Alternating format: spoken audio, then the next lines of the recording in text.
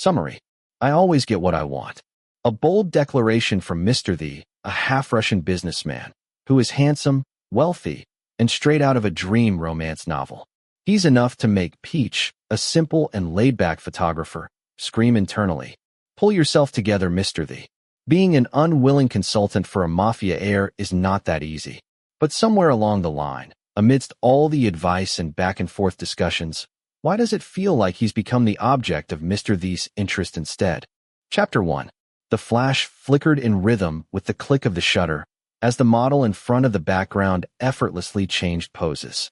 He was a small man with delicate, almost feminine features, a famous unisex model who exuded charm as he posed with an expensive perfume, perfectly embodying his image as a fragrance for all genders. Give me a little more of a confident look.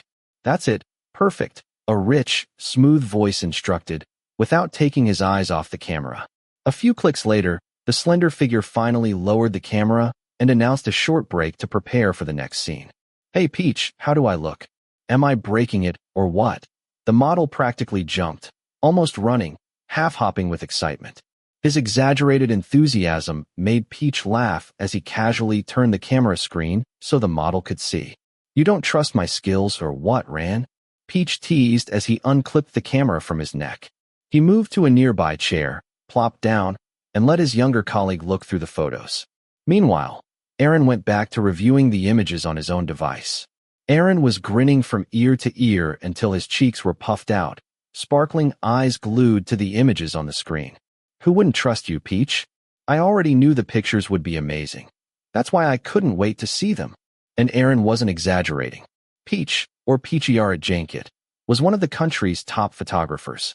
His skills were extraordinary. Even models who lacked outstanding features or fame could attract attention after being captured through his lens.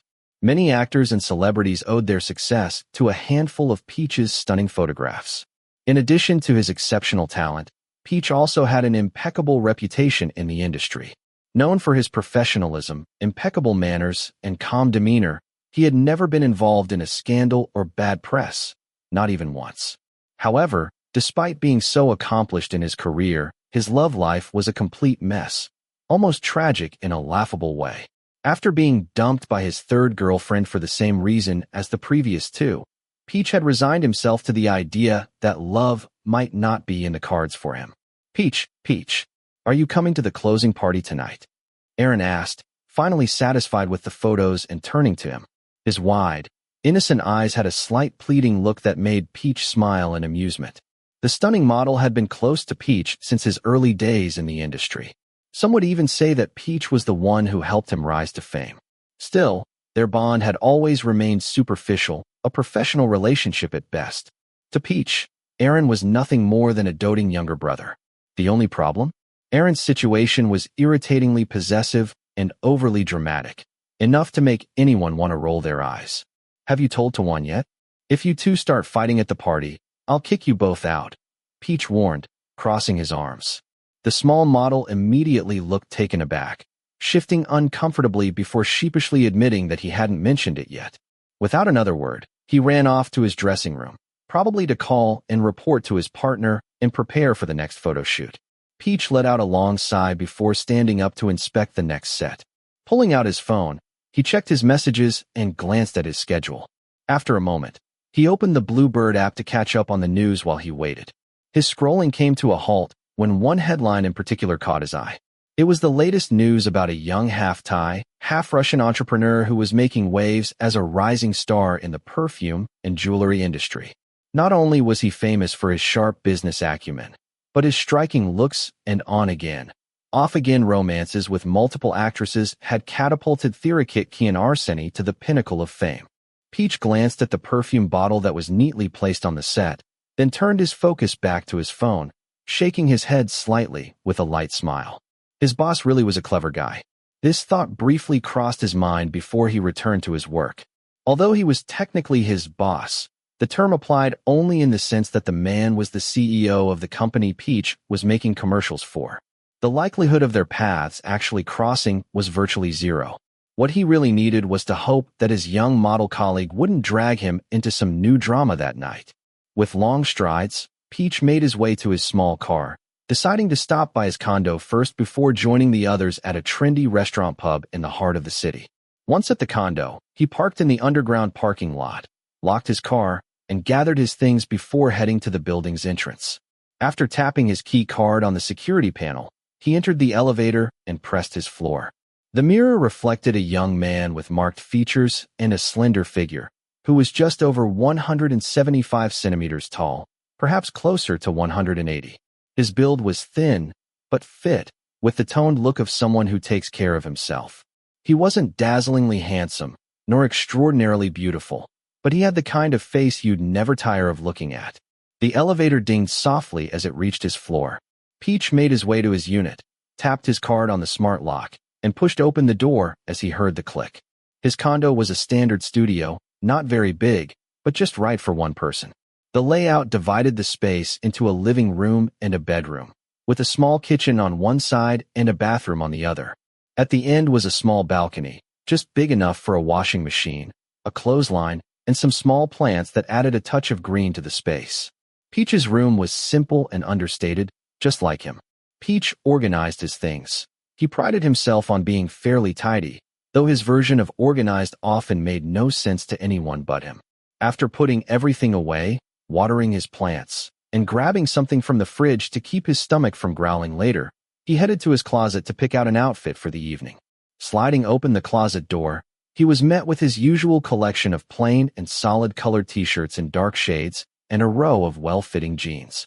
He decided to stick with the same pair of jeans he was wearing and changed his casual t-shirt into a short-sleeved button-down shirt.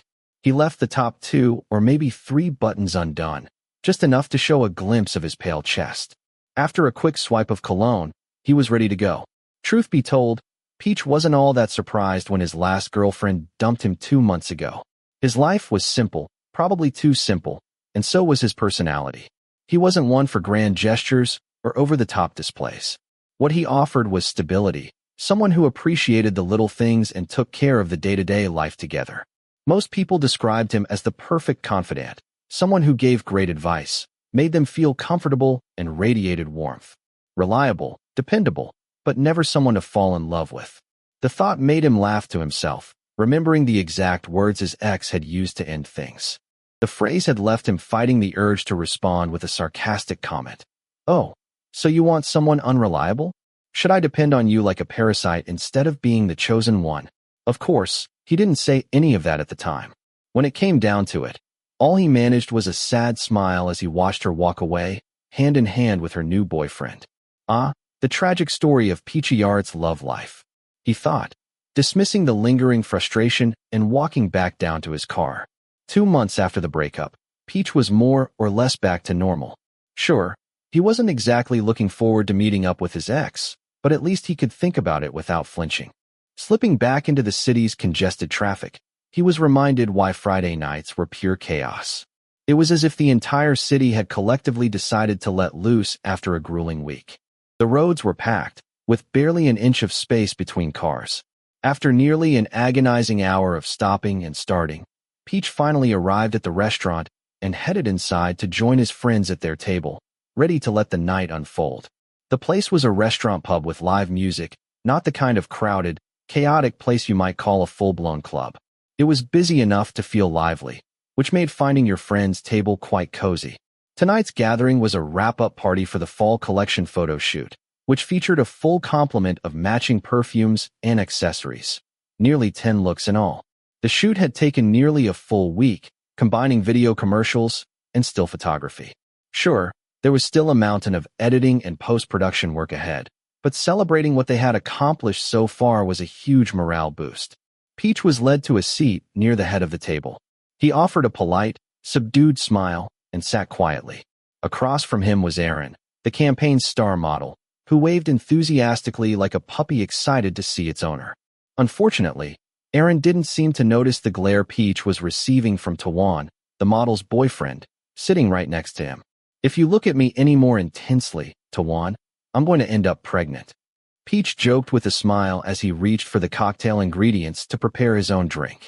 There was no way he was going to trust that to his team. They were always plotting to put something in his drinks for fun.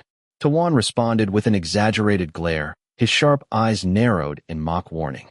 One arm rested on the back of Aaron's chair in a way that made it clear who the model belonged to. Peach chuckled to himself, keeping his thoughts to himself this time. It wasn't surprising, though. Aaron was stunning. There was a softness to his beauty, with large doe eyes that sparkled with warmth and charm. Yet the sharp definition of his jaw gave him an undeniable masculinity. It was an irresistible mix, drawing the attention of everyone in the room, both women and men. Peach looked at Tawan, a masculine man in the most traditional sense. His sharp, angular features, toned muscles, and imposing 183-centimeter height practically screamed alpha male. There was a slight intensity to his demeanor, a fiery temper that Peach had to reprimand more than once to keep under control. He really is a protagonist, there's no doubt about that. Peach, who had recently gotten hooked on a new series, shook his head slightly.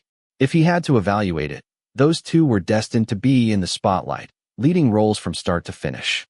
Meanwhile, he was more like the supporting cast, the best friend who gives sage advice, lights the hero's path, or sometimes stirs things up just for fun. He didn't hate playing that kind of role, but from time to time, he felt a little lonely.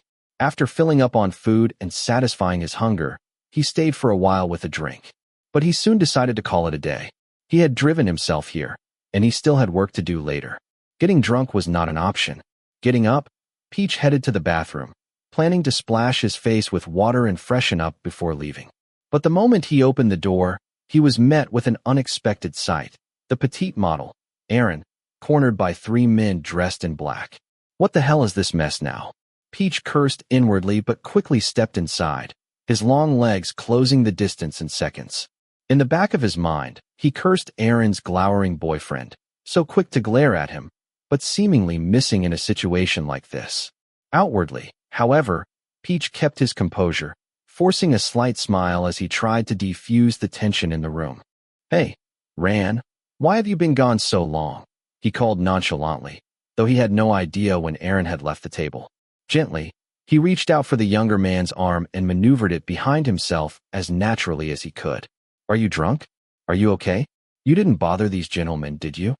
Peach continued talking, pretending not to notice Aaron about to open his mouth. Before the younger man could say a word, Peach tightened his grip on his arm, a silent warning. He knew all too well how sharp Aaron's tongue could be. If he let him speak, this situation would surely spiral out of control. Turning to the men surrounding them, Peach offered a polite smile, hoping to ease the tension. It was then that he finally noticed the figure leaning casually against the sink at the back of the room. The man appeared to be of mixed race, with straight black hair combed back, revealing a broad forehead. Under the neon lights, his hair seemed to glow with flashes of brown. His eyes, sharp and commanding, were the color of storm clouds, and his chiseled jaw added to his intimidating presence. He wore a long-sleeved shirt with the top 3 buttons undone, the sleeves rolled up to his elbows, showing firm muscles and a slight hint of tattoos. Flanked by 2 burly men in black suits, he exuded an air of authority that made the small bathroom feel even more cramped. The scene screamed danger, so much so that Peach felt an overwhelming urge to run away right then and there. "It seems my friend here caused you some trouble. I'm very sorry about that. Please don't take it to heart," Peach said, tightening his grip on the other man's arm and bowing his head politely. Peach wasn't the type to escalate situations, especially when the other side radiated that kind of threat. If a quick apology could calm things down or give him a chance to escape, he would gladly take it. "Well, if you'll excuse us," he added with a forced smile, turning on his heel and storming out of the bathroom without waiting for permission. He dragged the smaller model with him, not letting go until they were safely out of harm's way.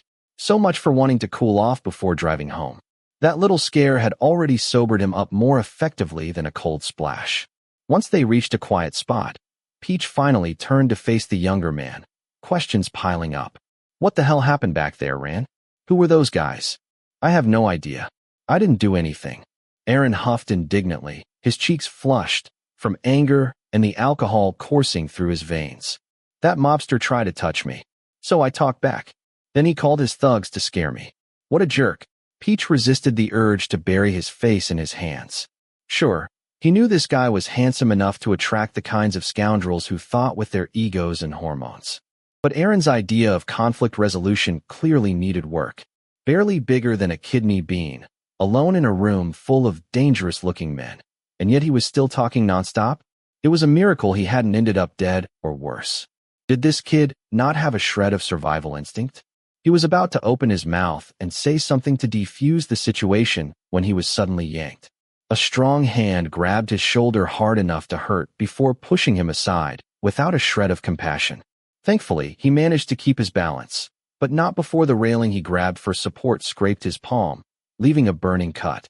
His arm throbbed where it had collided with the edge. Peach turned around, his heart sinking with fear at the thought that the dangerous man from earlier had followed them.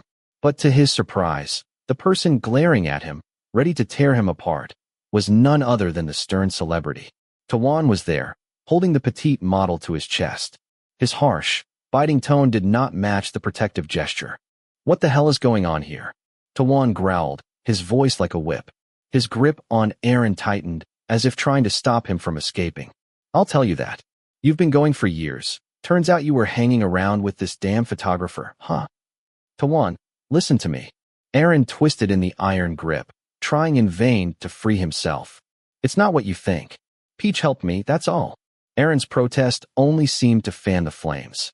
Tawan's frustration grew, and without another word, he took the smaller man with him, one arm wrapped around him as if he were a possession. Before disappearing, Tawan shot Peach a look so sharp it felt like a dagger in the belly, a clear warning to stay away. Peach stood frozen, trying to process the whirlwind of chaos that had just erupted. His thoughts were lagging behind the storm of emotions that had just happened. Part of him wanted to scream at the raging inferno that had ripped through the room, but all he did was let his yellowed, worn pages pass through his hands. Part of him wanted to express what he felt, but he didn't. Along the way, he began to wonder if maybe he should take on fewer jobs related to Aaron. He didn't want to be the reason for any more misunderstandings or tensions between them. And besides, he wanted to make it clear to Tawan that he had no interest in getting involved in his drama. The problem was that Aaron had become an ambassador for the Arseny brand. With a full contract binding him to the entire fall collection, avoiding the pair was going to be nearly impossible. Peach sighed again, a resigned feeling of whatever settling in his chest. He hadn't done anything wrong, but trouble kept finding him. At this point, all he could do was shrug his shoulders and focus on the job. The rest? It wasn't his problem anymore. He walked to the car and stopped next to it. Just as he was about to turn back, a sharp pain in his arm reminded him of the cut. Changing his mind, he rummaged through the trunk for a bottle of water, thinking it would be a good idea to rinse the wound. He thought he might need to stop somewhere to get a tetanus shot as well. It was too dark to see what had cut it, and if it had been rusty metal, that could be a real problem.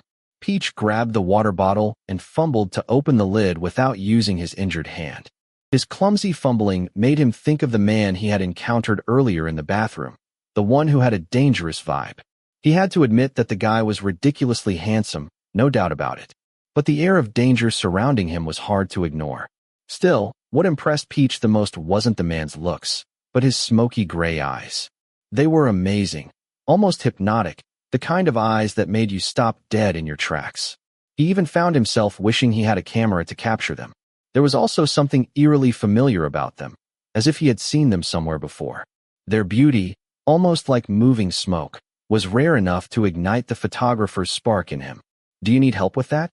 The deep voice startled Peach. He looked up and was slightly startled as he met those same smoky gray eyes he had just been thinking about.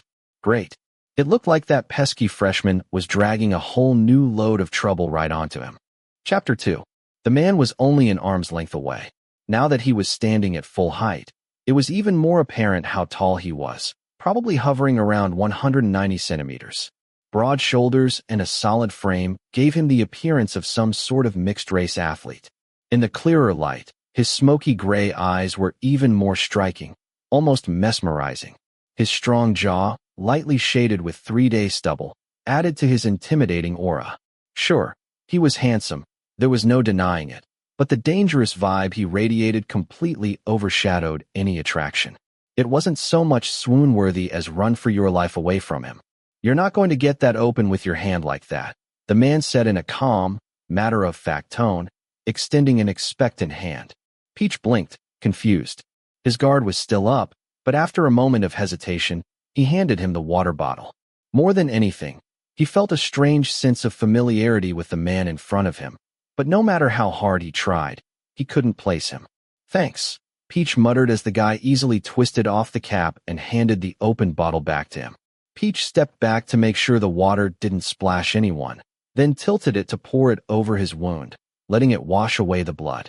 "That's what you get for sticking your nose where it doesn't belong," the man commented, his deep voice containing a slight tone of reproach. Peach paused for a second, the water slowing to a trickle. Then he smiled weakly and resumed cleaning his wound, his voice light and easy as he replied, "Yeah, you're right. It's none of my business. But what can I say? I couldn't just leave that kid like that. If there's anything I can do to help, I probably will." He shrugged and grabbed some tissues to gently dry his arm.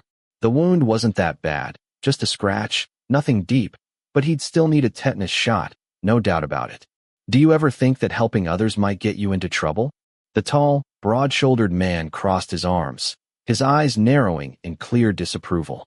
"I'm always in trouble, so yeah, I'm used to it."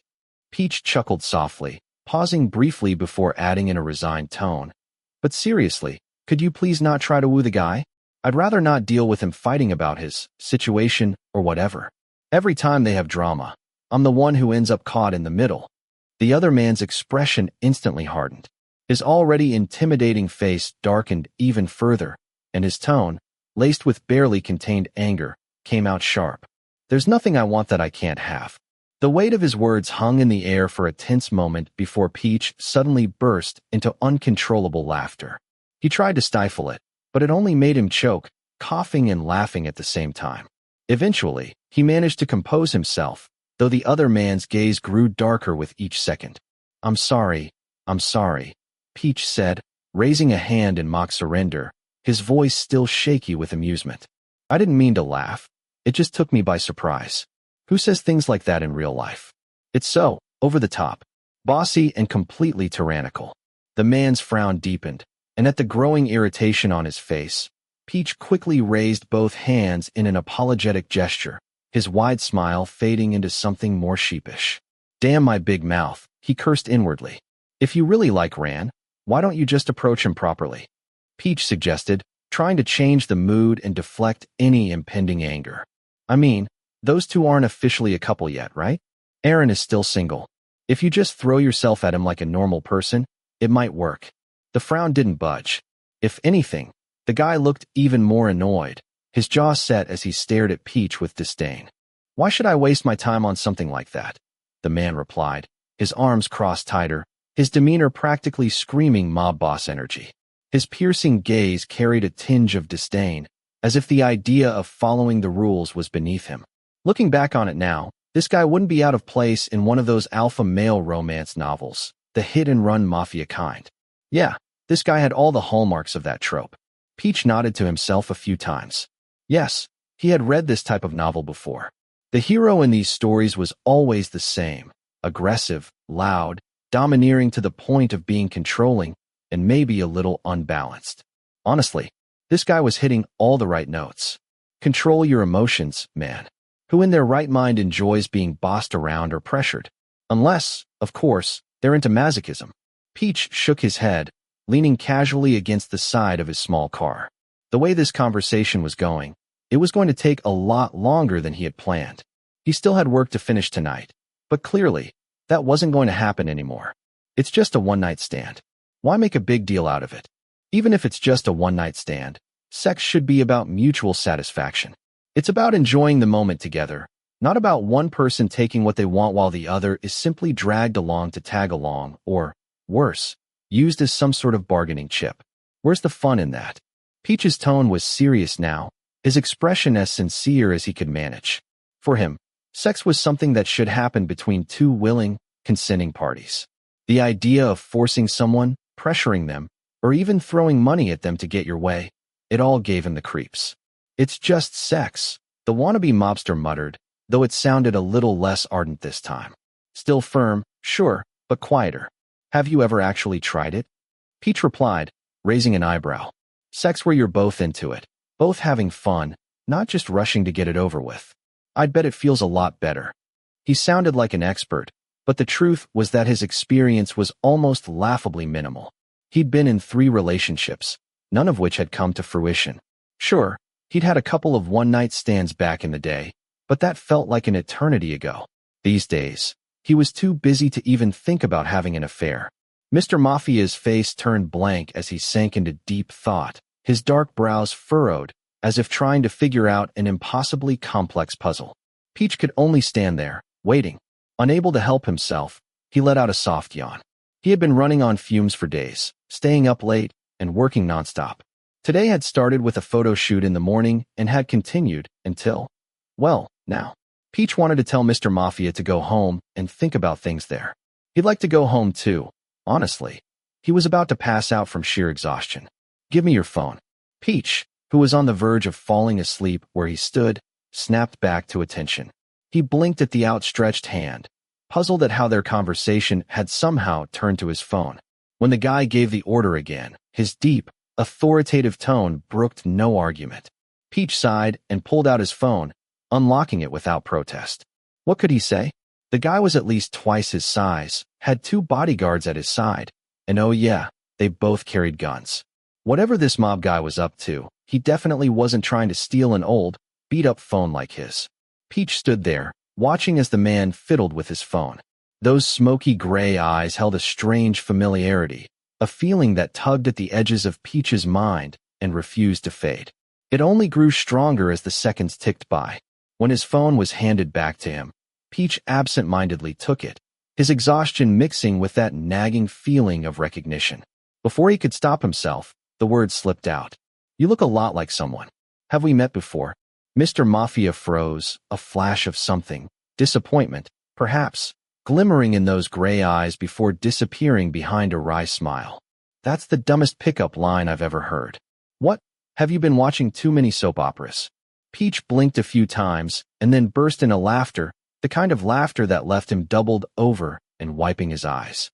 His genuine amusement instantly wiped the other man's smile away, replacing it with a frown of confusion.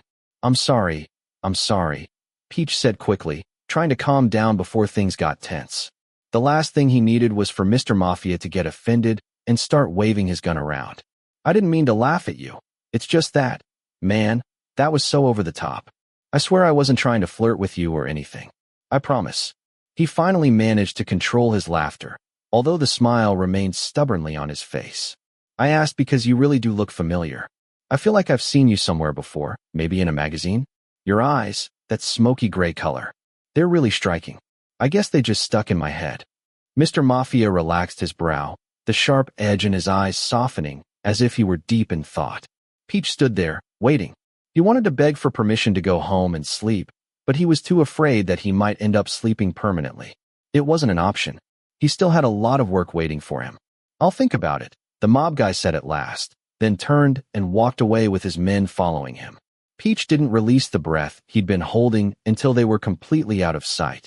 Relief hit him so hard, he felt like a mountain had lifted off his chest. All this time they had been talking, he had been terrified of ending up dead.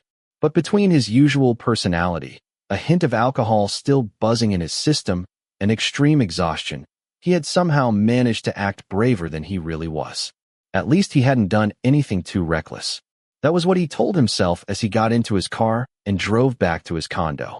At this moment, all he could think about was his soft bed and the sweet, icy blast of the air conditioning. Theerakit Kian Arseny was an entrepreneur in his early 30s who was currently making waves in the public eye. Not just because of Arseny, his hugely popular perfume and jewelry brand, but also thanks to his stunning good looks and ever-changing list of celebrity girlfriends. But few people knew the truth about the Arseny family. The perfume and jewelry business was not their first venture. The Arseny name had been a big deal on the black market for years as one of Russia's largest arms suppliers. They didn't just deal in weapons. They also invested heavily in research and development, pushing new technologies. It started as an arms trafficking business that expanded into technological dominance, and now, with the eldest son of the Arseny family at the helm, they had a legitimate brand in luxury goods. On the surface, it was just a facade, but the huge profits exceeded expectations, turning the business into one of the crown jewels of the Arseny empire. With everything going for him, power, wealth, influence, it was no wonder the man often called the mob boss rarely found himself with something he wanted but couldn't have. He slowly tapped his fingers rhythmically on the desk, leaving the document on the screen and signed. For the first time, he couldn't concentrate on work. His mind was tangled with thoughts he couldn't shake off, no matter how hard he tried. That hot little model had caught his attention. Those big, expressive eyes, flushed cheeks, and that pert mouth. There was a defiance in his demeanor that was almost provocative, wrapped up in a petite body that looked so easy to dominate. He had to admit, he was intrigued. He couldn't help but wonder what it would feel like to have that stubborn little thing trapped beneath him, writhing and yielding to his control. When you wanted something, you had to get it. And the longer someone resisted, the more satisfying it was to achieve it. But it was really strange. The image of that model remained in his mind, refusing to fade away. However, strangely enough, another thought had begun to creep in, a warm and soothing voice, calm and steady like a gentle stream. Just a few words, accompanied by a bright and genuine laugh, had managed to extinguish his boiling temper in an instant. The one who had laughed at him had told him bluntly to calm down and stood his ground without angering him. If anything, the guy's unyielding, yet disarming attitude had made him cave.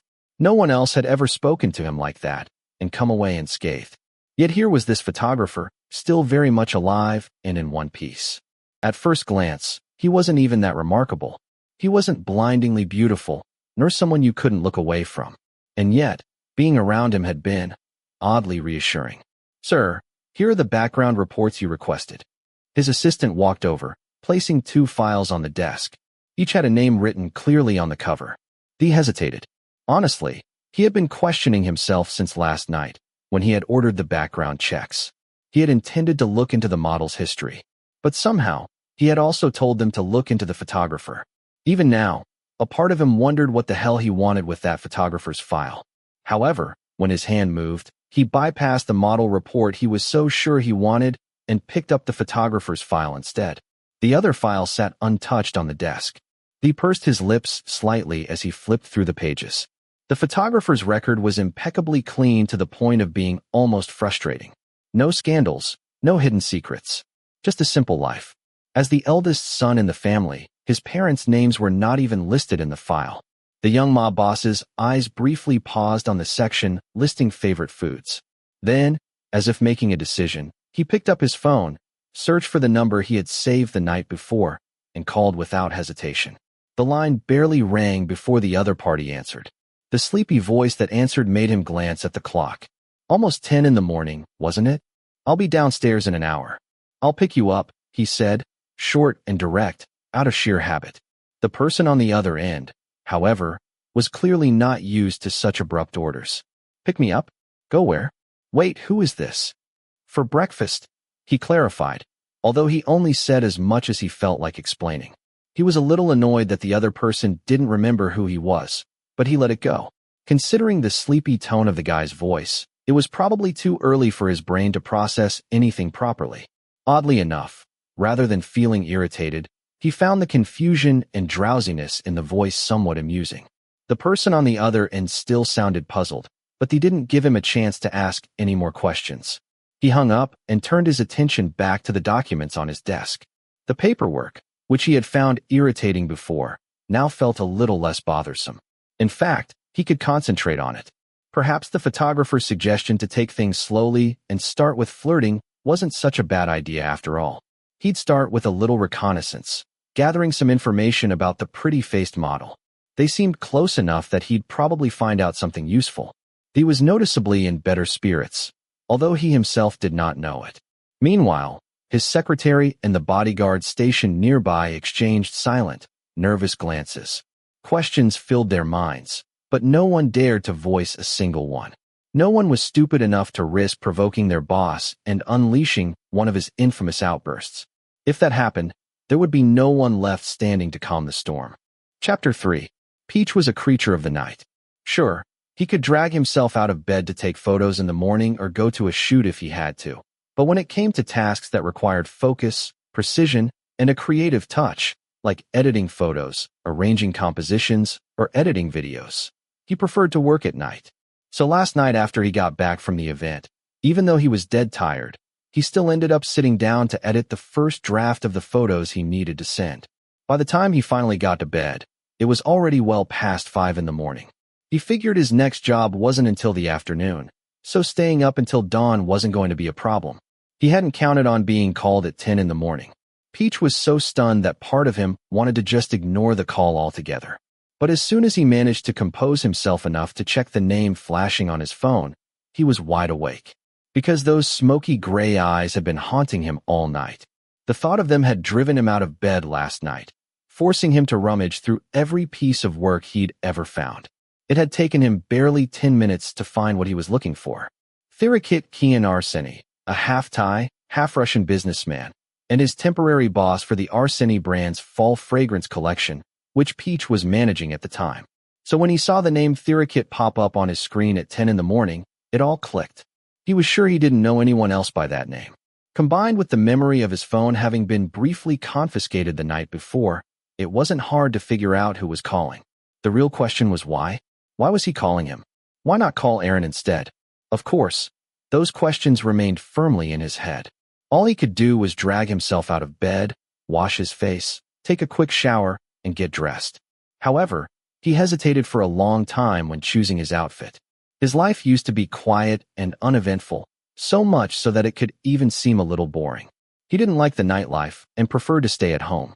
On rare occasions, he would go backpacking solo, camera in hand, choosing the silence of a solitary journey rather than traveling with a large group. This simplicity extended to his wardrobe. Most of his clothes were simple and functional, basic t-shirts, shorts, and a few solid-colored shirts for work. He had a tailored suit, just in case he had to attend a formal event. But now, faced with the need to choose an outfit for something more significant, he was beginning to see the downside to keeping his wardrobe so minimalist. It wasn't like dressing up for a date, far from it. But the person he was about to meet wasn't just anyone. He was a half-Russian mob boss. His usual relaxed attire might seem disrespectful, but showing up in a full suit in broad daylight would look ridiculous. In the end, it took him nearly an hour to settle on a pair of tight black pants and an oversized gray button-down shirt. By then, the thought of brewing a cup of strong black coffee before heading out had completely vanished. Adjusting the strap of his small crossbody bag, he hurried down the stairs, unwilling to risk keeping the other man waiting. The moment Peach stepped out of his condo, a sleek black luxury car pulled up to the curb beside him. The back window rolled down just enough for him to catch a glimpse of those smoky gray eyes. He immediately lowered his head with a polite nod and quickened his pace toward the car. Reaching for the door handle, he hesitated for a brief moment. He wasn't a guest. He definitely wasn't a date, not even close. Perhaps the closest he could get was being a subordinate. And besides, sitting further away from the boss increased his chances of escape should things get complicated. After a moment's deliberation, he opened the front passenger door and slid inside. But before he could even close it, the man in the back seat, who exuded an air of quiet authority, spoke in a low, commanding voice. "Sit in the back." Peach's hand froze on the door handle. For a moment, he toyed with the idea of being stubborn and refusing, but the mental image of being killed before he had a chance to find coffee stopped him cold.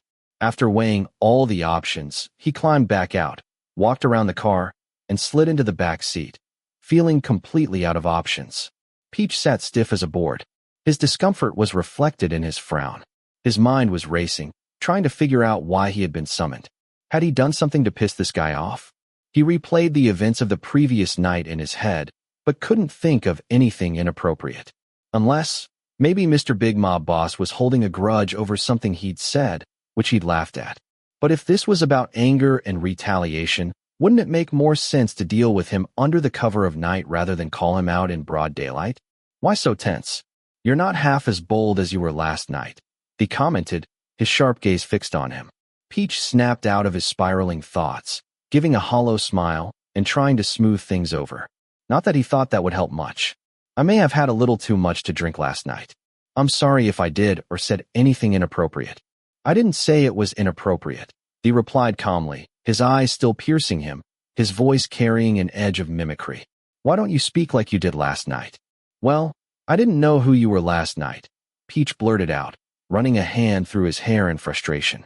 Socializing wasn't exactly his strong suit, and this whole dance of minding his words and tiptoeing was starting to get on his nerves. He paused, the sharpness in his gaze softening slightly, almost as if he were amused. The more Peach squirmed, the more amused he seemed to become. "Are you scared now that you know?" "I was scared last night, too," Peach said in a neutral tone, turning to give him a flat look. Who wouldn't be scared of someone flanked by bodyguards with guns strapped to their waists? These lips twitched, his tone firm but undeniably smug. "Then it's no different." Peach rolled his eyes so hard, he almost gave himself whiplash. He couldn't believe he was having this conversation. Dealing with someone whose sense of normal was light years away from the average person's was mentally exhausting. Big shots in general were one thing, but a large-scale arms-dealing mob boss. Seriously, who wouldn't be more terrified? Peach muttered something under his breath, complaining in a tone so low it couldn't be understood, but he didn't dare say it out loud. In the end, he let out a long sigh, deciding it was probably smarter to focus on the strange situation in front of him. Subtlety wasn't exactly his forte, so he got straight to the point. "So, why exactly did you call me here, Mr. Arseny?" he asked, frowning suspiciously. "It's not because you're angry about last night, is it?" Dee watched him with barely contained amusement, like a cat playing with a restless mouse. Though his stern, pensive face remained impassive, his eyes sparkled with mischief. There was an air of unusual joy radiating from him, enough that the bodyguard who also acted as driver in the front seat couldn't help but cast furtive glances in the rearview mirror. It was downright surprising. Not even these favored adventures managed to elicit this kind of reaction from him. "How's your arm?" Peach blinked in surprise. He looked down at his arm before remembering. Sure, the night before, he'd scraped it badly enough that they'd been diverted to a hospital for a tetanus shot. He never thought Dee would remember, though. "It's okay, just a small scratch," he quickly replied. "I already got the shot, so I'm fine." He hesitated for a moment, pressing his lips together as his confusion grew. "Wait, you called me just to ask about that?" "I called you to ask about that model boy," the young mobster said nonchalantly, leaning back as if this was the most natural thing in the world. "You told me to start flirting, right? Show me how." "Yo."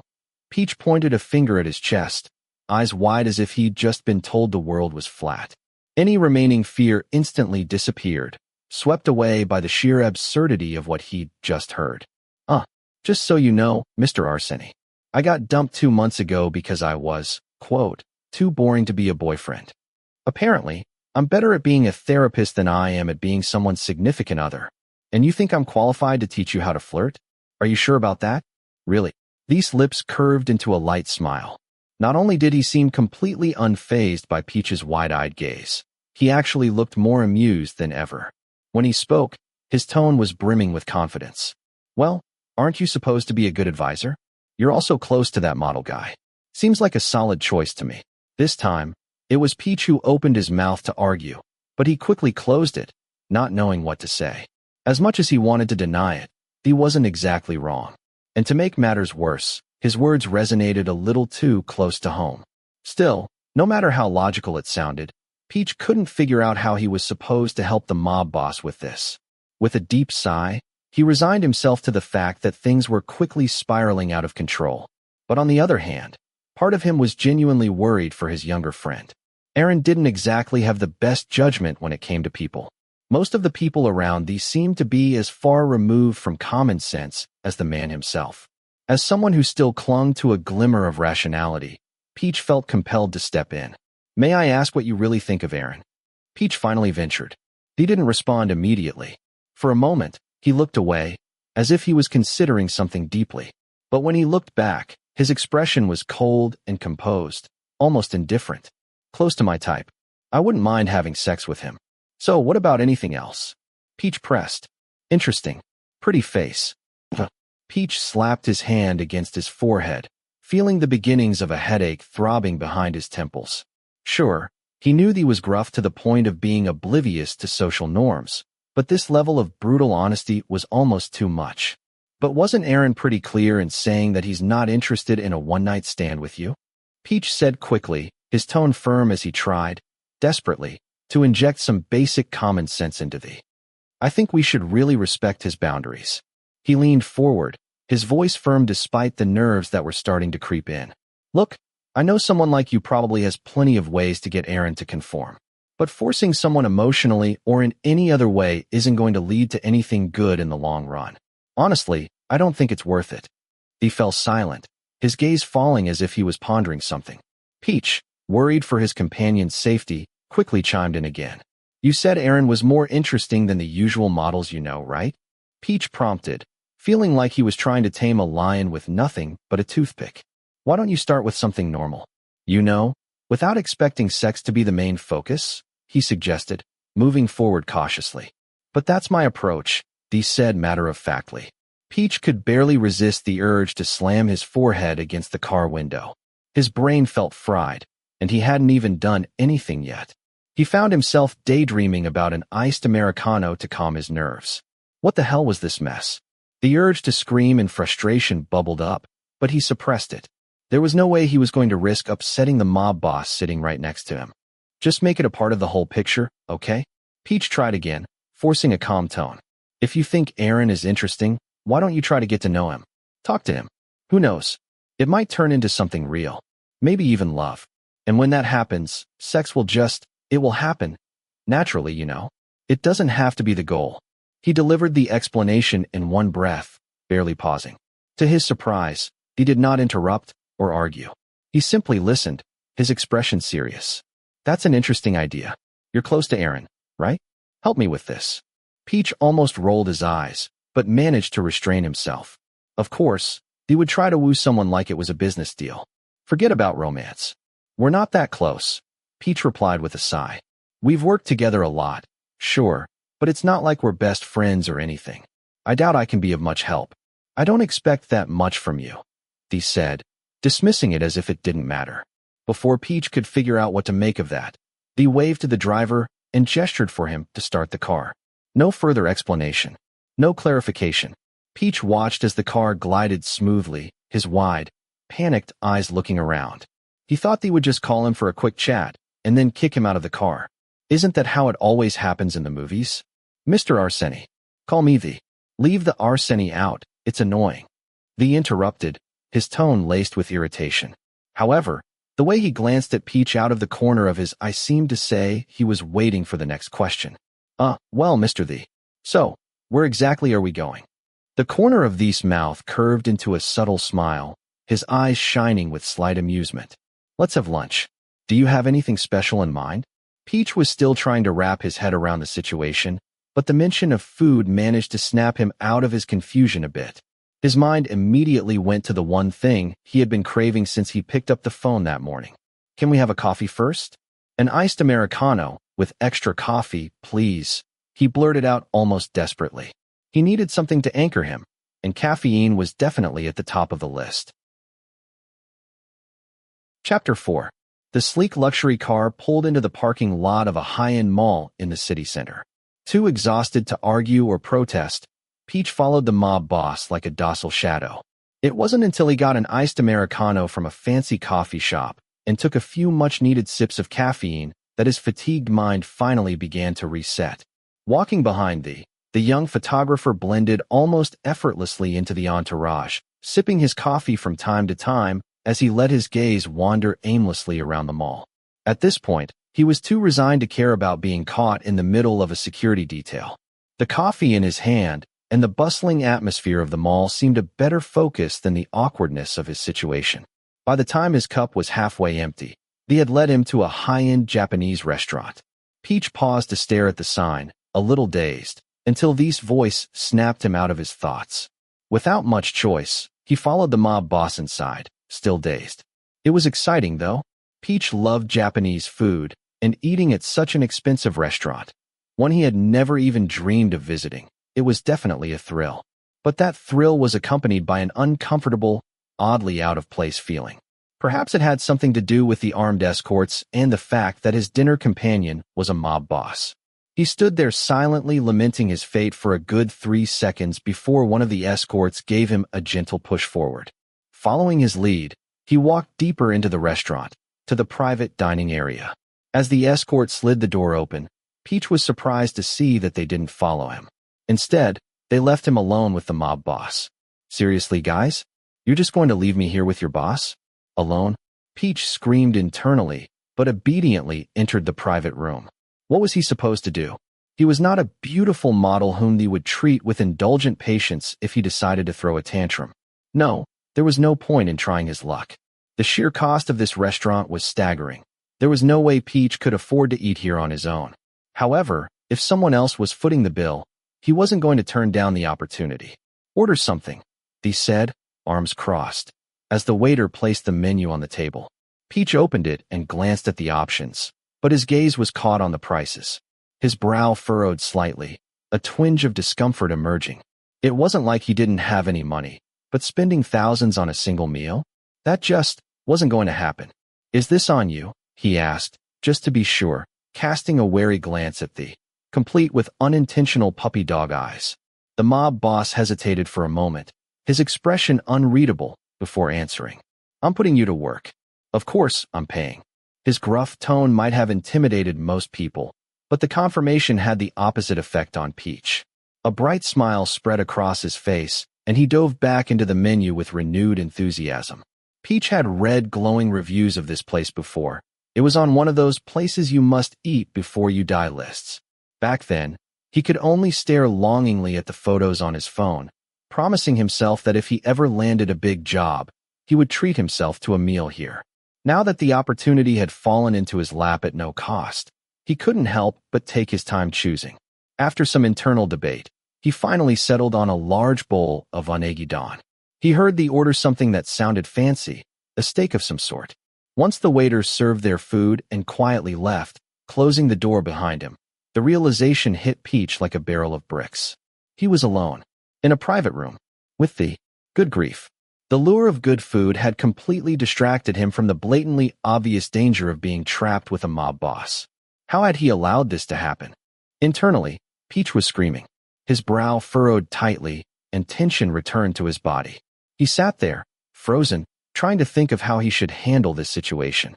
But the more he tried to think, the more blank his mind became, which only frustrated him more. Between the lack of sleep and the mounting pressure of the past few hours, Peach's brain had reached its limit. There was no way he could come up with a clever plan to make sense of all this right now. Well, what's this about you needing me for something? He asked, getting straight to the point after hesitating for a moment. The sooner they talked, the sooner he could eat, and the sooner he could fall into bed. He paused for a moment, looking like he was pondering something. Finally, he spoke. You said that if I was interested, I should try flirting first. How does that work? The young photographer blinked, completely confused, until the previous night's conversation hit him like a ton of bricks. Oh, right. He had told Thee not to use force. If he wanted someone, he should just try flirting. But he hadn't thought the guy would actually take him seriously. A tough and strong mafia boss who wants to woo someone? It seemed like Aaron's cuteness had really affected him. But on the other hand, Aaron was stupidly cute. That kind of face could make a bad mob guy go crazy with love. Classic romance novel stuff, right? The tormented hero who starts out all strength, but is softened by the person he loves. As his superior and his friend, it was probably his job to keep the situation under control and make sure things didn't escalate into something violent or, God forbid, an actual assault. Just a bit of harmless banter and maybe a little love-hate, and everything should be fine. I'm not exactly an expert at winning people over, he said with a small shrug. Now that he knew why they had come to him, all of his previous tension and uneasiness began to fade away.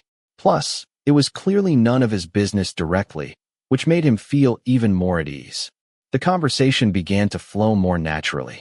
But you've dated someone before, right? He pressed. He shook his head quickly, an awkward smile tugging at his lips as he scratched the back of his neck. Not really. We were friends first. She asked me out after breaking up with her ex, and we lasted, like, a month before she flamed out. The mob boss frowned, his forehead wrinkling as if he wanted to say something, but the food arrived just then. He waited until everything was served before continuing, probably so as not to seem pushy without really having any experience. I think courtship is a personal art, Peach said. It's about showing genuine intent, getting to know each other better, and finding out if you're compatible. It's a step towards seeing if a relationship can grow. Why bother? It's just sex. Does it need to be so complicated? It may just be sex for you. But if the other person doesn't want it, you can't just go around forcing it on them, right? He said firmly, trying to talk some sense into the thought of this mob boss losing his patience and actually forcing himself on Aaron sent a chill down his spine. These eyebrows furrowed further, as if he was about to retort, and the sight of that gave Peach a headache. Seriously, what kind of upbringing made someone's logic so twisted? Put yourself in their shoes for a second, he insisted. If someone forced you to do something you didn't want to do, wouldn't you be angry? Thee snorted loudly, full of disdain. Who dares? Peach rolled his eyes, resisting the urge to bang his head against the nearest wall. Why was this conversation so exhausting? It's a hypothetical, okay? He sighed, feeling the conversation draining him of all his energy. He decided to change tactics. If it were me, I'd be devastated. I'd be furious. I'd hate them for the rest of my life. There would be no chance of forgiveness, ever. He waded into the drama, building it up to make his point, watching as Thee's frown deepened further and further. He waited until he felt he had scared Thee enough before he softened his tone. Look, just think about it, Mr. Thee. Don't act on impulse. Imagine if someone did that to you, wouldn't it hurt? Even if it's just a one-night stand, if the other person isn't willing, it's not right. Using money, power, or manipulation to make someone give in doesn't lead to anything good. With that, Peach turned his attention to the huge bowl of eel rice in front of him. He grabbed a big bite with his chopsticks, and as soon as the food touched his tongue, his mood lifted. He focused on eating, savoring each bite, not caring about the look Thee was giving him from across the table. They both focused on their food for a while, letting the silence stretch between them, until the conversation unexpectedly came up again. To Peach's surprise, it was Mr. Mafia who broke it. I'm interested in that model. Can you help me get in touch with him? Peach froze mid-bite, chopsticks still in his mouth, and looked up in confusion. I could do it, but wouldn't it be better if you addressed it yourself? It would probably feel more genuine. And how exactly should I approach it? Thee asked, sounding more and more like a curious child. Well, maybe you start by giving him a small gift. What kind of gift? Should I buy him a car? Peach nearly choked on his food, feeling grateful that he had already swallowed his mouthful of eel rice. A car? Are you crazy, Mr. Thee? No? How about a diamond ring? Or maybe a condo? OMG, Peach whispered, dropping his forehead onto the table in dramatic fashion. The more Thee talked, the more he realized this conversation was getting out of hand. Control your thinking, Mr. Thee. You can't just throw money around like that. It's too much. I don't think it's that expensive. Thee replied, his tone completely serious. Peach stared at him, stunned, before raising a hand to stop him. This needed to be stopped before Thee's next idea crossed the line from ridiculous to downright terrifying. Let's rewind and start with something simple, Peach suggested, trying to steer things in a safer direction. Why don't you learn more about Aaron first? Like what he likes. That way, you'll be able to give him something thoughtful, and that'll make things easier for you. Plus, you'll have an advantage over Tawan. The Mafia lord raised an eyebrow at the unfamiliar name, looking intrigued. Peach, who had been observing his reaction, quickly explained. Tawan is a rising star, super popular right now. He's really close to Aaron, almost like they're a couple, but Aaron told me they're just talking. Still, Tawan cares a lot for him. He's handsome, kind, generous, but incredibly jealous. The more Peach spoke, the more Thee's eyebrows furrowed, his face darkening with obvious irritation. It was as if a storm cloud had gathered around him, radiating an ominous energy. Peach paused, realizing a little too late that he had been praising Thee's love rival. Probably not the smartest move. But, his status is still just talking, he quickly added, offering a sheepish smile. Nothing is really official, you know? Thee didn't move, his frown as deep as ever. Peach let the awkward silence linger for a moment, his mind struggling to find a way to salvage the conversation. Finally, he spoke again. Why don't we start with a bouquet of pretty flowers, he suggested, desperate to change the subject. Your first conversation didn't exactly go smoothly, so sending flowers as an apology might be a good idea. He hesitated briefly, realizing he could offer more useful advice, and continued. In fact, since Aaron is the new brand ambassador for Arseny and has just finished shooting the fall collection, you could send him a small gift to congratulate him. Something simple, like chocolates, which are classic and most people like them. Although, for Aaron, They should be extra sweet. He has a great love for sweets. What about you? What do you like? The abrupt question surprised Peach, making him widen his eyes slightly in confusion. It seemed completely out of place in their discussion, leaving an awkward pause between them. I'm just asking for reference. I've never actually given a gift to anyone before. Peach blinked a few times before replying with a murmur, his earlier confusion disappearing in an instant. You can't use that as a reference, though. When you choose a gift, the first thing you should think about is the recipient's preferences. That's the basic way to show sincerity. Thee frowned slightly, looking both annoyed and a little exasperated, but not angry enough to be intimidating. Peach watched him tilt his head in mild frustration, and then, surprisingly, a faint smile appeared on Thee's lips. Peach's own thoughts betrayed him. Wow, does he almost look endearing? Wait, nice. The mob boss who probably kept a gun within easy reach and carried an air of constant menace? What the hell is wrong with me? He let out a long sigh, dismissing the ridiculous thought, and looked down at the eel in his bowl. Fine. For the sake of this ridiculously good lunch, he would help. But it had nothing to do with finding thee pleasant. Not one bit. Don't worry about it, Mr. Thee. I already promised to help, didn't I? I'll investigate and see if I can find out what Aaron likes. Once I know, you can buy him something based on that. With that, Peach returned his focus to his bowl of eel, savoring every bite. Honestly, when he thought about Tawan, the temperamental rising star that he was, he found himself silently awarding another point to the young heir of the Arseny family. In the end, Peach decided to treat this whole situation like watching a play develop, just with a front row seat. Not bad. Could be fun. Chapter 5. This brunch would go down in history as one of the most unforgettable meals of Peach's life. Not just because it was at his dream restaurant that he had been longing to visit, or because the meal lived up to expectations, but because of the man sitting across from him. A bona fide Russian Mafia boss, complete with a gun and bodyguards at his side. That alone would have been enough to make this a memorable meal. If the food hadn't been so ridiculously expensive and deliciously good, Peach would have run out the moment he sat down. Instead, he stayed, his nerves so tense that he felt as if his stomach might stop working altogether. He popped a couple of antacids and digestive pills into his mouth, chasing them down with water without a thought to when he was supposed to take them. Honestly, the fact that he wasn't swallowing a migraine pill on top of that was nothing short of a miracle. Well, I guess I should go now. Thanks for the meal, Peach said with an awkward smile, his voice stiff. Now that he had finished eating, the conversation had dried up, leaving him unsure of what to do with himself. He wanted to turn and walk away, but the other man was still there, staring at him silently. The weight of Thee's gaze froze Peach in place, his feet refusing to move. Thee sat with his arms crossed, his expression inscrutable, as if he was weighing something in his mind. After a long moment, he finally spoke. You gave good advice. How much do you want for it? 10,000. Would that do? Hey. Peach blinked, completely lost. How had the conversation gotten back to money? The mob boss, however, seemed to take Peach's confusion lightly. Instead of clarifying, Thee touched his chin, his expression thoughtful. Not enough? I originally thought of paying 10,000 for each tip, and your tip was pretty solid.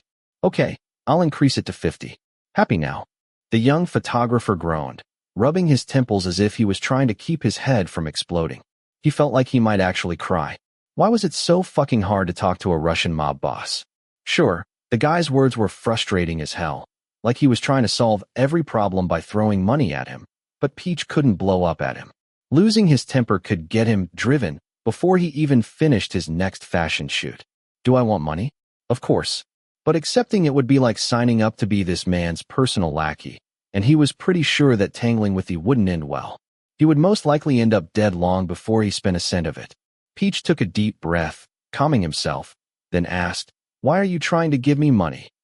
You did a good job. I'm satisfied. I reward people when I'm satisfied. Peach let out a long, tired sigh. Did he really have to break this down to the basics? Please do me a favor and never say that to Aaron. He'll get irritated, Peach said, exhaling dramatically as if the weight of the world was on his shoulders. He wasn't even sure how to formulate his next thought. He frowned, looking more confused than offended. It wasn't exactly encouraging, but at least he wasn't pulling out a gun. That gave Peach the courage to push his luck a little and offer some advice. That kind of formulation sounds really harsh, he explained, trying to sound both serious and a little pitiful. It's like you're just throwing money around to buy people off. But I came here out of goodwill. I really wanted to help you, Mr. Thee. Peach wasn't just explaining, he was boosting his own value. Maybe, just maybe, he could get some sympathy from this mob boss. He knew his name wasn't Aaron. But seriously, would he stop frowning like that? It was exhausting. How is it cruel to reward someone for being good to me? He frowned again, his irritation seeming to deepen. The meal just now was more than enough as a thank you, Peach said with a small nervous pause before continuing. It was delicious. Honestly, I've wanted to eat there for a long time, but never got the chance. He hesitated, then added, and if someone does something kind for you and makes you happy, all you really have to do is say thank you.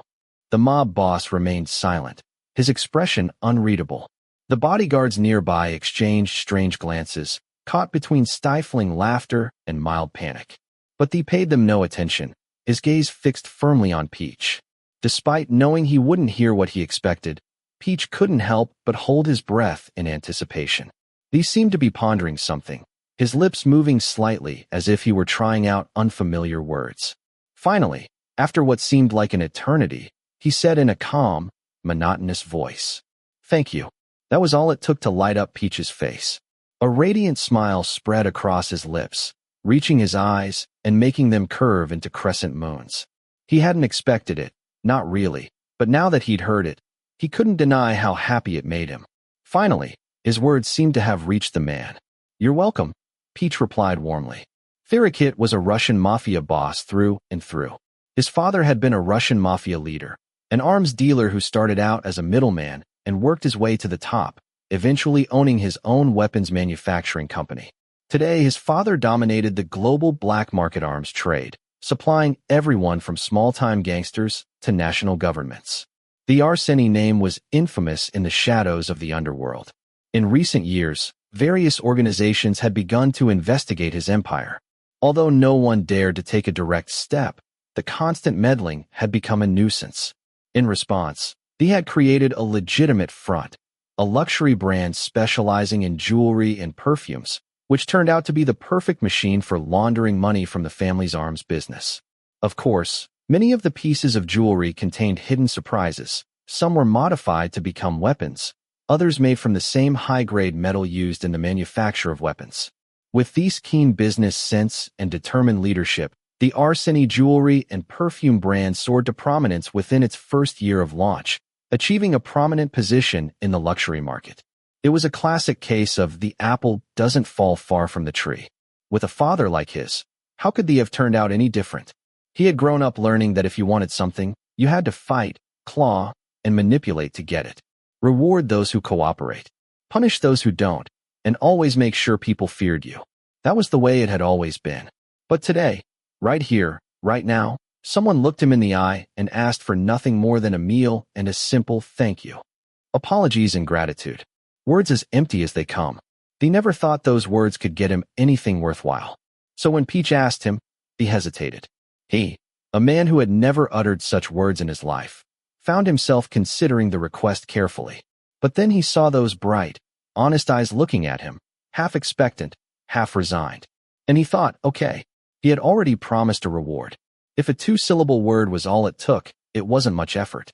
What he didn't expect was that those two simple syllables would light up Peach's face like the sun breaking through storm clouds. His radiant smile was so dazzling it was almost blinding. For a moment, he wondered if the guy actually liked hearing that. Was it in any way more valuable to him than receiving 10,000? Shaking off that ridiculous thought, he dismissed it as nothing more than a quirk of Peach's. There was nothing particularly fascinating about it. Shaking that strange moment from his mind, he returned to his work, tapping the screen of his tablet. He preferred to have all his documents sent digitally, ready to be uploaded and read on any of his devices. Given how much he traveled, maintaining paper documents was a nuisance he had no patience for. Thanks to this setup, he could work anywhere, even in the middle of a traffic jam on a congested street in the city center. He had been reading documents for a while when he finally sat back and looked up to rest his tired eyes. His sharp, piercing eyes fell on a small flower shop along the sidewalk outside. For some reason, A conversation from 3 days ago replayed in his mind. He figured flowers were a good starting point. "Mock, order a small bouquet and send it to Aaron," he said calmly to his bodyguard secretary sitting in front. His tone was indifferent, and his eyes remained fixed on the flower shop without much enthusiasm for the task. "What kind of flowers should I buy, boss?" "Any." That answer made his secretary hesitate slightly, not knowing what to make of the situation. He had heard rumors that for the first time, seemed to be genuinely interested in the famous Aaron model. The fact that had bothered to order flowers, a gesture he had never done for anyone else, was significant. However, when asked for specifics, seemed almost disinterested. Unaware of Mock's thoughts, Thee's mind had drifted elsewhere. Normally, his thoughts would be filled with Aaron's strikingly beautiful features, the captivating eyes, the confident smile, the aura that demanded attention. But lately, another face had begun to break through. The soft, warm voice from that day kept echoing in his mind, accompanied by the memory of a radiant smile that seemed to light up an otherwise ordinary face. Peach's features were not conventionally impressive, nor did they demand a second glance. However, for a brief moment, that smile had rendered him completely still, something no one had ever managed before. The simple smile he had received after muttering a thank you hadn't left his thoughts since. "Send some chocolates to Peachayarat too." "Yes, boss." "Choose something that's not too sweet." "Yes, boss." Mock almost choked on his breath before he could answer. How could he not be surprised? The boss had never given such detailed instructions for a gift, not even to his own father. He pressed his lips together, hesitating a moment before adding another instruction. "Write a card to go with it," he said, his tone casual but measured. After a brief pause, he continued, "Right. I leave it in your hands." A slight smile tugged at the corner of his lips, a rare, subtle expression of satisfaction. "From now on, I will leave myself in your capable hands." Chapter 6. The fragrances in Arseny's fall collection were divided into 4 distinct advertising segments, with Aaron as the brand ambassador for the season. Although the promotional photo shoot had just ended, there were still the commercials to be filmed and additional photos to be taken for the current season's promotions. Yesterday, there was a pre-filming meeting to finalize plans, and Peach, the collection's lead photographer, had to attend to prepare to capture behind-the-scenes images and promotional shots during filming. During that meeting, Peach saw Aaron holding a huge bouquet of flowers. It was an elegant arrangement of various flowers in soft white hues, with nothing but a sleek black business card discreetly placed among the flowers. The model looked visibly confused, probably wondering what to make of the gesture. Yes, the sender was the head of the Russian Mafia, and the two had exchanged some heated words just a few days ago. Now, out of the blue, a huge bouquet arrived. No card, no apology, just an enigmatic business card indicating who had sent it. Anyone who received such a gift would understand feeling trapped and uncomfortable. Peach rubbed his temples, resisting the urge to groan. He didn't expect Thee to take his advice so literally. Couldn't he at least include a simple card that said, "I'm sorry"? Taking a risk, Peach stepped in to calm the situation, suggesting that perhaps the bouquet was Thee's way of apologizing for their argument the other day. Aaron's large, doe-like eyes filled with skepticism as he grabbed Peach's arm and shook it, as if demanding to know how he could be so sure of that. Before Peach could fully explain, Tawan unexpectedly appeared. Seeing Aaron holding the huge bouquet with one arm and firmly gripping Peach's arm with the other was enough to make Tawan's temper flare. The young photographer quickly broke free and took 3 large steps back, while stammering that the flowers weren't his. The young actor turned and gave him a withering look before grabbing Aaron by the arm and dragging him out of the office at breakneck speed. On the way, he grabbed the bouquet and threw it into the trash without a second thought. Should he have asked him about it first? Of course he had. Aaron was attractive, but that didn't mean everyone was madly in love with him like they seemed to believe. How many times would he have to explain himself before they actually listened to him? Honestly, maybe Mr. Thee wasn't the only one who needed a reality check. Peach sighed and rubbed his temples, already considering bringing a stick of smelling salts with him if every day was going to be this stressful. It was the first day of shooting a commercial, and Peach was on set to take additional photos. For once, he was free from playing the big boss and had left the reins in the hands of the commercial's director. With only his trusty camera hanging around his neck, he strolled around the set, casually capturing interesting shots. He exchanged greetings with a few colleagues and had barely started photographing when one of the team members came running up, panting heavily. Without saying a word, the team member handed him a sleek black box. Peach raised an eyebrow in confusion, but took the box anyway. It was a high-end, all-black box of chocolates, labeled as America's premium dark chocolate, with 90% cocoa content. The packaging exuded luxury, and attached to it was a small note. The handwriting was quick and somewhat messy, but still elegant, and contained only a short line. "I'll leave it to you." Peach froze, completely baffled. Who was this chocolate for? And what did they want him to do with it? Before he could ponder further, he turned the note over to look at the other side. There, a sleek black business card with shiny silver edges greeted him. In large, unmistakable letters, it bore the name Arseny Enterprises. He turned the note over again, looking at the cryptic message again. What exactly did he, the mob boss himself, want to leave for him? Or maybe it means, "Could you give this to Aaron for me?" Peach nodded to himself, convinced that this was what it must be. Yesterday, it was flowers to apologize. Today it was chocolates to celebrate the first day of filming the commercial. However, the plan had gone a little off track. He had reminded them over and over to choose something sweet. Aaron loves desserts. Still, it was premium chocolate. Maybe it was the most delicious, top-notch recipe in the store or something. With that in mind, Peach felt torn. Sure, he could feel a little proud that, for once, they were taking his suggestion seriously. But now that the plan had gone astray, there wasn't much he could do except improvise to make this seem like a success. The more impressive it might seem, the more points Arseny would accumulate on Aaron's list, and the safer Peach himself would be. Peach headed straight for the staff lounge, walking until he saw Aaron's name on the door. He knocked once and waited for the soft sound of permission before pushing the door open. Inside, Aaron, the stunningly handsome model, sat at his vanity table. His makeup was already flawless, leaving only his hair to be done. "Peach, you're here too." Aaron greeted him with a bright, cheerful smile. He turned to thank the stylist before practically skipping over to Peach. "I had to come take some behind-the-scenes photos. Plus, it's your first commercial. I had to introduce myself and cheer you on." Peach replied with a smile, which only made Aaron smile even more. The photographer handed him a small bouquet, just 3 or 4 flowers, arranged simply but sweetly, as a gesture of support for Aaron's big day. But when Peach looked at the table behind Aaron, a wave of embarrassment washed over him. The table was laden with gifts, and they were lavish, too. His modest bouquet of flowers looked downright plain in comparison. And there it was, a huge bouquet of red roses, easily numbering close to 100 stems, by his estimation. No prize was needed to guess who it was from. It was definitely from Tawan.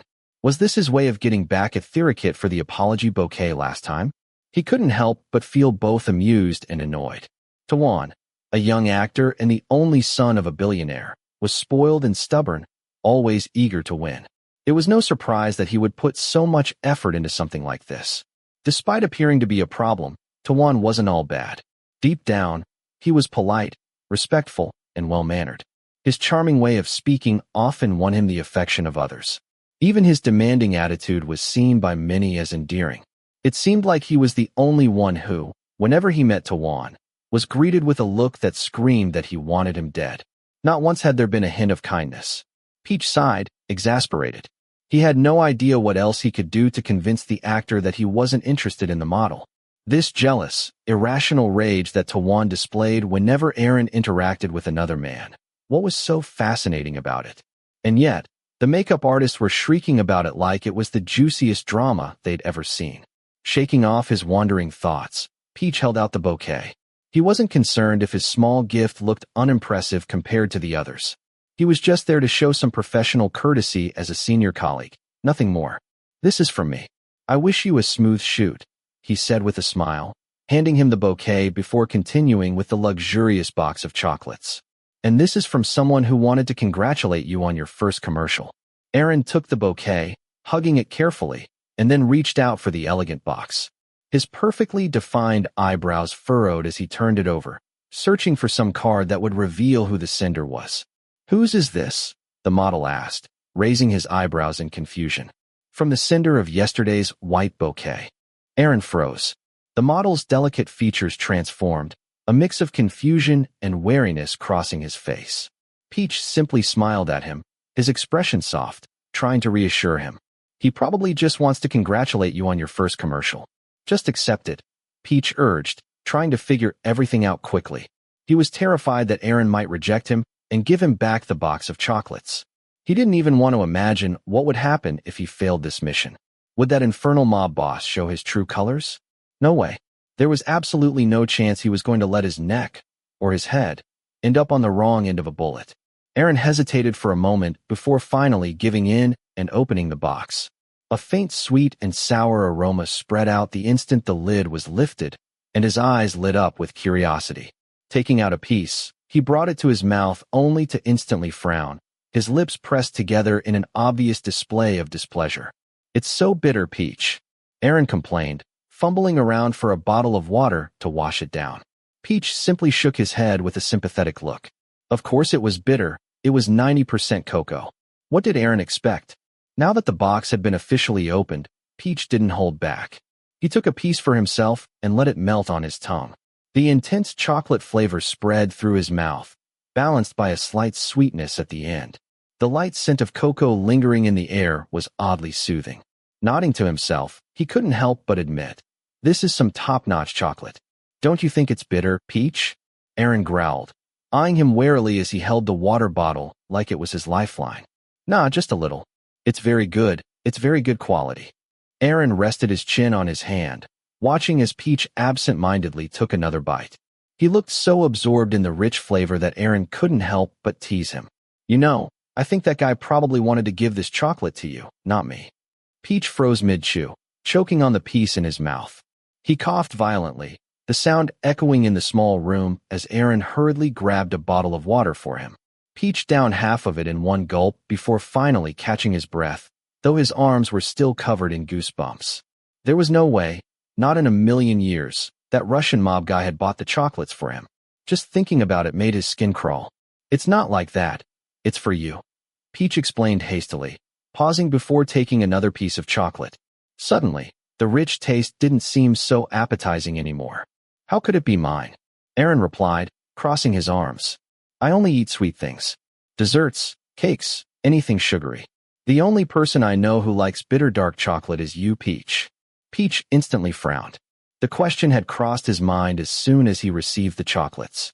Someone like Arseny, a real mob boss, probably wouldn't have the time, or the interest, to handpick gifts. That was something his secretary would definitely have handled. But there was no way he could say that out loud. Otherwise, the Mafia's points with Aaron would be in the dumps. "He probably didn't know," Peach said quickly, trying to smooth things over. "It's probably just the best chocolate in the store, so he asked for it. I mean, you've only met him once, right? How would he know what you like or dislike? Give him a chance to find out. Next time, I'm sure he'll bring you something sweeter." And please, Peach thought to himself, let that mob guy really listen and get it right next time. He chatted a bit more with Aaron before getting up to take some behind-the-scenes photos. It wasn't long before Aaron took his place in front of the camera, ready to shoot the commercial. Peach paced back and forth, looking for the perfect angle to capture the action. For a brief moment, his mind wandered back to the young mobster. That box of chocolates was probably for Aaron, the mob boss's favorite model, but there Peach was, having already eaten half of it. Would he be mad if he found out? The thought made Peach frown uncomfortably. After mulling it over, he decided to do something about it. Taking out his phone, he snapped a photo of Aaron, making sure to capture his soft, charming smile. Once he was satisfied with the edit, he sent the image to the man who had sent the chocolates. After saving the number in his phone, the messaging app had automatically added the mob boss to his contacts, but Peach had never dared to contact him before. Today, however, he thought it was probably a good idea, at least for his own safety, as a loyal subordinate who was required to keep the boss informed. Peach's message. "Mission accomplished with chocolates. Here's something extra for you. Photo sent." Peach saw the red notification pop up on his message and calmly put the phone back in his pocket. He thought that would be it. But just as he was locking the screen, the phone vibrated insistently in his hand. It was a reply. T's message. "Where are you?" Peach blinked, confused. Why would he want to know that? Still, he quickly typed out a polite reply. Peach's message. "Studio A. T's message. On the way. Wait. What? He froze. On the way? Here? Why? Did he get angry?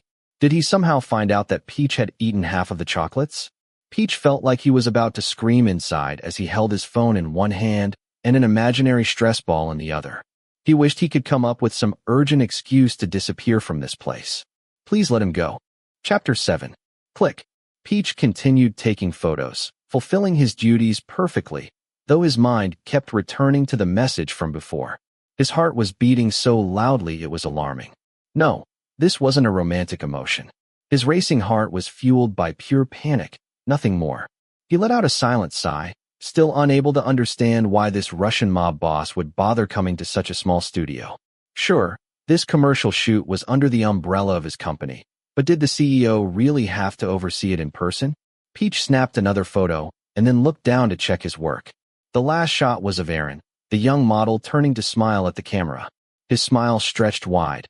His eyes narrowed in that charming way that made anyone who looked at the photo smile, too. He really was a naturally charming model. Peach found himself getting lost for a moment before he froze. A memory suddenly surfaced. What had he said to the earlier? Oh right, he had sent him a picture. A picture of Aaron ready on set, looking fresh and cheerful, and he had captioned it as a souvenir for the mob boss who had been so obsessed with the young model. That's it. He's here for Aaron. With this revelation, Peach felt his tense shoulders relax a little. The urgency in these messages, his quick arrival, it all had sense now. He wanted to see Aaron. In the past few weeks, the two hadn't had a chance to see each other at all. Things had been so stagnant between them that the young Mafia man didn't even have Aaron's phone number. But on the other hand, maybe they already had Aaron's number. With his influence, getting a model's contact information shouldn't be a challenge. Still, he probably wouldn't dare call and arrange a date on his own. That was probably for the best. If Aaron found out that they had gotten his number through dubious means, it might leave a bad impression. Feeling a little more at ease with that thought, Peach went back to taking photos. Time was flying by, and the next thing he noticed was a commotion in a corner of the studio. However, he was so focused on his work that he didn't pay much attention to it. It wasn't until the director called a break, allowing Aaron to change for the next session, that Peach began to notice something wasn't right. As he was going through the photos on his camera, he noticed someone was staring at him. Lifting his head, he was met with a sharp, intense gaze that made him jump slightly. There, sitting behind the director with his arms crossed, was the imposing figure of the Russian time mob boss. But these piercing eyes were not fixed on the director's screen as they should have been, but were fixed on Peach with a predatory glint, as if he had found his prey. The intensity of that gaze made a shiver run down Peach's spine, raising the hairs on his neck. Why are you looking at me? Did I do something wrong? Peach frowned, breaking eye contact and pretending to focus on his camera, even though his mind was racing. After a while, looking at the camera time screen, something clicked. It's already late. Maybe he's just waiting for Aaron. Or maybe he's upset because I didn't schedule him properly. Peach glanced at the director, who looked visibly uncomfortable with the sitting right behind him. The poor man eventually excused himself to go check on the set, probably to escape the overwhelming pressure of the mob boss's presence.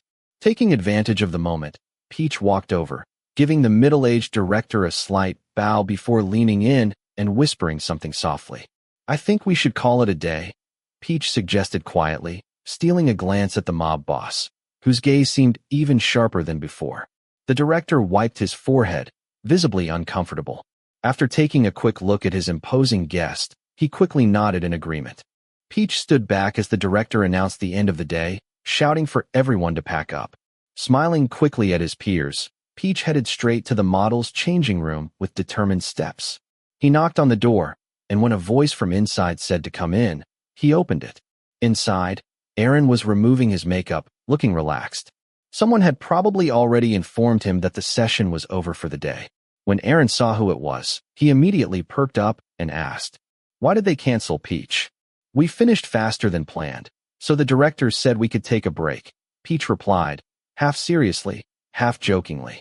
He walked over, hesitating for a moment as he tried to find the words for what he had to say. Finally, he managed to say, "Aaron, Mr. Arseny passed by here today."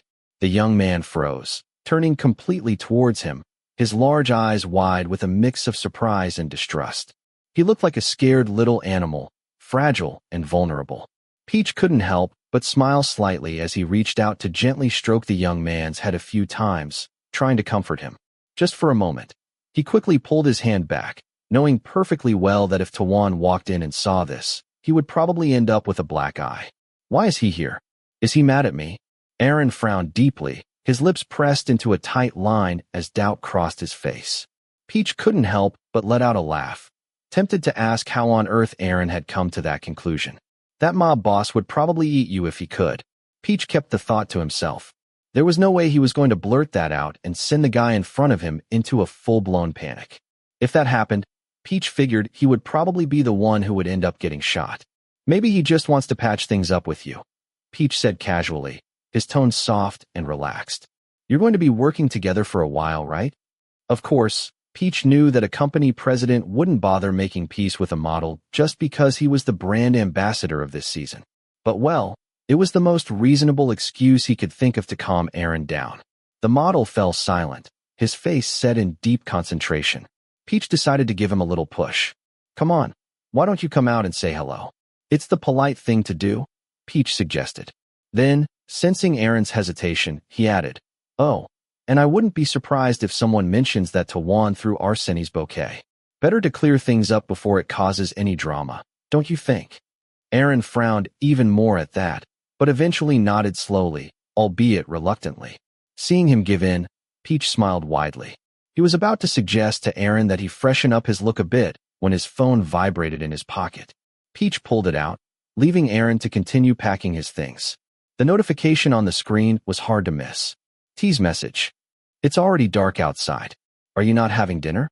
Peach blinked, looking at the message as if it had come out of nowhere. What is that supposed to mean? Was he implying that I should invite Aaron to dinner or something? The photographer sighed and pinched the bridge of his nose, feeling an imaginary bead of sweat run down his forehead. Just today, how many times had he played mediator, lied, and bent his back for these two? Why couldn't they just fall in love or start dating without dragging the rest of the world with them? Peach groaned internally, his frustration boiling over. He wanted to grab Cupid by the collar and beat some sense into him. Why aren't you doing your job? Why are you dumping all of this on me? But as soon as he pictured Cupid's face, it ended up looking suspiciously like Arseny's. Resigned, Peach sighed again and accepted his role in this ridiculous drama, as much of a pain in the ass as it was. Before long, Aaron adjusted the strap of his bag and walked over to Peach, nodding like a soldier preparing for battle. Peach quickly changed his attitude, softening his expression into a gentle smile as if to reassure him. He approached the manager and told him that he could leave now, because Peach would be the one accompanying the model. After all, he had the waiting. He could always pass the baton to him later. They walked side by side, Peach keeping the conversation light, throwing in playful banter to get a laugh or two from Aaron. The model relaxed, the tension in his shoulders easing. It wasn't long before they reached the studio exit, where Mr. Thee was already waiting for them, arms crossed, radiating his usual authoritative presence. Peach tilted his head and walked forward with a forced smile. Good evening, Mr. Thee. What an honor to have you personally supervising our work. Thee's frown deepened instantly, his face darkening with clear disapproval. Not even trying to hide his annoyance, he glared at Peach with obvious fury. But Peach didn't care. Mission accomplished. He had managed to drag Aaron here. And with Tawan out of the picture today, there wouldn't be a better opportunity than this. Peach smiled widely and pointed at the model. Allow me to formally introduce Aaron, our main model for the fall collection. Then, turning to Aaron, he nudged him lightly. Come on, Ran, say hello. This is Theerakit Arseny, chairman of the Arseny Corporation. Aaron glanced briefly at Thee, then bowed politely with his hands clasped together in a perfect Y. Peach let out a subtle sigh of relief, grateful that Aaron still had the presence of mind to do things correctly at the right time. The mobster's piercing gray eyes softened, if only slightly, but Peach noticed. He gave himself a mental pat on the back for his success and wasted no time in getting straight to the point. Wow, it's already late, isn't it? I totally forgot that I have an urgent meeting tonight, Peach said, giving himself a theatrical slap to the forehead. I can't believe you forgot about our dinner plans, Mr. Thee. I'm so sorry. The mobster turned to him abruptly, his steely gray gaze now filled with an almost predatory intensity. His displeasure was palpable, so much so that one of his nearby subordinates instinctively took a step back. But Peach, blissfully oblivious, was unfazed.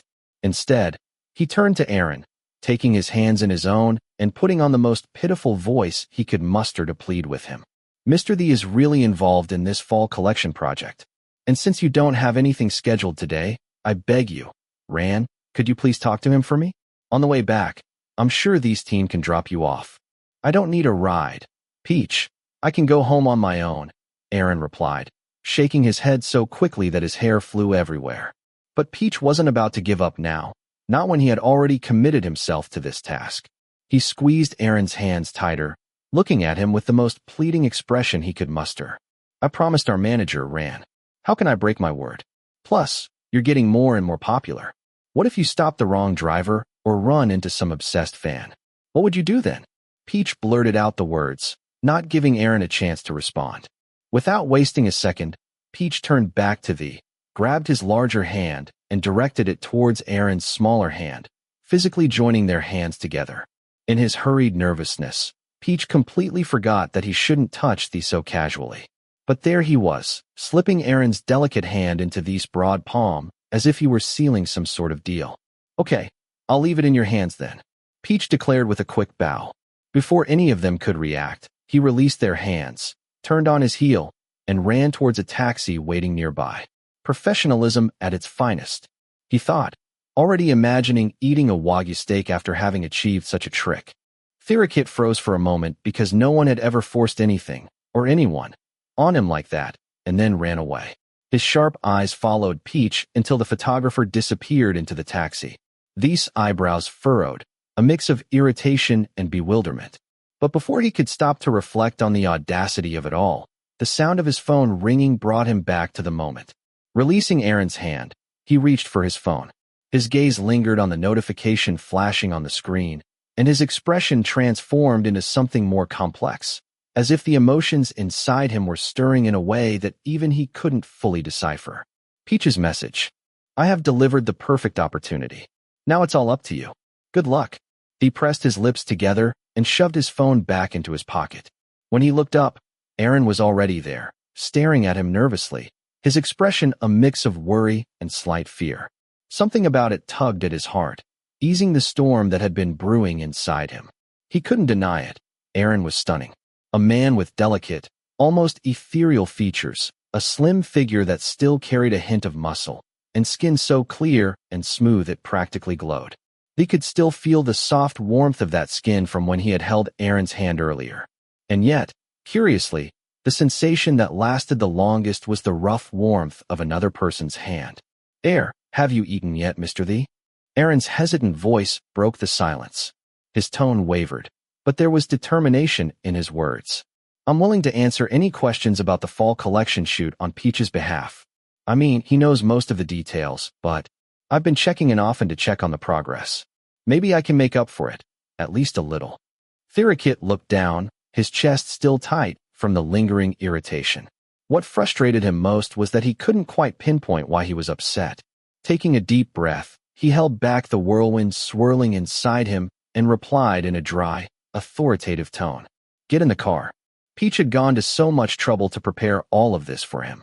The least he could do was take advantage of the opportunity he had been given, even though his mind was more tangled and confused than ever.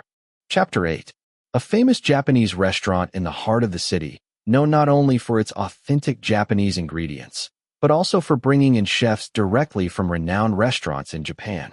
They spared no effort to provide the best dishes, which explained why each dish was priced so high that saving up for a whole year could only get you a single serving. Upstairs, in one of the private rooms with an open view of the river, two men sat in the midst of an array of exquisite meals spread out on the table. This room, notoriously difficult to reserve, was the most coveted spot in the restaurant. It didn't take a genius to figure out what kind of connections were needed to secure that room in such a short time. However, the man who pulled the strings to secure this luxurious room didn't seem at all interested in enjoying the ambience or savoring the carefully crafted dishes in front of him. Instead, his irritation was almost palpable, making the air in the room even thicker than it already was. The knot of frustration in Dee's chest, which had been growing ever since he left the studio, hadn't loosened one bit. He had come here for the sole purpose of meeting that photographer. He had even had his secretary hastily make the reservation just to make sure they could meet today. But when he arrived, the person he had been so bothered about barely acknowledged his existence. The guy didn't even spare him a glance, either.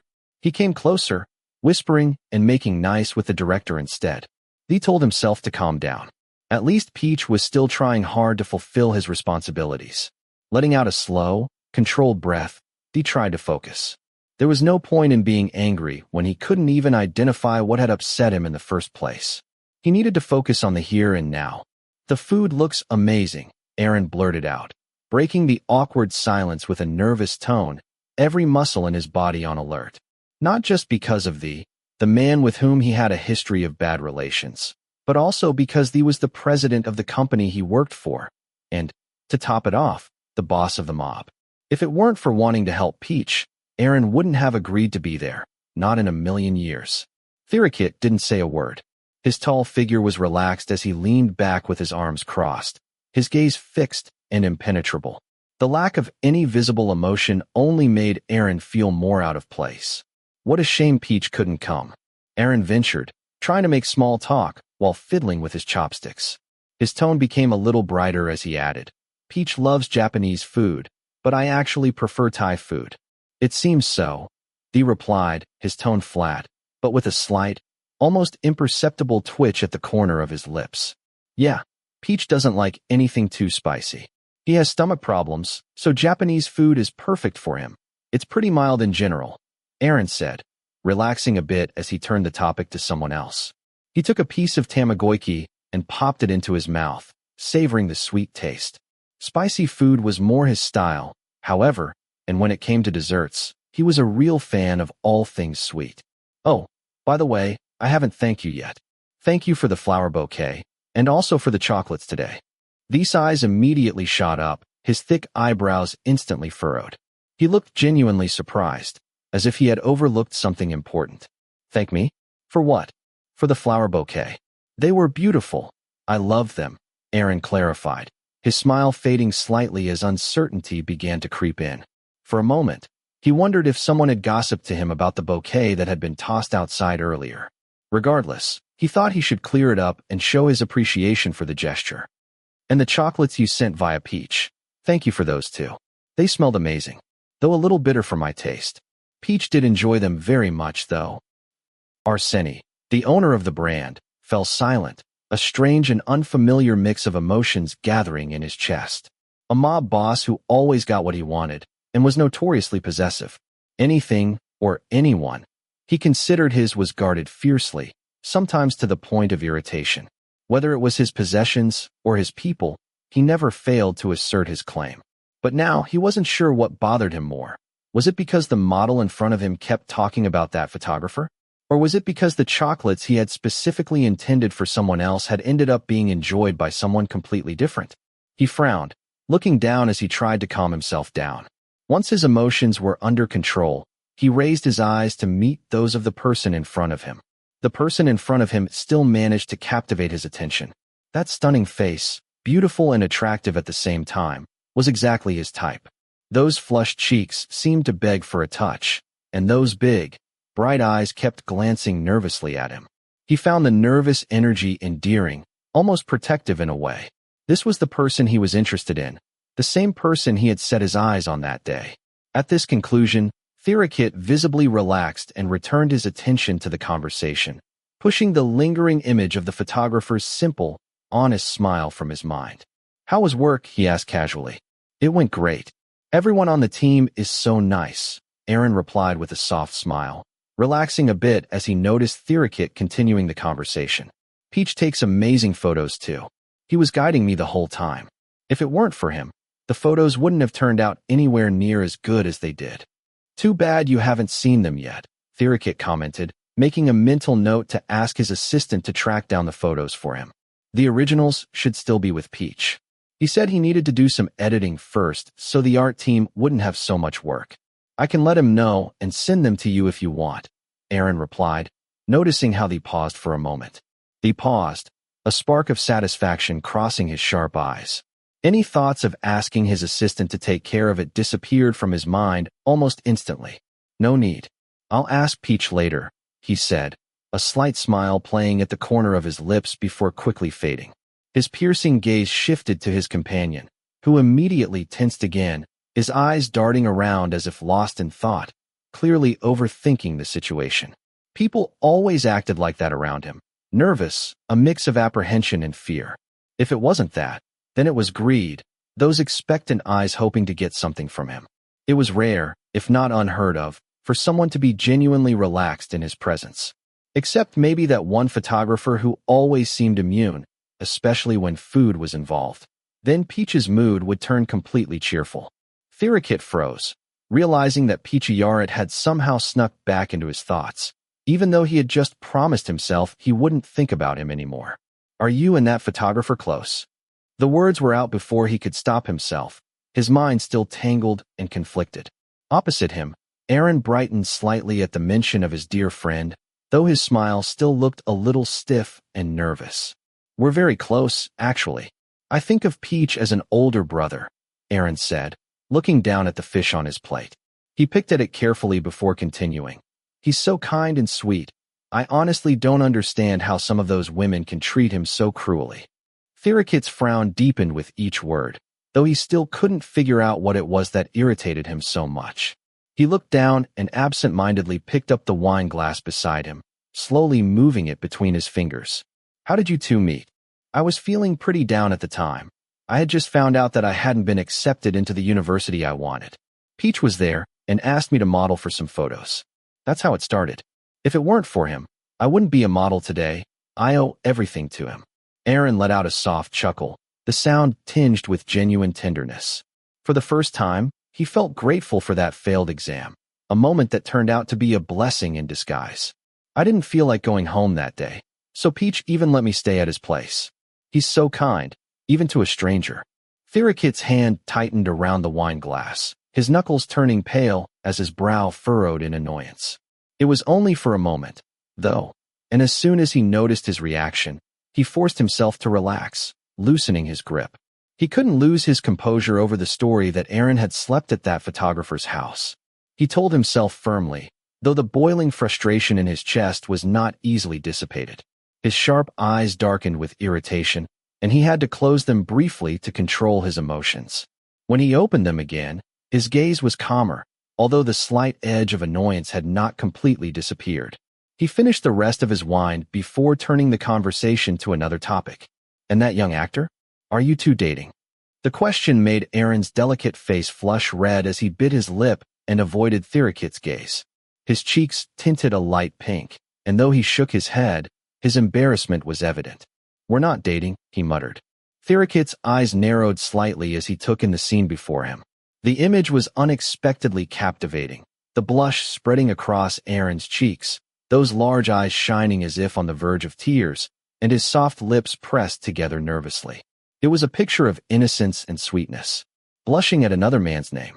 Strangely, Theerakit didn't feel upset this time. So, you're telling me he's courting you? He asked, testing the waters. Aaron hesitated for a moment, but finally nodded slightly. In that case, Theerakit said playfully, if I were to make the first move, that would mean I still have a chance, right? The unexpected answer made Aaron snap his head up, his wide eyes filled with surprise. The slight blush on his cheeks intensified until it turned into a full blush that rose to the tips of his round ears. What? Me? Aaron stammered, looking around nervously as if searching for a way out. That's not right. I don't like talking to more than one person at a time. I'd rather focus on getting to know someone properly, step by step. I don't need to talk to you. I'm just planning to court you, Theerakit said, leaning back in his chair and crossing his arms. Although Aaron's bewildered reaction was amusing, like a frightened little animal seeking shelter, Thee's heart remained completely still. It wasn't surprising. Ever since he officially took over as his father's successor, nothing had managed to shake him. He had learned the hard way that letting anything affect his emotions could make him vulnerable, a weakness he could never allow himself to be. Wait, you're going to court me without talking to me? Aaron repeated, blinking in confusion. Doesn't that sound a little weird? Theerakit glanced sideways at the bewildered model, then looked down. Aaron didn't seem thrilled with the idea, but he was too intimidated to reject it outright. Instead, he stammered and hesitated, which only made him seem even more exasperated. There was only one person who had ever dared to speak frankly to him, that photographer. His hand, absent-mindedly toying with the wine glass, paused for a moment. For reasons he couldn't explain, his thoughts returned to that guy once again. Despite having the model in front of him, so determined to win him over, his attention was diverted elsewhere. Even stranger, the burning desire to claim the person in front of him, the heat that normally drove him, was slowly starting to fade away. He hadn't even kissed Aaron yet, but a feeling of exhaustion was already starting to creep in. It wasn't something new. He'd been through countless fleeting adventures and hot nights with a succession of faces. The moment boredom or irritation set in, his interest would disappear in the blink of an eye. But losing interest so quickly, before even a single kiss, that was definitely something new. Theerakit took another slow sip of wine, letting its warmth soothe him. Deep down, he felt strangely relieved to have come to a conclusion. After all, he was a mob boss, a man who lived by his own rules. He didn't need to chase reasons for anything. He was already tired of this model. And there was someone else, someone much more intriguing, occupying his mind. How long have you been working with Peach? Aaron blinked in surprise. His previous shyness quickly disappeared, replaced by confusion. Just moments before, they were talking about something completely different. He hadn't expected the conversation to take such a sudden turn. I've known Peach for about 5 years, he said after a pause. But we've only worked together maybe 4 or 5 times. He paused, thinking for a moment, and the corners of his mouth lifted into a small, sweet smile. But if we're talking about long-term projects, this is the first one. The campaign with Arseny is the first one for me.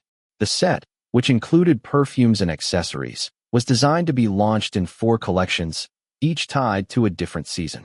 Aaron and Tawan were the main ambassadors of the brand, alternating campaigns throughout the 4 seasons. Peachayarat, a renowned photographer, had been in charge of all the promotional shoots.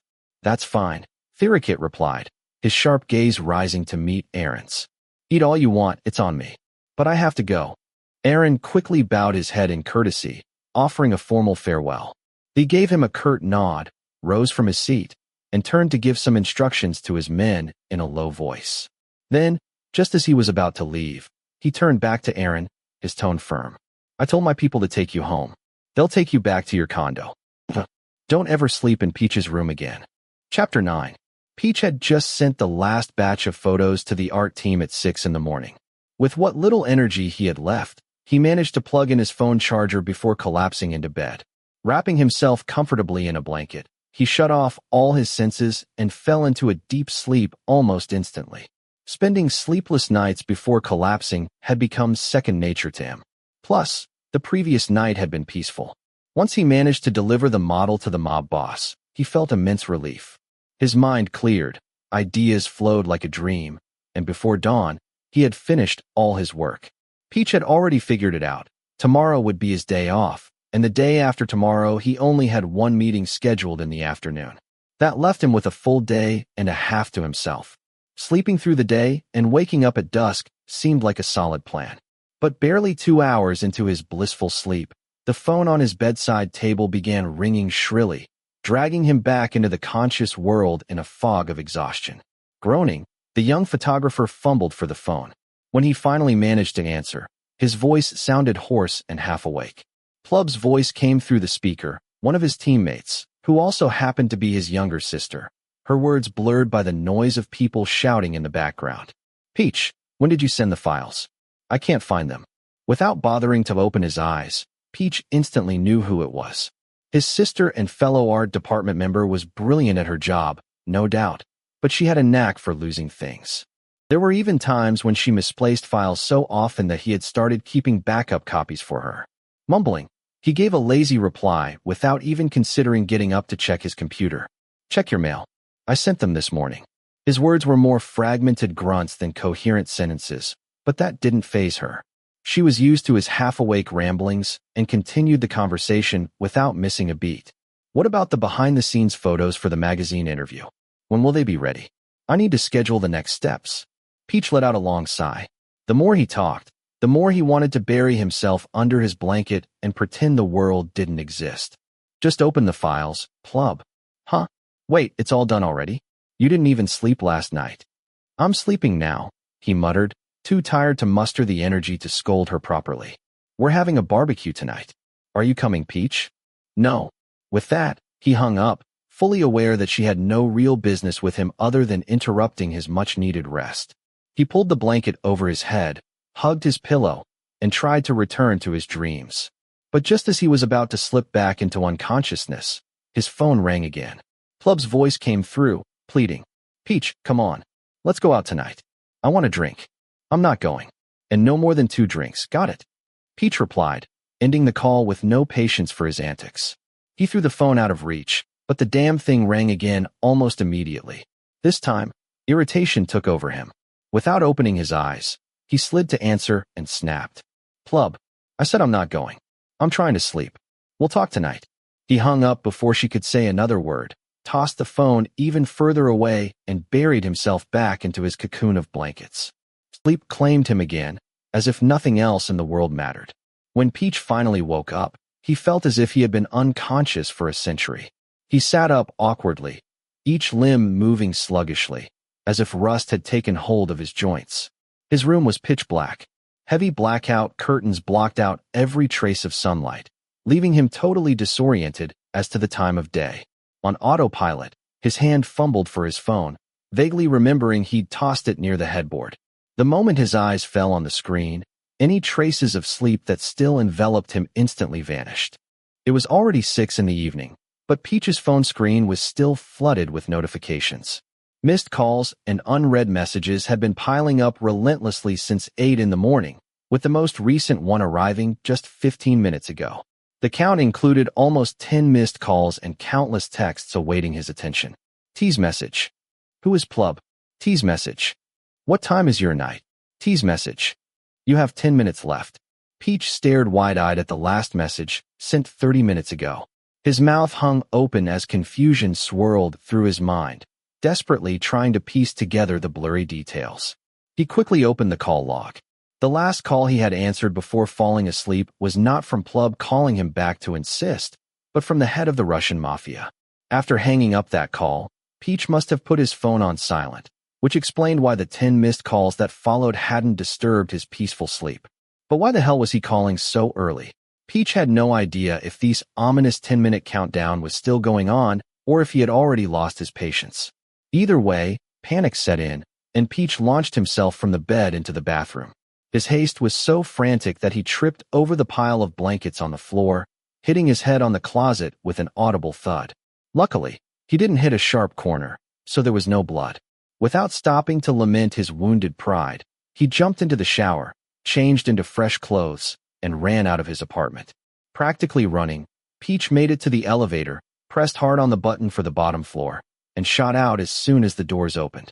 He stopped dead in the condo's lobby, leaning over with his hands on his knees to catch his breath. Out of the corner of his eye, he noticed a pair of bodyguards in black suits, tense and ready to move, before quickly returning to their still, composed stance. Peach's heart nearly jumped out of his chest. He had almost caused them to draw their weapons. 45 minutes. The cold tone of the man sitting across from him made a chill run down Peach's spine. Once he steadied his breathing, he looked up cautiously, feeling a tremor of unease deep within his chest. The sight of those piercing, smoky gray eyes, fixed on him with a mixture of disdain and icy indifference, only made his heart sink further. Until now, Mr. Thee had always been intimidating, of course, but never had the atmosphere been so stifling. I'm sorry, Peach muttered, lowering his gaze as he bowed his head respectfully. Deep down, though, a part of him still grumbled. Was this really my fault? Still, with this capricious mobster having waited 45 minutes for him, Peach figured apologizing was the least he could do. The silence that followed was deafening, leaving Peach increasingly nervous. He took a quick glance up, only to be met with Thee's unrelenting gaze. The longer Thee remained silent, the harder it became to breathe. After what seemed like an eternity, Thee's hand moved. Peach instinctively squeezed his eyes shut, heart pounding as he braced himself. Is he going to hit me? Instead, warm fingertips brushed against his forehead, cradling his head gently. The pad of these thumbs pressed lightly against the center of Peach's forehead, a touch so unexpectedly tender it left him momentarily stunned. Who did this? Thee's voice was casual, but carried a steely tone that made Peach shiver again. His bodyguards, who had been silently watching from the sidelines, visibly tensed, the hairs on their arms standing up. But Peach couldn't see any of that. All he knew was that Thee's voice had softened slightly, and the oppressive tension seemed to have dissipated enough that he could breathe again. I ran into my wardrobe like an idiot. But it's your fault for rushing me like that. Since Thee was no longer glaring daggers at him, Peach felt a bit of his courage return. He decided to plead his case. I didn't get to sleep until 6:30 this morning, and before that, my phone kept ringing off the hook. I thought your call was from a member of my team, so I just silenced it. Who is Plub? The completely unrelated question left Peach perplexed. But with Thee's firm fingers holding him and his face squeezed tight, Peach couldn't even lift his head enough to see the man's expression. His line of vision was stuck frustratingly low, making the whole situation seem even more oppressive. Plub is my little sister. She's part of the Arseny brand art team. He couldn't help but feel a pang of worry. Would he think he'd pulled strings to get where he was? She's been working on Arseny for a long time. She's very talented, I promise. As for me, I just did some freelance work for the brand. When this project came up, Plub invited me to join the meeting with her. I swear I didn't use any connections to get involved. The air was filled with silence, save for the gentle, rhythmic pressure of Thee's thumb lightly brushing his forehead.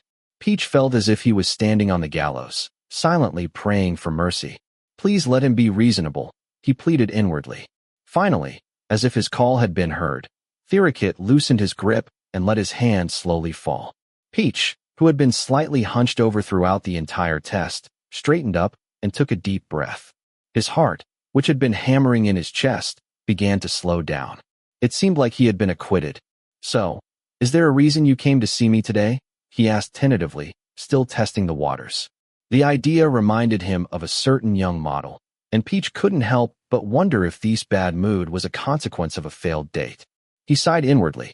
With Theerakit's unpredictable behavior and Aaron's meddling tendencies, trusting someone seemed like a gamble these days.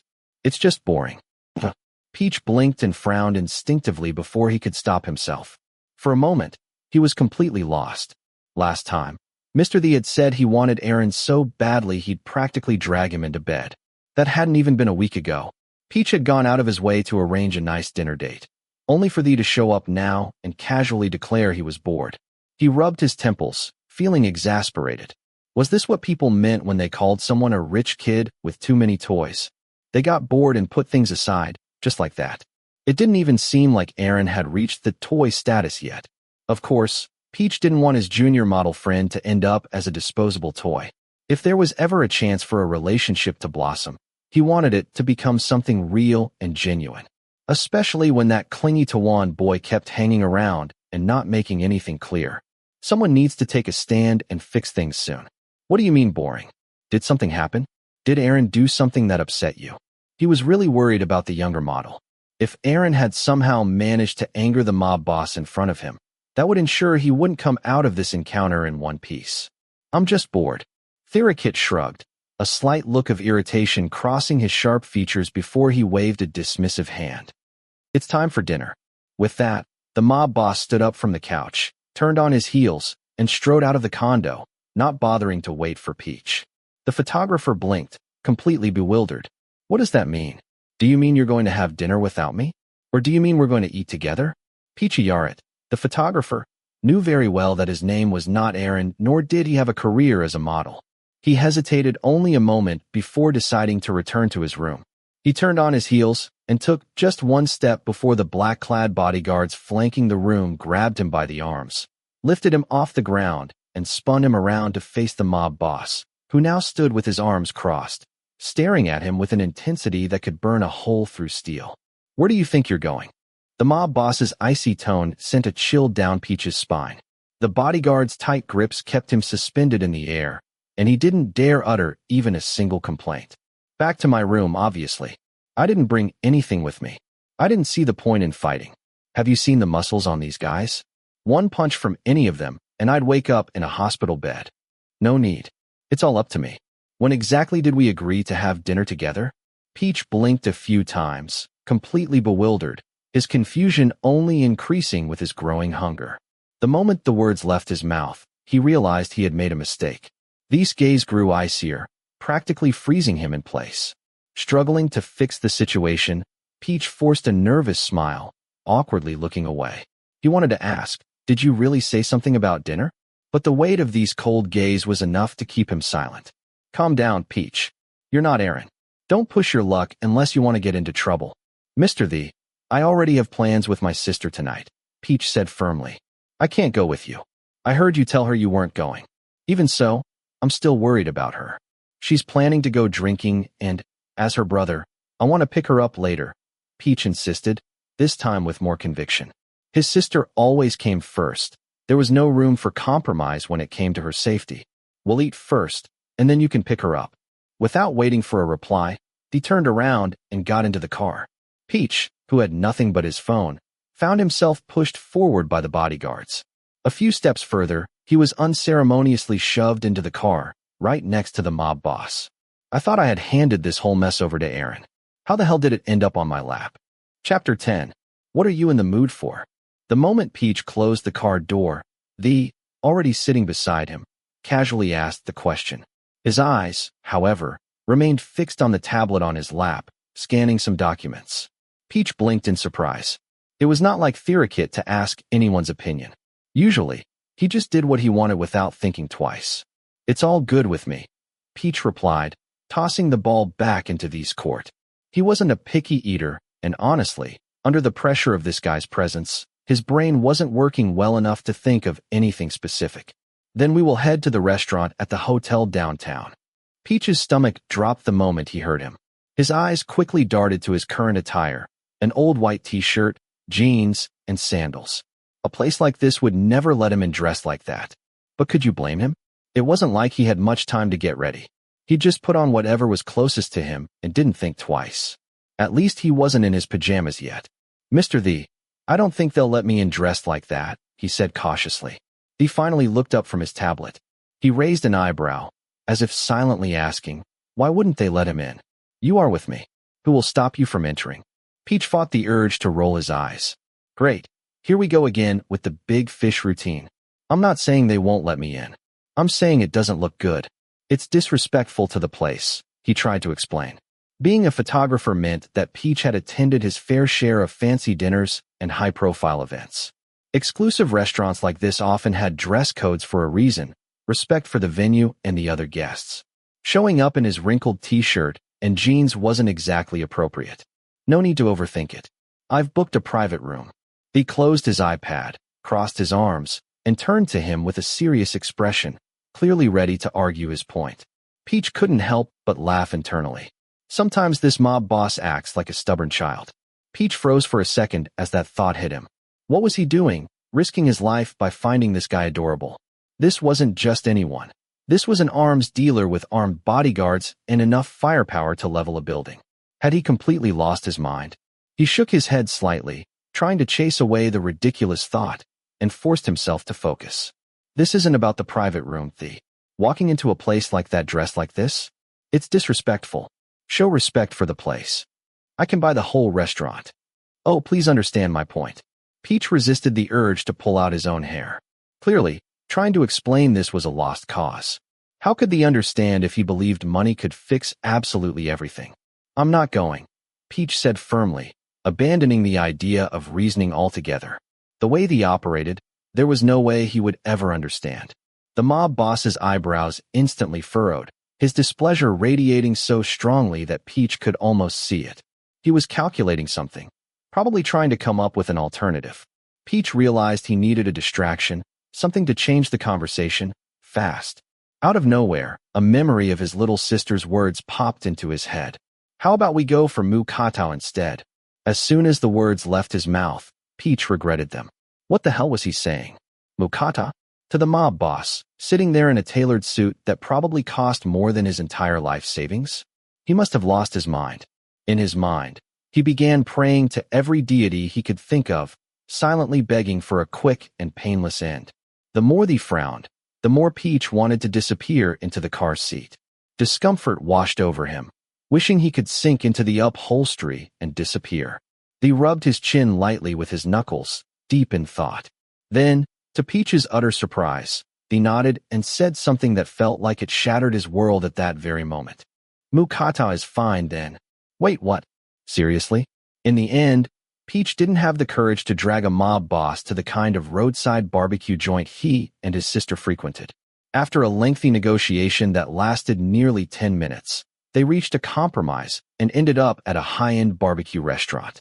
It wasn't exactly what Peach had imagined, but at least it wasn't a 5-star establishment. The restaurant, located in the heart of a shopping mall, had a warm and welcoming atmosphere with wooden decorations. Thanks to its exorbitant prices, it wasn't crowded. A quick glance around confirmed Peach's suspicion. Most of the customers seemed to have wallets fat enough to solve their problems the same way the mob boss did, by throwing money at them. These bodyguards had spread out, blending seamlessly with the other patrons. It wasn't unusual for the afternoon crowd to include diners in casual attire enjoying a meal in such an elegant venue. Meanwhile, they led the way as they made their way deeper into the restaurant, slipping behind a curtain and climbing a staircase to one of the private rooms on the upper floor. Only 2 people followed them into the restaurant, both familiar faces who were frequently in the same car as Mr. Thee's secretary companion opened the door to the room. Peach nodded politely and gave the man a small, friendly smile. It at least helped calm his nerves until the door closed behind him, leaving him alone once again with Mr. Thee. That smile, was it supposed to be encouragement before sending me to war? Peach let out a quiet sigh as he slid into the seat across from the young mob boss, without protest. He tossed him the menu before immediately diving into his iPad, completely uninterested in what Peach might order. If I maxed out the bill by ordering every expensive item on the menu, he wouldn't have the right to complain later. Peach thought to himself with a hint of mischief.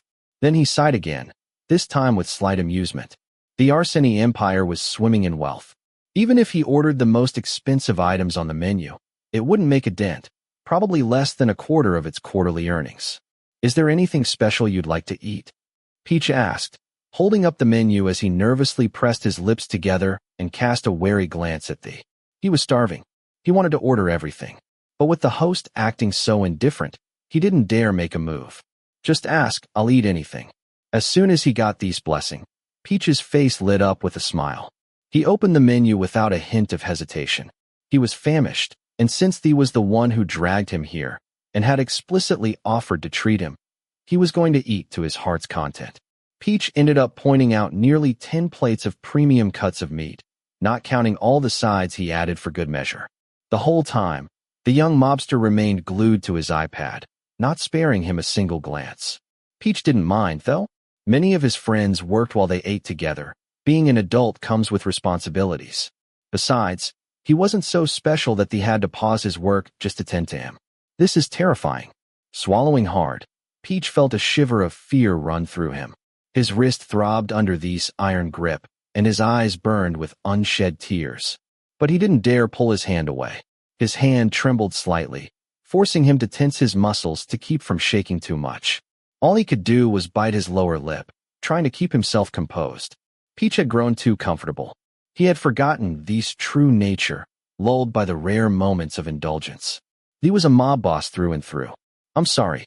I grilled you some meat, and I thought I'd change your dish since you seemed busy with work and hadn't eaten yet. Peach forced a shaky smile, even as his wrist began to go numb. Judging by the tingling, his blood flow was probably being cut off. Theerakit froze for a moment, his gaze shifting to the table.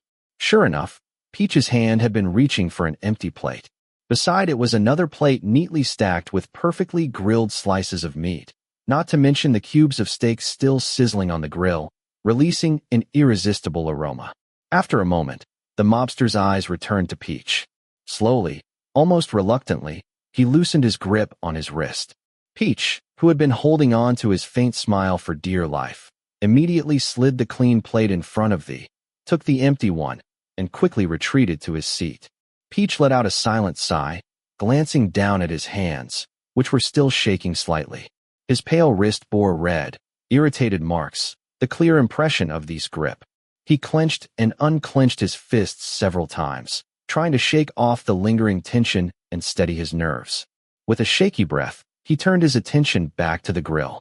The tight knot of fear in his chest hadn't completely undone, so he focused on his food, eating in silence without uttering a word. He didn't look at Thee directly, but from the corner of his eye, he noticed the mob boss putting away his iPad. Thee's hand moved to pick up a pair of chopsticks instead. His fingers were long, strong, and precise. No wonder his grip had left such vivid marks. I wasn't angry with you. Thee's voice was softer now, but Peach only gave him a faint smile and a soft hum of acknowledgement, keeping his head down. He held his chopsticks a little tighter to keep his hands from shaking. Out of nowhere, his appetite seemed to fade, despite how hungry he had been just a few minutes before. He shouldn't have come. Peach forced himself to take a piece of meat and pop it into his mouth.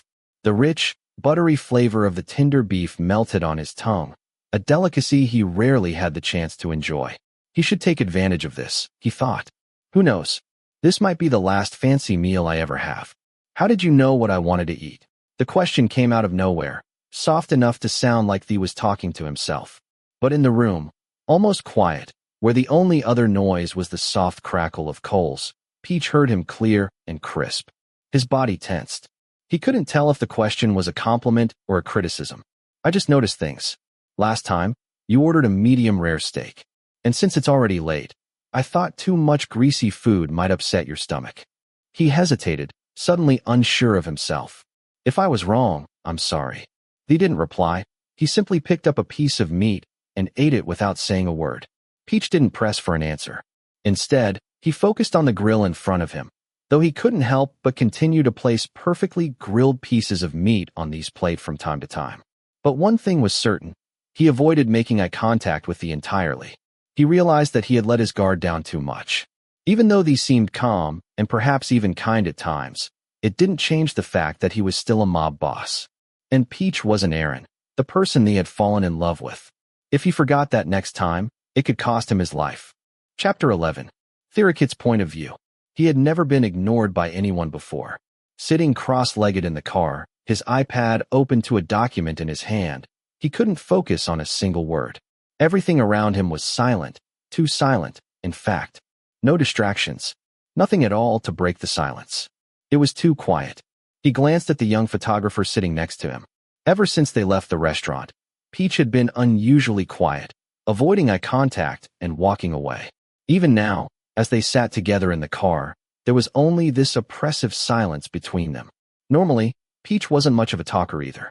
When they shared trips like this, silence was a given. But back then, Peach's presence felt warm, like sitting under a big tree on a sunny day, quiet, safe, yet peaceful and relaxing. However, this time it was not like that. This silence was not warm or comfortable. It was suffocating, and he disliked it. He stole another glance at Peach's face. Objectively, he was handsome, perhaps not the type to turn heads in a crowd, but his appearance was undeniably pleasing. Fair skin, slightly narrow, almond-shaped eyes, always shining with a soft glint. He had always liked those eyes. He liked the way they reflected him, as if he could see himself clearly within them. But now, there wasn't even a shadow of him left in those eyes. The mob boss let his gaze drift down to Peach's slender shoulders before stopping at his wrist. The red marks stood out vividly, the shape of these fingers still visible. Peach's pale skin made the bruises even more apparent, almost startling. He pressed his lips together, suddenly feeling like he had to say something. He turned his gaze back to the iPad in his hand, but try as he might, he still couldn't focus on the document in front of him. His thoughts kept returning to Peach. It wasn't long before the car stopped. It seemed like they had arrived at the place Peach had mentioned earlier. They had offered to drop him off, but Peach had declined, saying he needed to pick up his sister's car and didn't want to be a bother. A nuisance? They had offered. People were practically begging for the chance to travel with him. And this guy turned it down? I appreciate the ride. Thank you, Mr. Mock, Peach said, slightly bowing his head towards Thee before flashing a faint smile at Mock, Thee's bodyguard/secretary, who was also functioning as his driver that night. Thee's brow instantly furrowed as he saw Mock smiling back at Peach through the rearview mirror. He opened his mouth to say something, but before he could utter a word, Peach had already opened the door and stepped out.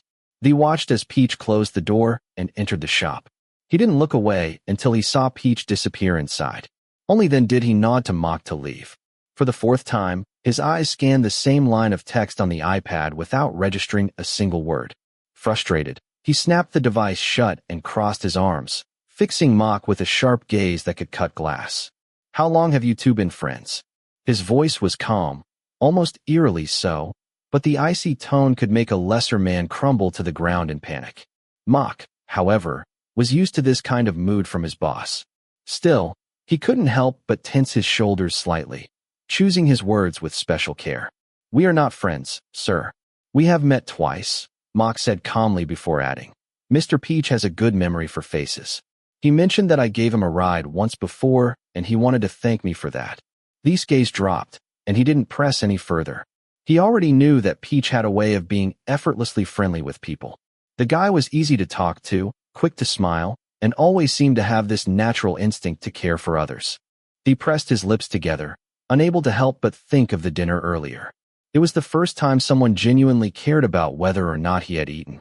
Even though Peach was upset, he still roasted the meat and put it on Thee's plate, as if he knew somehow that Thee wasn't used to making such things for himself.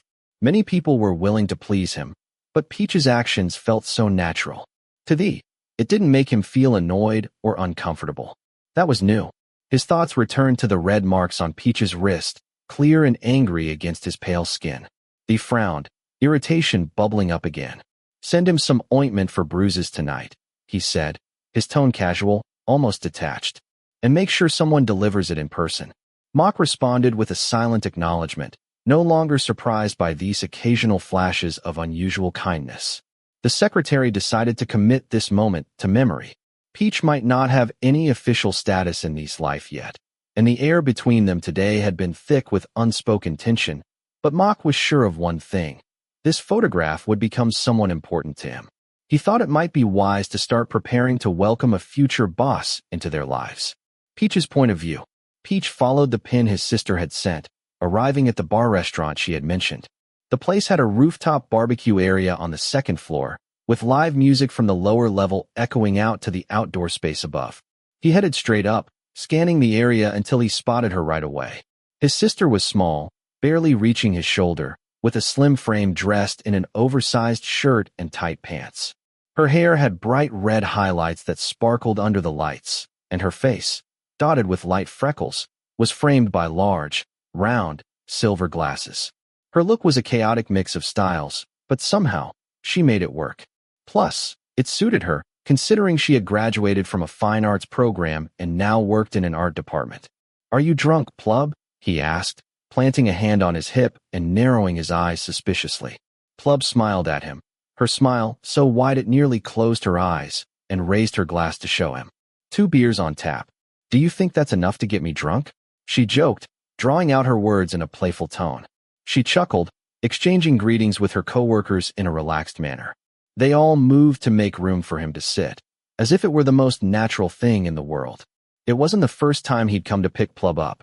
With just the 2 of them in the family, it was only natural for him to be protective. Still, they'd learned to give each other enough space so they didn't feel overwhelmed. But one rule had always remained unspoken. Whenever Plub went out drinking, whether she was slightly drunk or completely sober, even if it was just one drink, she'd ask him to pick her up, and he never said no. Not once. He'd also worked with Plub's seamstress many times before, helping out with small tasks so often that he was practically an honorary member of their group's backup. So, what's the celebration tonight? He asked, declining a drink offered to him by one of his coworkers.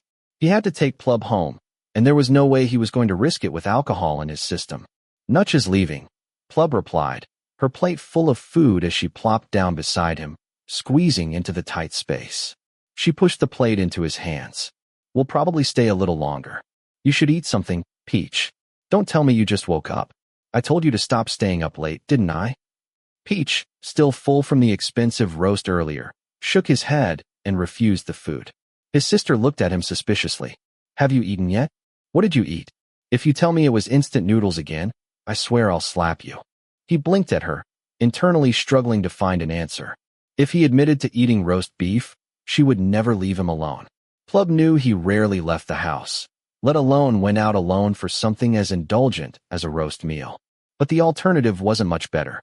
If he said he'd gone with someone, she'd want to know who, and letting the mob name slip would only open up a new problem. The young man hesitated for a moment before forcing a dry smile and dodging the question entirely. Instead, he quickly changed the subject. So why is Nutch leaving? He was referring to the project leader, someone he had worked with 3 out of 4 times before. Nutch was brilliant. She made good decisions, had strong leadership, and always looked after her team. Everyone who had the opportunity to work on a project with her was thrilled. She's pregnant and wants to focus on preparing for the baby. Plub replied, accepting the change of topic without much fuss. At first, Nutch wasn't even going to take on the all seasons, one-word project, you know? But after you helped brainstorm the concept, she decided to go for it. And now that the fall collection turned out so well, she feels safe letting things go and just quit. The all seasons, one-word project, a massive campaign pairing perfume with matching jewelry, was massive. It included 4 seasonal mini-ad campaigns, and the main advertising strategy, concept, and even storyboard drafts. All of it. Honestly, he was just messing around at the time. He had finished all his other work and had nothing else on his plate when Nutch presented the project. Chatting casually with Plub, ideas started to flow, and he developed the concept for fun. He didn't expect her to actually bring it to the meeting, let alone have the team approve it. So, who's going to take over the team now? He asked, opening the can of Coke Plub had passed him and taking a sip. His mind ran through a list of people he knew who could take over the leadership. A change in leadership sometimes meant a change in the dynamics of the entire team, or worse, a complete overhaul of the project direction. I have no idea yet. I'm curious too, Plub said casually, craning her neck to look around before enthusiastically greeting someone. Nutch, Peach is here.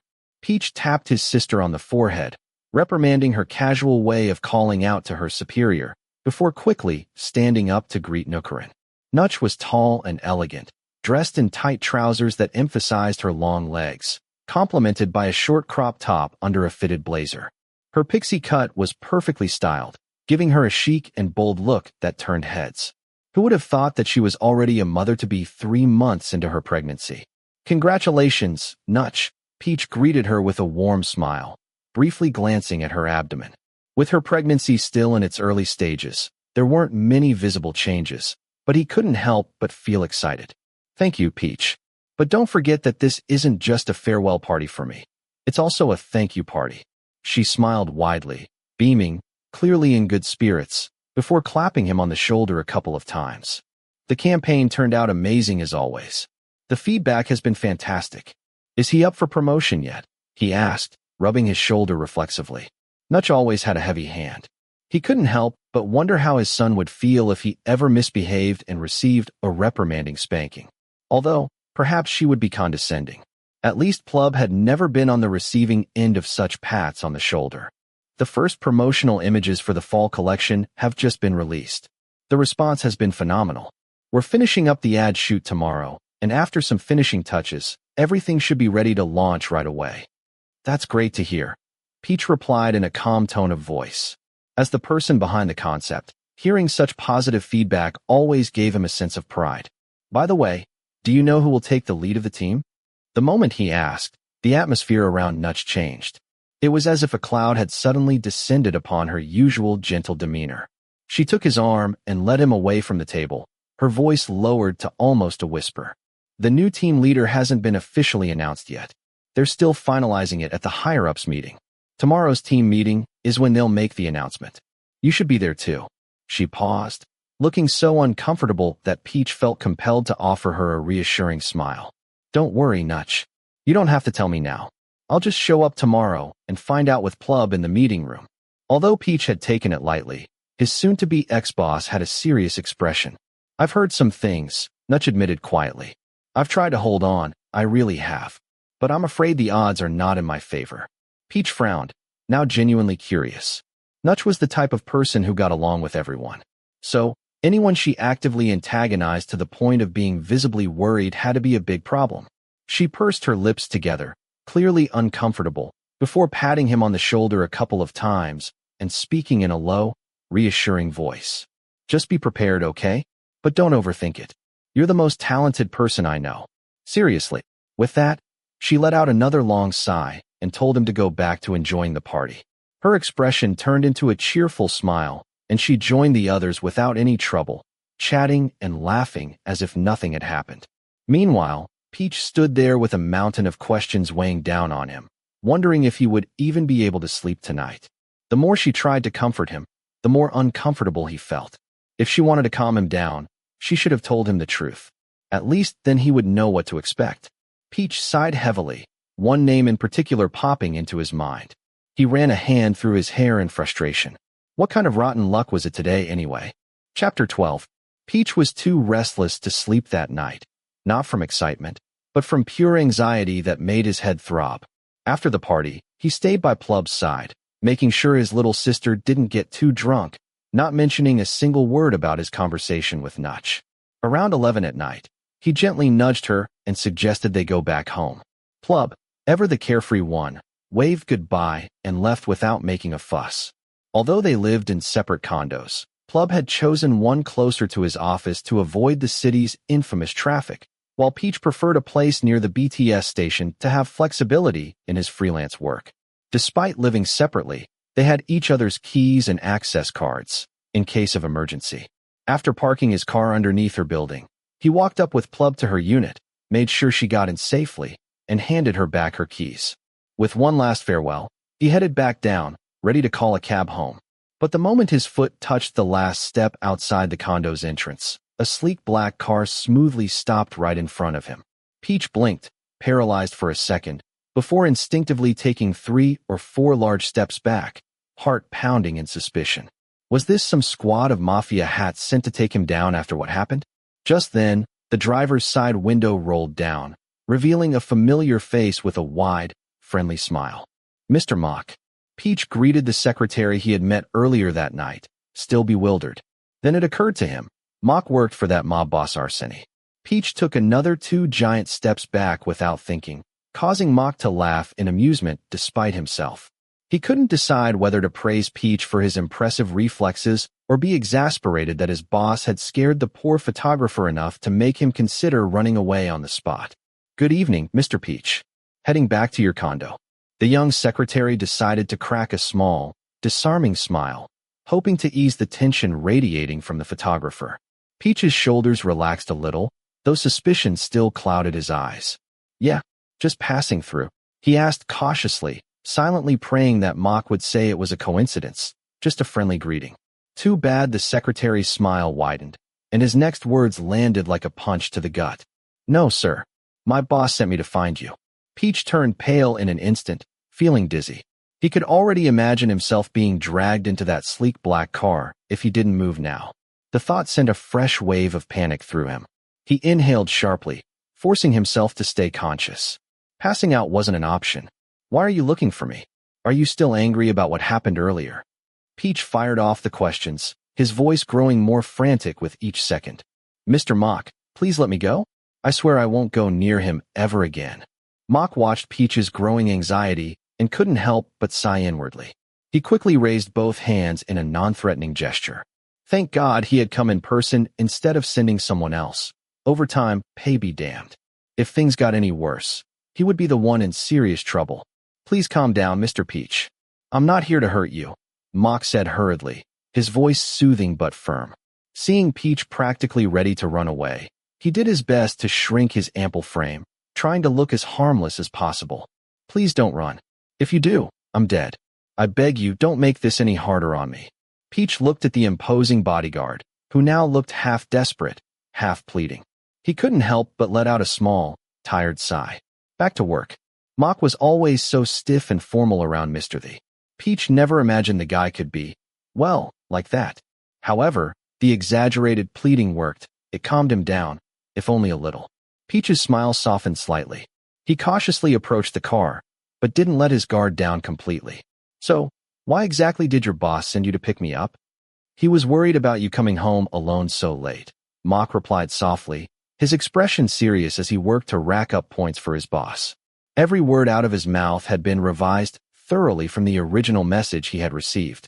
He asked me to take you home and also sent this bruise cream as an apology.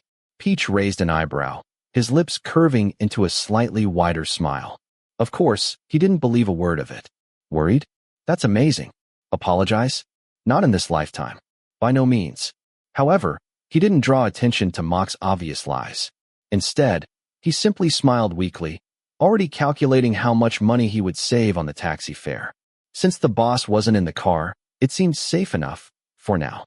With that, he opened the passenger door and slid into the seat without any further fuss.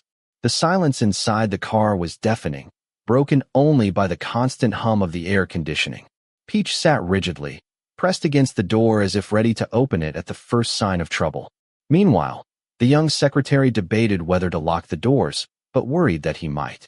The last thing he needed was for the photographer to panic and think he was being kidnapped. So he settled for driving as carefully as possible, maintaining a moderate speed the whole way.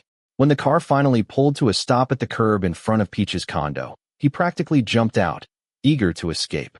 But just as he was about to close the door, something tugged at his consciousness. He hesitated, then turned around to bow his head politely in thanks. Before Peach could leave, Mock reached into the console and pulled out an expensive tube of bruise cream, handing it to him with a sheepish smile.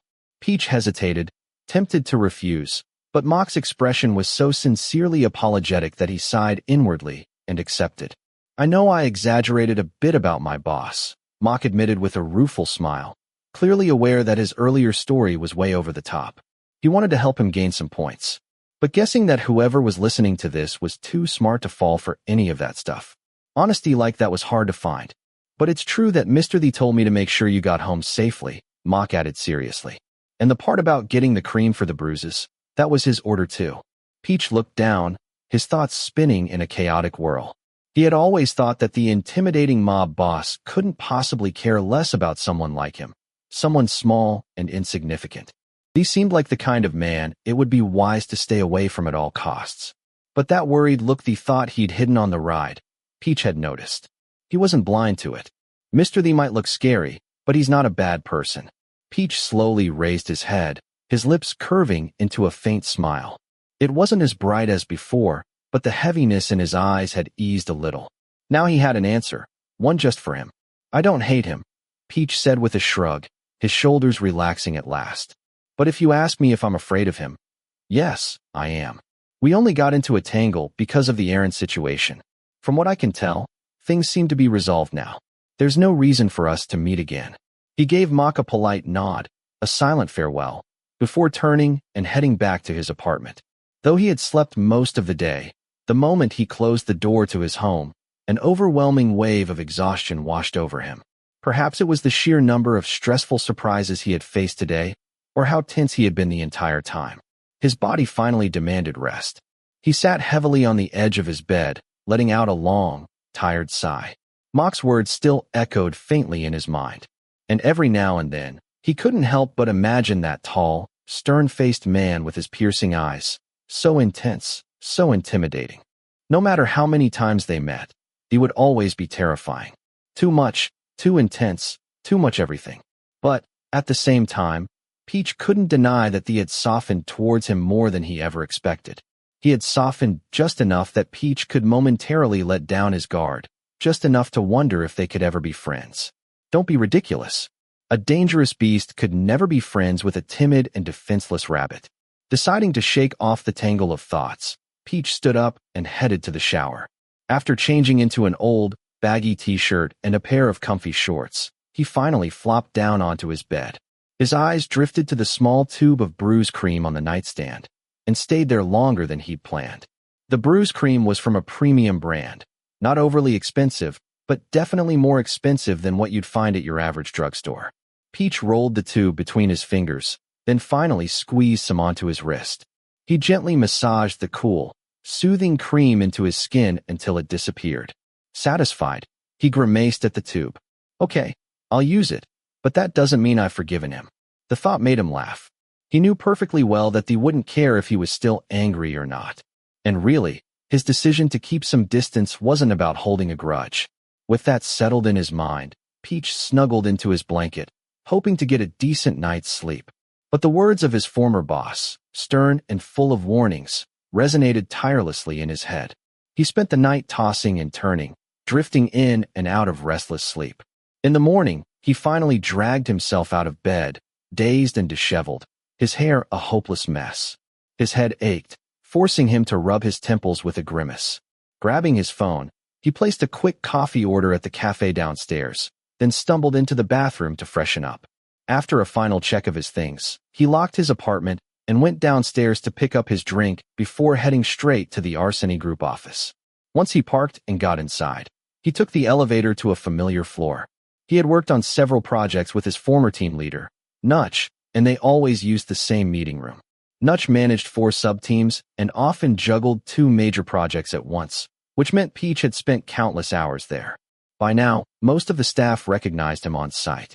Peach pushed open the door to the meeting room and saw only a few people inside.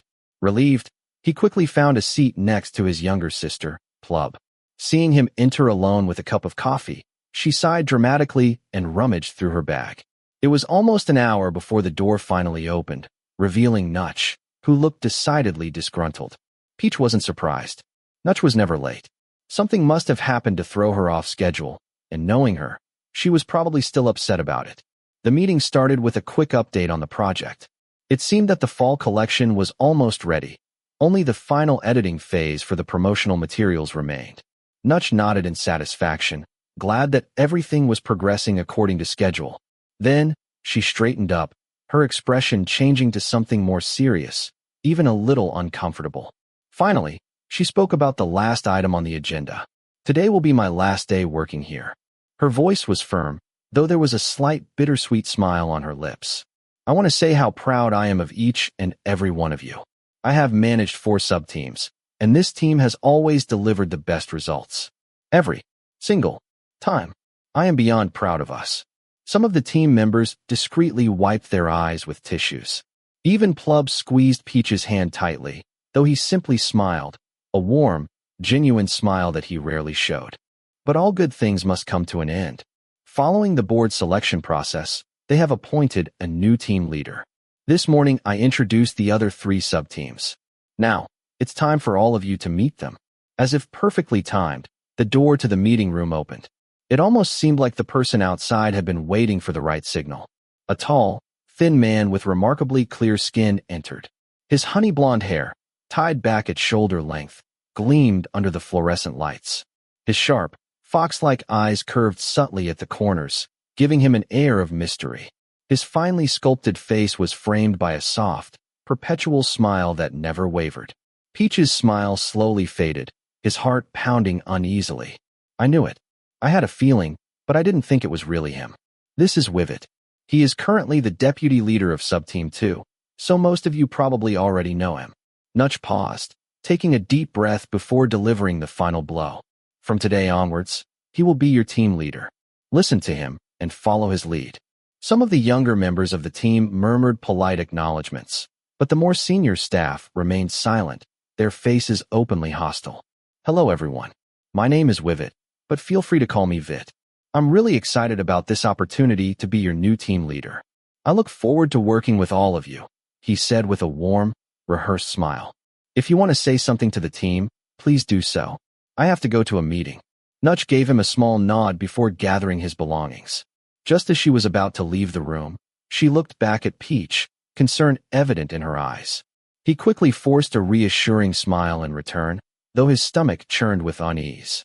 Okay, everyone. I know your time is valuable, so I'll be brief. Peach snapped out of his thoughts and redirected his gaze towards the head of the table, where Wivet stood, radiating an air of casual authority. Their gazes met, intense and deliberate, but Wivet quickly looked away, pretending it was just a passing glance. I want to have a quick meeting before we get back to work, Wivet continued softly. Changing team leaders can be an adjustment, so let's set some clear expectations to avoid any confusion. He glanced at his watch, feigning mild surprise, an overly rehearsed gesture that rang hollow. We'll have a joint meeting with all 4 teams in the main conference room in an hour. Wivet paused. His lips curved into a slightly wider smile. Only full-time team members need to attend. Part-timers and freelancers, they're off the book. It doesn't affect them anyway. Peach crossed his arms over his chest, his eyes narrowing as simmering frustration began to build beneath his calm exterior. starting a war from the beginning. Chapter 13. Peach was a freelance photographer. Despite having a wide network of contacts and a reputation as an exceptional photographer, he had his own strict rules when it came to accepting work. First of all, he flatly refused to shoot nude photos, no exceptions.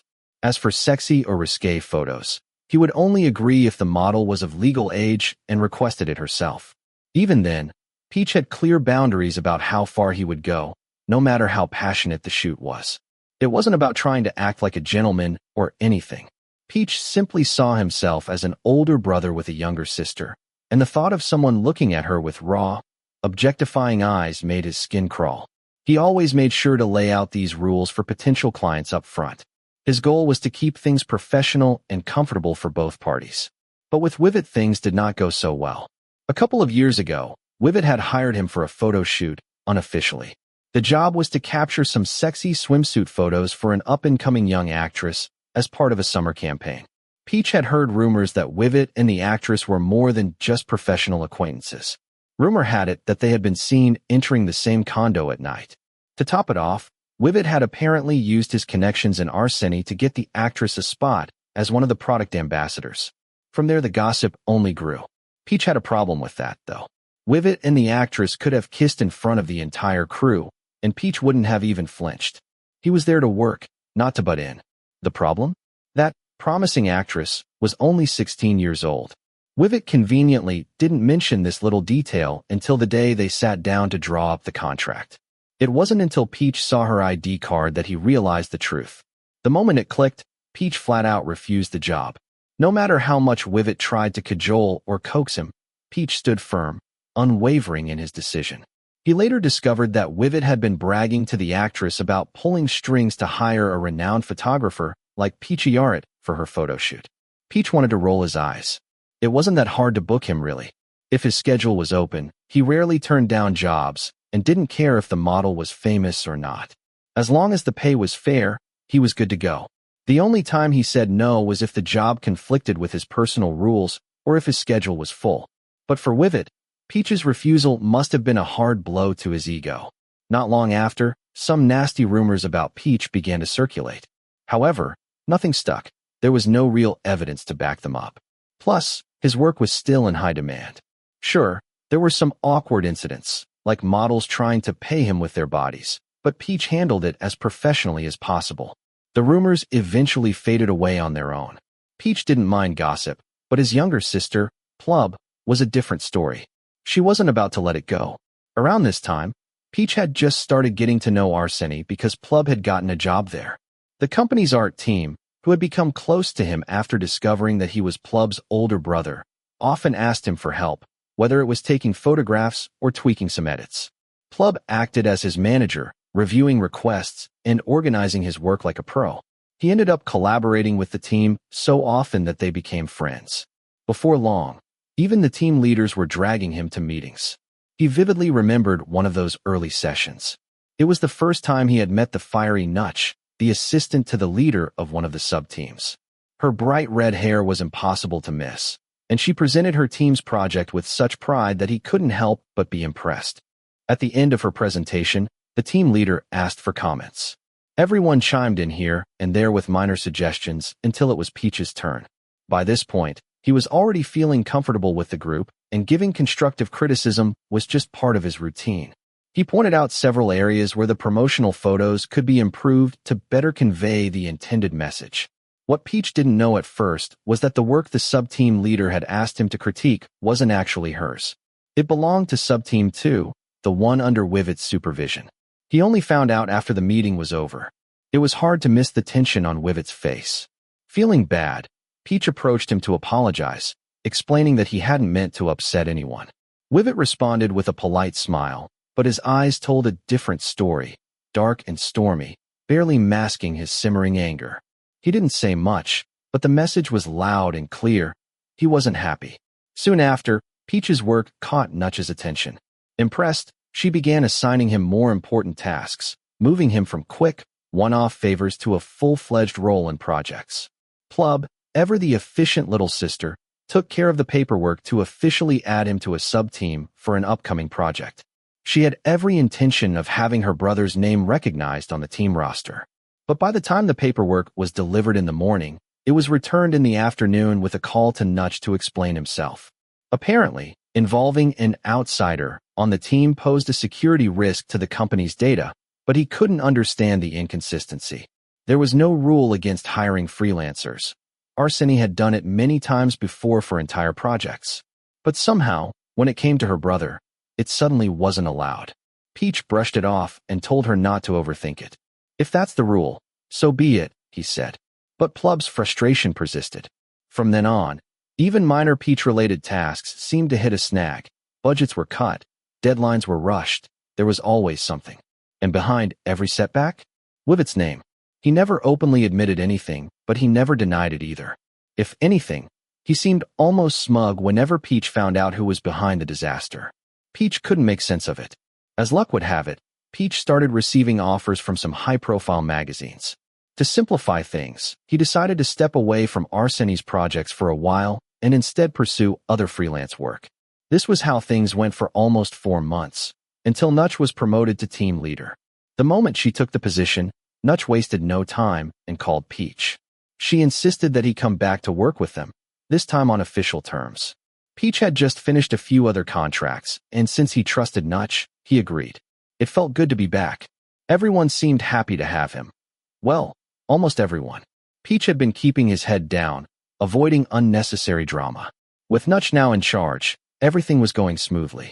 No more interruptions, no more headaches. At least, until today, when it seemed like their fragile ceasefire was about to end. Peach leaned back in his chair, arms crossed, and one leg resting casually over the other. He had already finished his part in the fall collection project. Even if he were to be kicked out halfway through the project, he couldn't care less at this point. He had decided to stay out of the way, no matter how much Wivet tried to stir things up. Being dragged into Wivet's nonsense would only make things harder for Plub. And now that Wivet was taking over as team leader, Peach was starting to worry about his sister's safety in the workplace. The conference room was packed with people. The 4 sub-teams were gathered together. At the head of the table, Wivet stood with his arms crossed and a warm, almost brotherly smile. "Hello, everyone," he began in his usual gentle tone. "Thank you for taking the time to join us today." Wivet's voice was calm, almost reassuring, like an older brother talking to his siblings. "I'm Vit, and from today on, I'll be your team leader." Peach suppressed a roll of his eyes. If there was one thing Wivet excelled at, it was putting on a show. It was no surprise that he had managed to convince a 16-year-old boy with a promising future to fall for his charm. "First of all, I want to say how impressed I was with the fall collection project," Wivet continued in a tone full of praise. "It was a huge task for the 4 teams, but you all pulled it off wonderfully. We still have 3 more seasons left, so let's keep up the good work.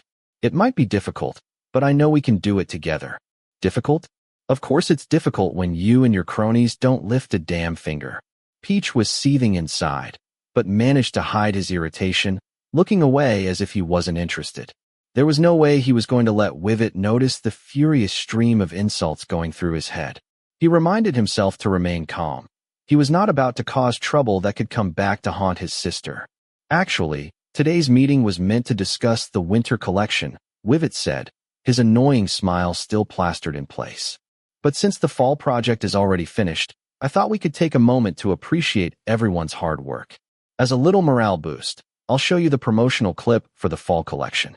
Wivet's gaze shifted briefly to Peach, and for a split second, there was a smugness there, a smile that faded so quickly Peach wasn't sure he'd imagined it. "What is your angle?"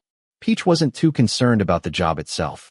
As petty as Wivet could be, the guy cared too much about his own reputation to sabotage a project that had his name attached to it. So, Peach just sat back and watched the promotional video without saying a word. The All Seasons, one-word project was created as a mini-drama, narrating the love story of 2 people as they navigated life through the seasons. The fall collection depicted charm and allure, with the male lead, Aaron, exuding a subtle and sexy vibe in the bustling urban landscape, enveloped in the scent of his favorite fragrance. Once the clip was finished, it was on to magazine layouts and promotional images. The shots of Aaron, decked out in Arseny's signature accessories and cologne, were striking and polished. Peach scanned the images quickly but thoroughly, checking every detail. They were definitely his photos and nothing was out of place. Satisfied, he nodded slightly to himself. Although he doubted Wivet would go so far as to sabotage his work, Peach still couldn't trust the guy. That distrust was justified when, after all the images were presented, the storyboard details appeared, ending with the team credits. This was the presentation that Wivet planned to pitch to the highest levels. If it was approved without problems, it would be approved for publication. But there was one problem. Peach pursed his lips and frowned slightly. But before he could say anything, his younger sister, Plub, was already on it.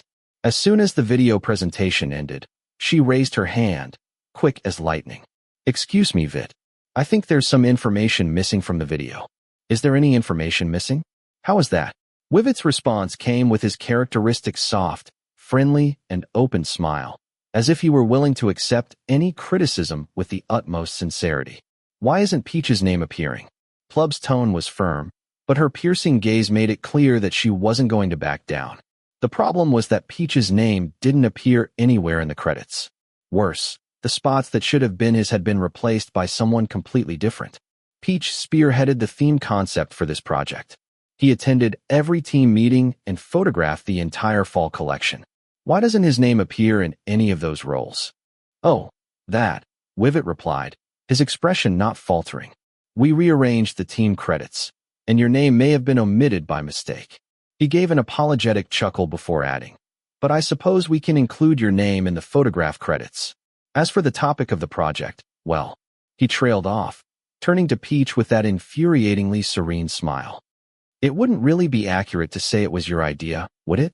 After all, it was a collaborative effort by the entire team. I'm sure you understand that, Peachayarat." Peach clenched his jaw and his hand tightened lightly on Plub's arm, a silent signal for her to hold back. The fury boiling inside him was dangerously close to boiling over, but he forced himself to remain calm. "Keep calm. Don't make Plub's life harder. Just make sure you fix it. We don't want anyone thinking you're only good at stealing other people's work," Peach said, his tone even and cold. His lips twitched into a slight smile, but the slight twitch of his brow betrayed his irritation. "Of course. I'll have the team fix it right away," Wivet replied softly, though a flash of something unreadable crossed his face. "While we're at it, let me introduce a new member of the team." The new team leader walked to the door, opened it, and called someone from outside. A slender young man with a sweet and delicate face entered, his big round eyes sparkling with youthful energy. His bright smile lit up the room, exuding a cheerful confidence, and around his neck hung a heavy DSLR camera. He walked in, following hesitantly behind Wivet. "Let me introduce someone," Wivet announced with a proud smile, his tone brimming with the satisfaction of a man who had finally pulled off a great favor to benefit his team, or so he liked to think. "This is Trend, our new full-time photographer. He will be joining us starting with the winter collection project." Wivet smiled like an older brother showing off his siblings' accomplishments, clearly pleased with himself. "From now on, we will no longer have to struggle to find part-time photographers for every project." Chapter 14. Peach gripped his sister's arm tightly, knowing full well how stubborn Plub could be. The chances of her getting up and causing a scene were extremely high, but he couldn't let that happen. Wivet was a master at keeping up appearances, and if Plub lost her cool, she would be the one to take the blame instantly. Nutch didn't hire Peach until the end of the project. One of the team members chimed in, his brow furrowed in confusion. They had worked with Peach several times before and found his skills and attention to detail to be impeccable. The thought of replacing him had never crossed their minds. "Nutch only signed a contract for the fall collection," Wivet replied calmly, flashing his trademark wide smile. "The rest of the project was just a verbal agreement. I thought it would save us the trouble of writing up new documents. Besides, it's more cost-effective for the team if we hire a full-time photographer from the company." He lightly patted Trend on the shoulder and then slid his arm around the young man's shoulders in an all-too-familiar manner. "Also, while Trend might not be as experienced as Peach," he continued, his tone dripping with condescending sweetness, "his new perspective and enthusiasm as part of the new generation should make up for it. I would appreciate it if everyone gave him a fair chance before jumping to conclusions." Pausing for effect, Wivet fixed his gaze on Peach, his expression polished to a fault, suave and professional, yet brimming with unspoken defiance. Mr. Peachayarat is a well-known photographer with a busy schedule, Wivet added, his words deceptively polite. I'm sure it's inconvenient for him that we call him all the time. Stepping aside to let younger talents take over this project wouldn't be too much of a burden, right?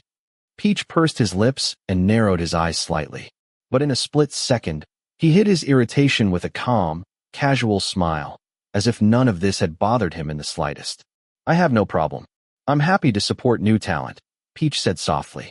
But if you ever need a hand, you know I'll always be here. All you have to do is ask, Mr. Wivet. The new team leader's smile faltered slightly, his eyes hardening for only a fraction of a second before softening again. Don't screw this up, or you'll be done for. Although the meeting had officially ended, in Plub's eyes it hadn't been a smooth one.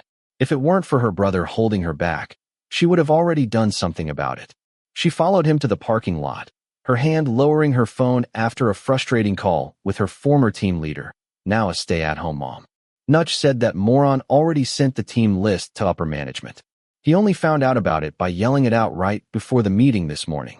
Nobody could fix it in time. Peach patted his sister's head gently, as if calming a hissing, ruffled cat. He knew Nutch meant well. Originally, he had drawn up a contract covering only the fall collection, hoping that if the work turned out excellent, he could negotiate a better rate for himself next time. No one expected Wivet to use that as leverage. Peach knew exactly what Wivet was after. He wanted him to come crawling back, begging for the job. But Peach wasn't that desperate. He didn't need a job so badly that he would grovel before someone like that. Still, a pang of regret twisted in his chest. The project he had worked so hard to build from scratch, gone. He clenched his jaw, frustration boiling beneath his skin, bottled up with nowhere to go. I'll go talk to the department head, Plub declared, determination shining in her eyes.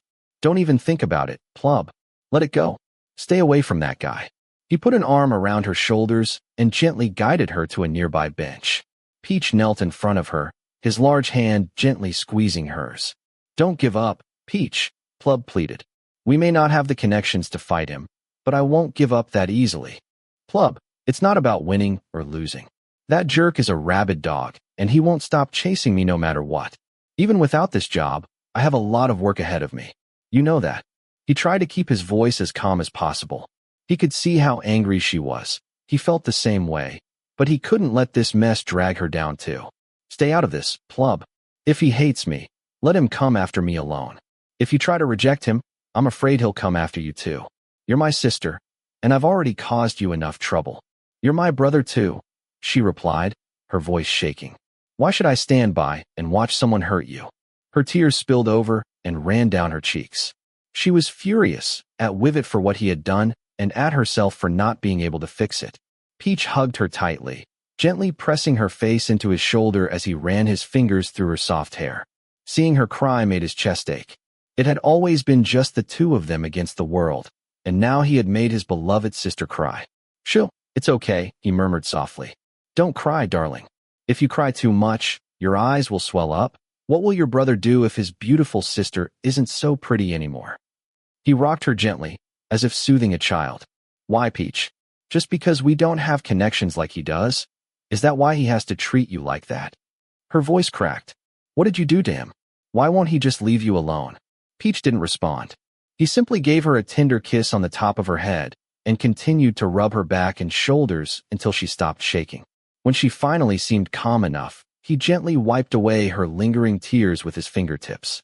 Plub managed a slight, shaky smile before heading back inside. Peach stayed behind, watching her disappear into the building before getting into his car. Peach leaned his head back against the steering wheel and let out a long, tired sigh. His chest felt as tight and heavy as Plub's must have felt. But as her older brother, he could only force a smile and pretend that everything was okay. His gaze turned to his phone. When Plub mentioned connections, his mind involuntarily recalled that man, the heir of the Mafia. Since their last tense encounter, whatever it was, there hadn't been a single call or text from the other end. Peach had wanted to put some distance between them, feeling like maybe he had crossed too many lines already. Asking for help now seemed unthinkable. He exhaled sharply, trying to push the thought away. He hadn't lied to Plub. Peachayarat was one of the best photographers in the country. His schedule was packed, probably until next year. He didn't need to hold on to anything related to Wivet's name. But even knowing that, bitterness still simmered beneath his skin, bottled up with no way out in sight. Mok's point of view. Mok played the dual role of personal secretary and bodyguard to the president of Arseny Corporation, a responsibility entrusted to him by the family patriarch himself. From a young age, he had been trained to follow and protect the eldest son of the Arseny family. In addition to the documents related to the Russian family conglomerate that Theerakit had to master, there were also files from the fragrance company in Thailand, which they had built from scratch. This made Theerakit's workload much heavier than that of an average corporate president. Mok typically organized paperwork into four main categories: non-urgent and unimportant documents, urgent documents, important documents, and finally, documents that were both urgent and important.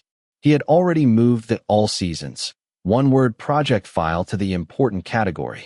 Most of the bodyguards, ignorant of the finer details, assumed that Mok moved the file because the president's latest fling was a handsome young model.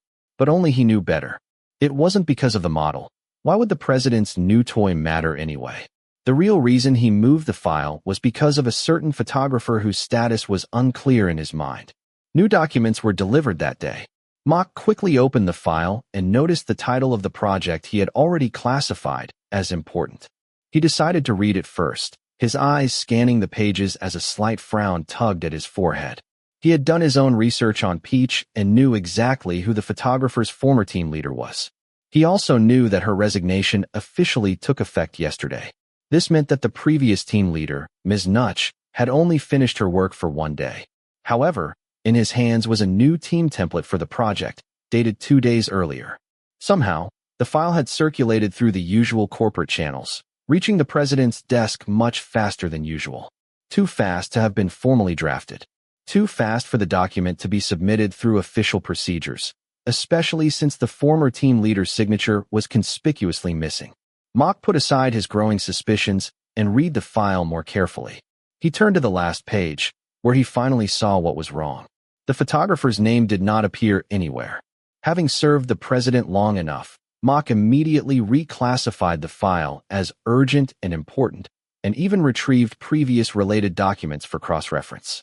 After organizing the papers and sliding the updated team list to the bottom of the pile, he walked to the executive office and knocked firmly on the door, requesting permission to enter. Theerakit sat behind his massive desk, multiple stock charts flashing on the screen in front of him.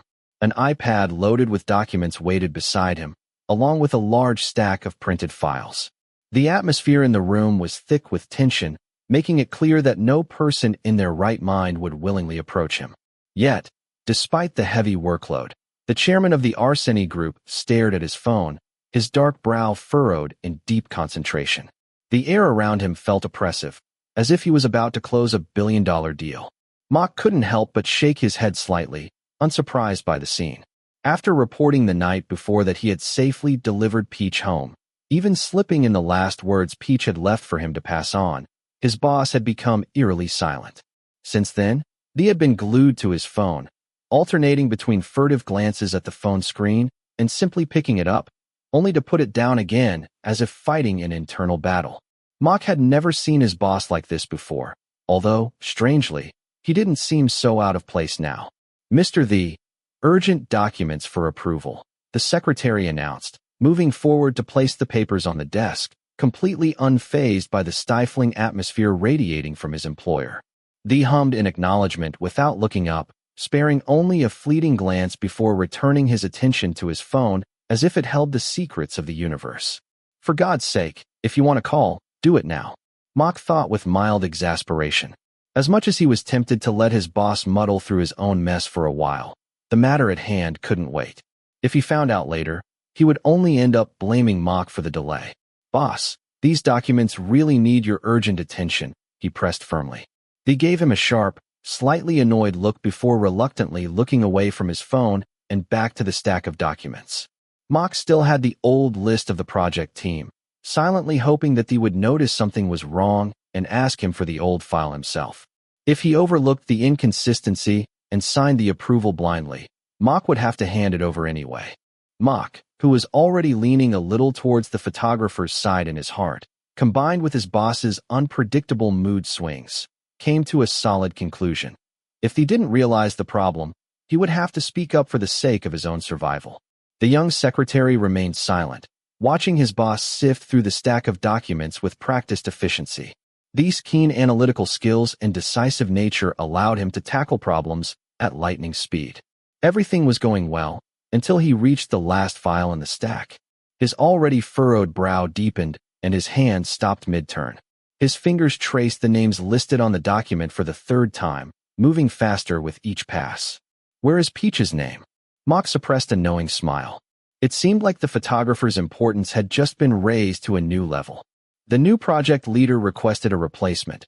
Mock replied evenly, repeating the exact line from the document. They proposed using the company's in-house photographer to cut costs. His voice was calm and distant, devoid of any emotion. I don't approve. Thee's voice dropped dangerously low, laced with a growl that could freeze one's blood. That child can't just walk away from a project he's responsible for. Despite the intensity of the cold, demanding tone, Mock didn't even blink. He'd been through this countless times and was already completely numb to it. I'm sure Peach wouldn't give up on her job. I checked her schedule myself. She's free for the next 3 months. She cleared her schedule specifically for this project, Mock stated firmly. He had personally checked the photographer's availability when he investigated her background earlier. The room pulsed with an oppressive tension, the kind that would make most people's knees buckle in fear. But Mock, experienced from years of navigating his boss's volatile moods, remained unfazed. Who suggested the change? The new team leader is called Wivet, sir. The marketing head has already approved the approval. All that remains is your signature to make the document official. Freeze all the documents in the marketing department. Tell the head of the department to write me a proper explanation in detail. Theerakit snapped, his voice harsh and relentless. He stood up abruptly, his long strides propelling him towards the door as he gave orders for the car to be ready. Mock shook his head, half amused. It was a good thing he had saved that particular file for last. He had thought his boss wouldn't just sit back and let this go. Maybe it was time to start drafting a recruitment for the marketing department, as they might soon need a couple of new hires. Chapter 15. Peach lay sprawled across the bed, arms and legs outstretched, staring at the ceiling. An indescribable emptiness weighed on his chest, leaving him feeling detached and exhausted.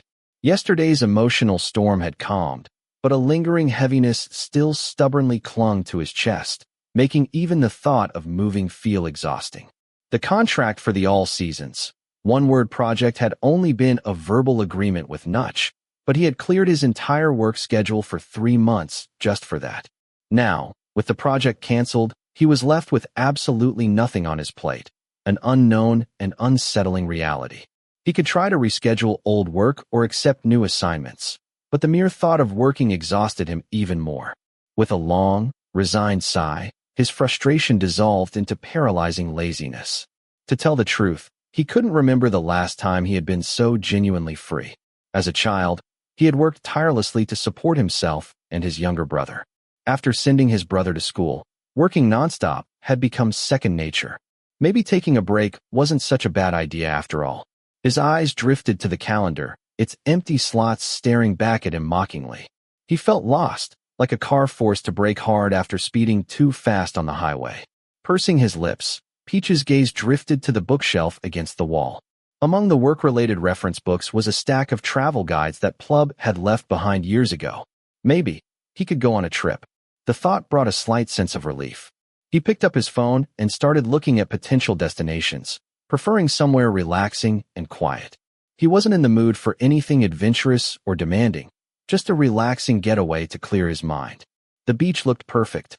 Once Peach made up his mind, he set about packing. He pulled out some comfortable clothes he rarely wore and began mentally planning his trip. Driving along the coast with a camera seemed like the escape he needed. He had just finished packing his essentials into his bag. He was planning to hit the road the next day when suddenly the doorbell rang. Pausing, he walked out of the bedroom, his brow furrowed in confusion. He had lived in this condo for years and could count on one hand how many times he had interacted with his neighbors, and even then, it was just passing politeness. Who the hell would be ringing his doorbell now? Before he could understand it, the doorbell rang again, this time more insistently. The shrill sound made him jump.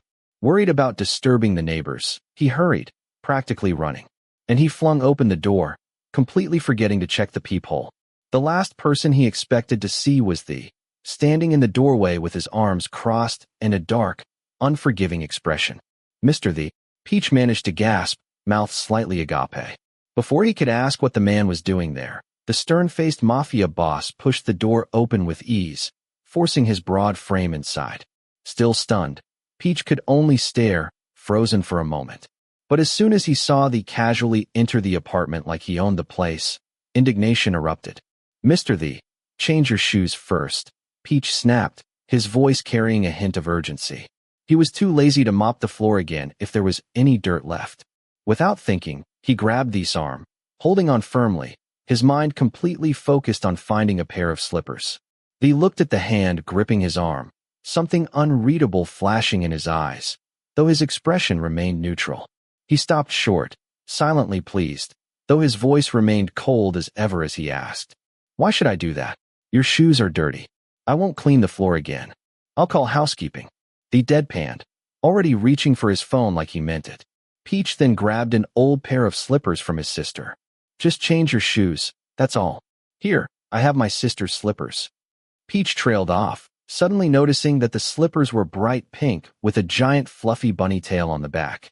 His breath hitched as he looked at Thee again, his heart skipping a beat at the thought of making him wear them. Not missing a single beat, he tossed the slippers across the room. That was close. As if he would let a ruthless mob boss wear those slippers. He would surely be signing his own death sentence.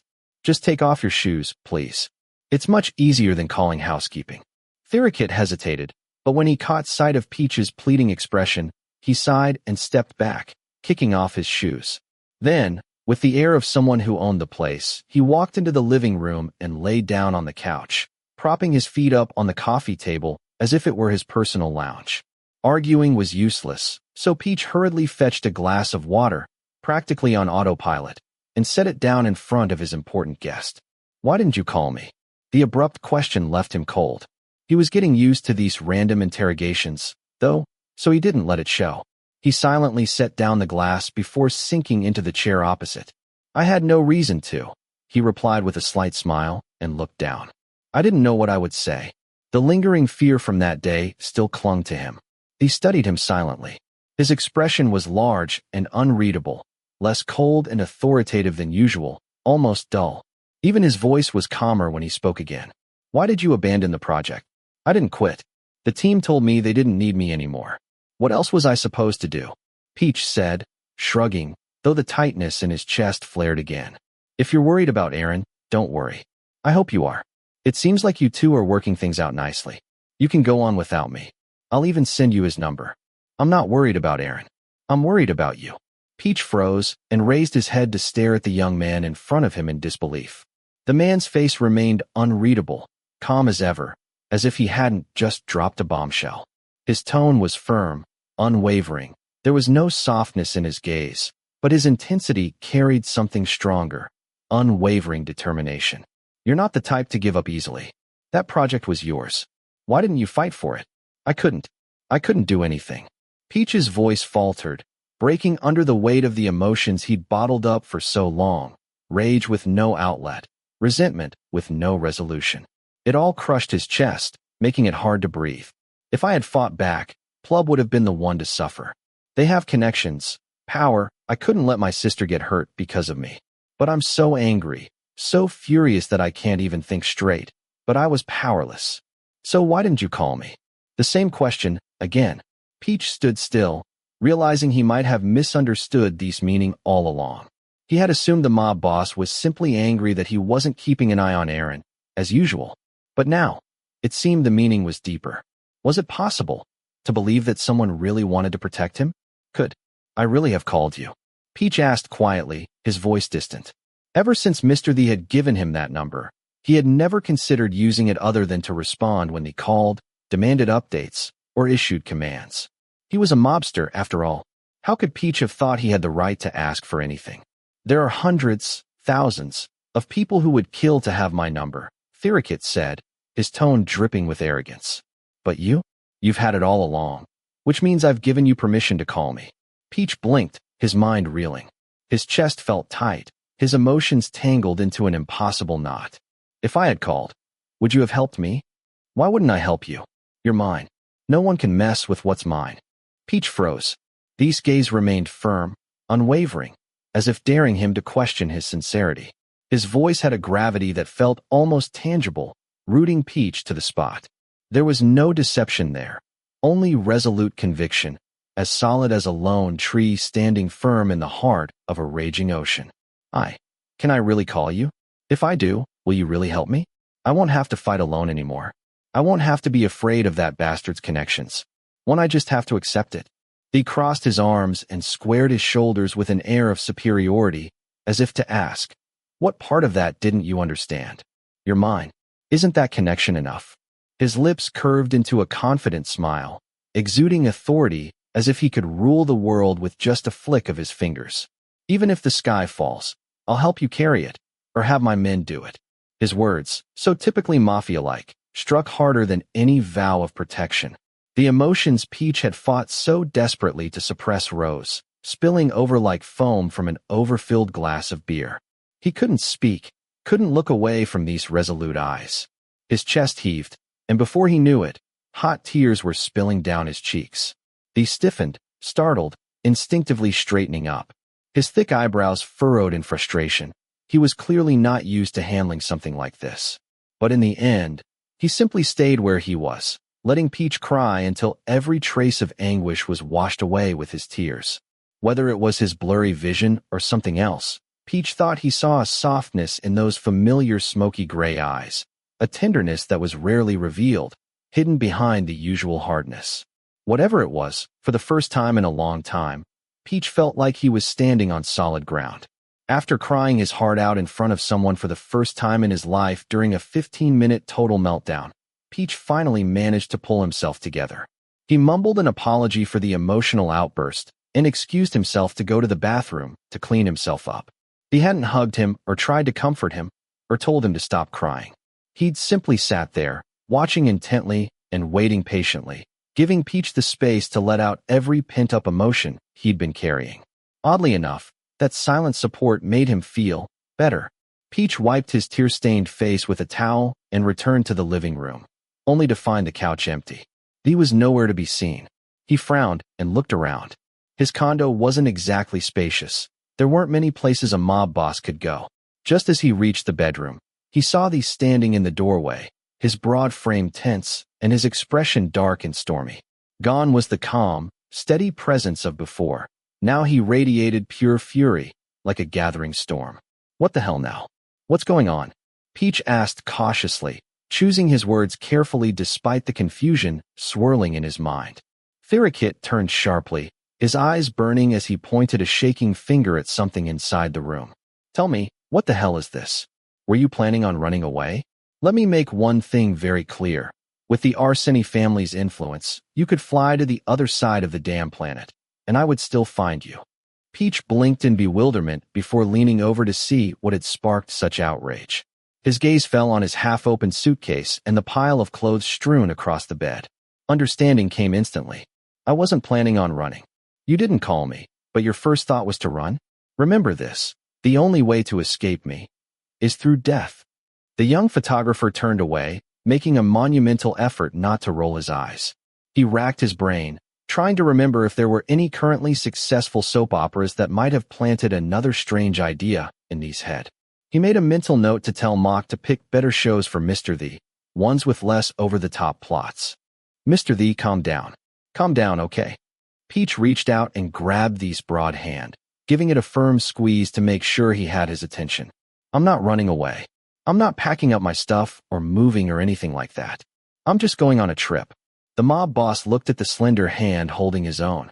Instantly, the air around him seemed to lighten, the suffocating tension dissipating enough that Peach could finally breathe properly again. He let out a sigh, about to pull his hand away, but Thee held on tightly. His fingers lazily traced circles on the back of Peach's hand, as if he was enjoying himself a little too much. Where are you going? I'll buy you a plane so your trip will be much easier. Go and come back quickly. Mr. Thee, get a hold of yourself. Chapter 16. Theerakit felt an inexplicable sense of comfort. The young photographer's hands were not soft like the ones he usually preferred. They were calloused in places, rough from hard work. Hands that told a story of effort, not the smooth, silky kind. And yet, he found himself liking this closeness far more than he expected. He flexed Peach's hand, bringing his finger up to his wrist. Seeing that the faint red marks had completely disappeared brought him a satisfaction he couldn't quite explain. For the past 2 days that Peach had been away, perhaps it was because their last encounter had left a bad taste in his mouth. There was a mix of frustration and confusion that refused to dissipate. It wasn't just discomfort, it was something heavier. He didn't know what it was. When he heard that Peach had been bullied, anger flared up. How dare anyone touch what was his? Yet somewhere deep down, he felt strangely excited. It had given him an excuse to look for Peach again. Even when Peach had cried, something that should have been awkward or even annoying, it hadn't bothered him at all. He had seen countless people cry in front of him before. Beautiful women with perfect figures, adorable boys with soft, pleading eyes, even old men with faces twisted in pitiful despair. Whether they were sobbing as if their world was ending or trying to cry in a way that looked seductive, he found it all irritating. But not Peach. Not even a little. These eyes darted to the open suitcase lying on the floor, and he cleared his throat, suddenly self-conscious. Then he realized, maybe he had overreacted a little. Still, he couldn't get the thought of Peach disappearing out of his head. The thought had sent a pain through his chest, an emptiness that left him reeling. It had irritated him so much that he exploded without even meaning to. He pressed his lips together lightly, frowning deeper as he caught the exasperated look on Peach's face. He decided to steer the conversation in a completely different direction. So, what made you suddenly decide to take a trip? He moved subtly, blocking the bedroom door, not intending to revisit the embarrassing moment from before. You don't have any work to do, so you take the opportunity to sneak out and play? I've got 3 months of nothing but free time. And I'm too pissed off at that jerk to take any jobs. So yeah, I figured I'd go on a trip, Peach replied, his tone light, but filled with lingering annoyance. You sure you don't want the plane? He asked again, frowning slightly. That earned him a squinty-eyed look of disdain from Peach. No, absolutely not. Don't spend money on unnecessary things. These lips quivered with the faintest of smiles, so subtle it was barely visible. Somehow, Peach's scolding was adorable. He froze for a second, shocked by his own thoughts. He quickly let go of Peach's hand, his expression a mix of surprise and panic. That, of course, made Peach tilt his head slightly, looking at him with curious eyes, the slight redness still visible around them. Adorable. Are you okay? Do you feel sick or something? Peach asked, his tone softening as he instinctively leaned forward, only to hesitate and step back instead. These frown deepened, irritation bubbling in his chest. Why go back? Why don't you sit down for a while? I'll get you some water. The young mobster didn't bother to respond. Instead, his strong hand caught Peach by the arm and guided him, half dragging him, to the couch. He pressed him against it with enough force to ensure he stayed still, ignoring the bewildered looks thrown his way. Without a word, he walked into the small kitchen and grabbed a clean towel and some ice cubes. He returned, wrapping the ice securely in the towel, one hand firmly holding Peach's chin, tilting it up, keeping him in place, as if he could barely move. Close your eyes. He ordered sharply when he noticed Peach looking at him with those big, round eyes. At the command, Peach immediately closed his eyes tightly. He used his fingertips to gently massage his eyelids before pressing the towel-wrapped ice pack against them. Keep it like that. They're so swollen that if you don't, they'll be swollen like crazy tomorrow. You're really good at this. Do you do this often for people? Peach asked with a slight playful smile. You don't seem like the type to cry a lot, more like the type to make others cry. These gaze shifted to Peach's lips, which were still moving with his teasing remarks. His soft cheeks, peeking out from beneath the towel, had a slight blush that hinted at shyness. He liked it that way, more natural, less scared. Realizing that he had been staring at Peach's lips for too long, he quickly looked away. Do you want to get back to work? He asked, his tone serious as he tried to steer the conversation elsewhere. I'll take care of your team leader myself. You can start tomorrow if you want. I think it's best to leave it for now, Peach said, removing the towel and flipping it over to find a cooler side before pressing again. Someone like Wivet, if you take them down by force, they'll only hold a grudge. I don't want Plub to be dragged into this. So what? You're not going back to work. Thee's brow furrowed, his displeasure evident. Peach noticed and couldn't help but giggle, his lips curling into a mischievous smile as he arched an eyebrow in a playful challenge. Only if that guy begs me to come back. That would be satisfying. Thee looked at Peach, and instead of finding him unpleasant or villainous, he just thought he looked endearing. Too endearing. He looked away, crossing his arms to keep from reaching out and caressing Peach's soft, blushing cheeks. Peach wasn't even remotely close to the type of person Thee usually liked, slim and tall with a well-groomed face. He wasn't the small, sweet-looking guy Thee was usually attracted to. And his personality? It couldn't be more different. But somehow, being around Peach brought Thee a strange sense of calm that he couldn't put into words. It was a kind of comfort that allowed him to let his guard down, to follow what Peach wanted without overthinking. It felt liberating, like he could truly be himself. And when Peach wasn't around, he felt strangely irritated. He paused, trying to work it out in his head. Was it possible that he already thought of Peach as a friend? With a small nod, Thee decided that was the most reasonable explanation. He mentally placed Peach in the trusted friend category. His gaze lingered on Peach's sly smile, on the way his eyes sparkled with the mischief he was planning. He didn't look threatening at all. In fact, it gave Thee a strange, warm feeling inside. He should keep him as a close friend. So, what's your plan? Thee asked as he sat down on the couch, crossing one leg over the other in his usual confident manner. He put his hands together, clearly interested in whatever nonsense Peach was about to suggest. Even if it was just harmless entertainment, Thee felt strangely inclined to play along. I'm thinking of taking a relaxing road trip, driving wherever I feel like, stopping to take pictures, enjoying some good food, and then staying overnight wherever, Peach said, a soft smile on his lips. His eyes were sparkling. In the meantime, I plan to give the newbie a chance to handle things. But, if his work isn't up to par, you'll surely call me back to fix it anyway. Thee smiled weakly. It was like watching a little boy trying to plan something big. As a good senior, he thought that maybe he should let the boy lead for once. Yeah, it looks like there's going to be a lot of trouble with that job, he said, nodding in agreement. If Peach said there would be trouble, then there better be trouble. But don't tease them too much, okay? Peach warned, his tone light but firm. If they do a good job, give them credit. They're just newbies, they have no idea about all this drama.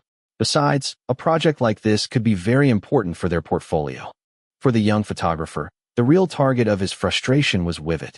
He didn't want the new employee's future to be derailed just because of petty office politics or some immature power play. He didn't make any promises. Instead, his smile widened slightly, hinting at thoughts that no one could possibly guess. Who would dare try to understand the mind of a mob boss? When it came to settling scores, he wasn't the type to forgive or forget, not even a penny's worth of interest. Have you decided where you're going? He asked nonchalantly, though he was secretly calculating how long he could let Peach be gone before he needed to call him back. He didn't want the guy to disappear for too long, but he figured a little break wouldn't hurt either, a chance to escape the chaos for a while. I'm thinking about the beach, Peach said, removing the cloth from his eyes and gently rubbing his temples. It's been forever since I went. I was just imagining myself driving along the coast, enjoying the view, maybe taking some sunset photos. Sounds nice, right? I have a hotel next to the beach. The passing comment made Peach pause. He looked at Thee with a mix of suspicion and mild exasperation, prompting Thee to quickly clarify. I'm a co-owner. I can give you a discount. It'll save you some money. To be honest, as a somewhat successful photographer, I have a fair amount of savings, Peach replied seriously, though it seemed the implication was completely lost on Thee. What did a hotel have to do with savings, anyway? Why don't you just come in and drop my name? Or better yet, I could call and reserve a room for you. Peach shook his head firmly, his expression turning adorably grumpy. That's your privilege, Mr. Thee. I can't just go around throwing your name around like that. The mob boss frowned deeper, clearly confused. I offered, so why can't he? Crossing his arms, he tried to figure out what else he could do. He wanted to make up for all the trouble Peach had been through, both for him and his company. How about I just give you my credit card instead? Mr. Thee, Theerakit emerged from the condominium looking much more cheerful than when he arrived. Mok, waiting downstairs, felt a surge of relief at the sight of him. It seemed the conversation between the two upstairs had gone better than he had feared. At first, he had been worried. Knowing his boss's unique way of thinking and how easily he could misread situations, Mok had been tense, especially when Theerakit had stormed in earlier like a raging storm cloud. Mok couldn't help but worry about the safety of the photographer who had been left alone in that room. He had even tried to follow his boss inside, only to receive a sharp look and a silent order to wait by the car downstairs. For hours later, the discussion upstairs seemed to have come to an end. Mok closed the passenger door after his boss settled into his seat, then moved to the driver's side. As the car began to roll down the narrow alley leading to the main road, Mok's thoughts wandered. The condo was in a prime location, close to the main road and right next to the BTS line. For such a place, it wasn't overpriced. The comment caught the young secretary by surprise, leaving him blinking blankly in confusion. Years of working for his eccentric boss had taught him to remain calm, so he restrained himself from stopping short in surprise. Should I cancel the marketing department's documentation then? Mok decided to change to a safer topic, convinced that Theerakit's comment had not been meant to provoke a real response. Plus, he wasn't particularly eager to find out why his boss was suddenly interested in buying another condo. However, the response he received only deepened his confusion. No, don't cancel it. Wait, really? So, you're just going to let Mr. Peach go? Peach is going on vacation, Theerakit said simply, stretching out his legs and crossing one over the other. He leaned back against the seat with the lazy grace of a big cat settling in for a nap, though this particular cat felt more like a lion than a house cat. But I think it's time for us to make some changes in the company, he said, his voice calm but imbued with a quiet authority. A faint smile played at the corners of his lips, but his sharp eyes burned with a menacing glint. The air in the car grew heavier, prompting his secretary to shift uncomfortably in his seat. Even when a predator seemed to rest its claws and remain silent, under your care, it was still a predator. Let's start by closing Studio A for renovations, he continued in a calm tone. It seems like we'll need a sizable budget to renovate it as well. I guess that means there won't be any funds available to support photo shoots for now. Mok's lips curved into a small, understanding smile, his eyes flickering briefly with silent understanding. Chapter 17. The Arseny Corporation was a massive conglomerate with both gray and black market companies under its wing. Given its vast scale, the company boasted a colossal marketing budget, enough to build its own fully equipped studio facilities for photo shoots and video production. The largest and most advanced of these was Studio A, currently fully booked for 3 months for the all seasons, one-word project. The studio was booked to complete 4 collections in one go, leaving smaller projects and subsidiary shoots scattered across other studios. But this morning, upon arriving at Studio A, the team was met with an unexpected sight.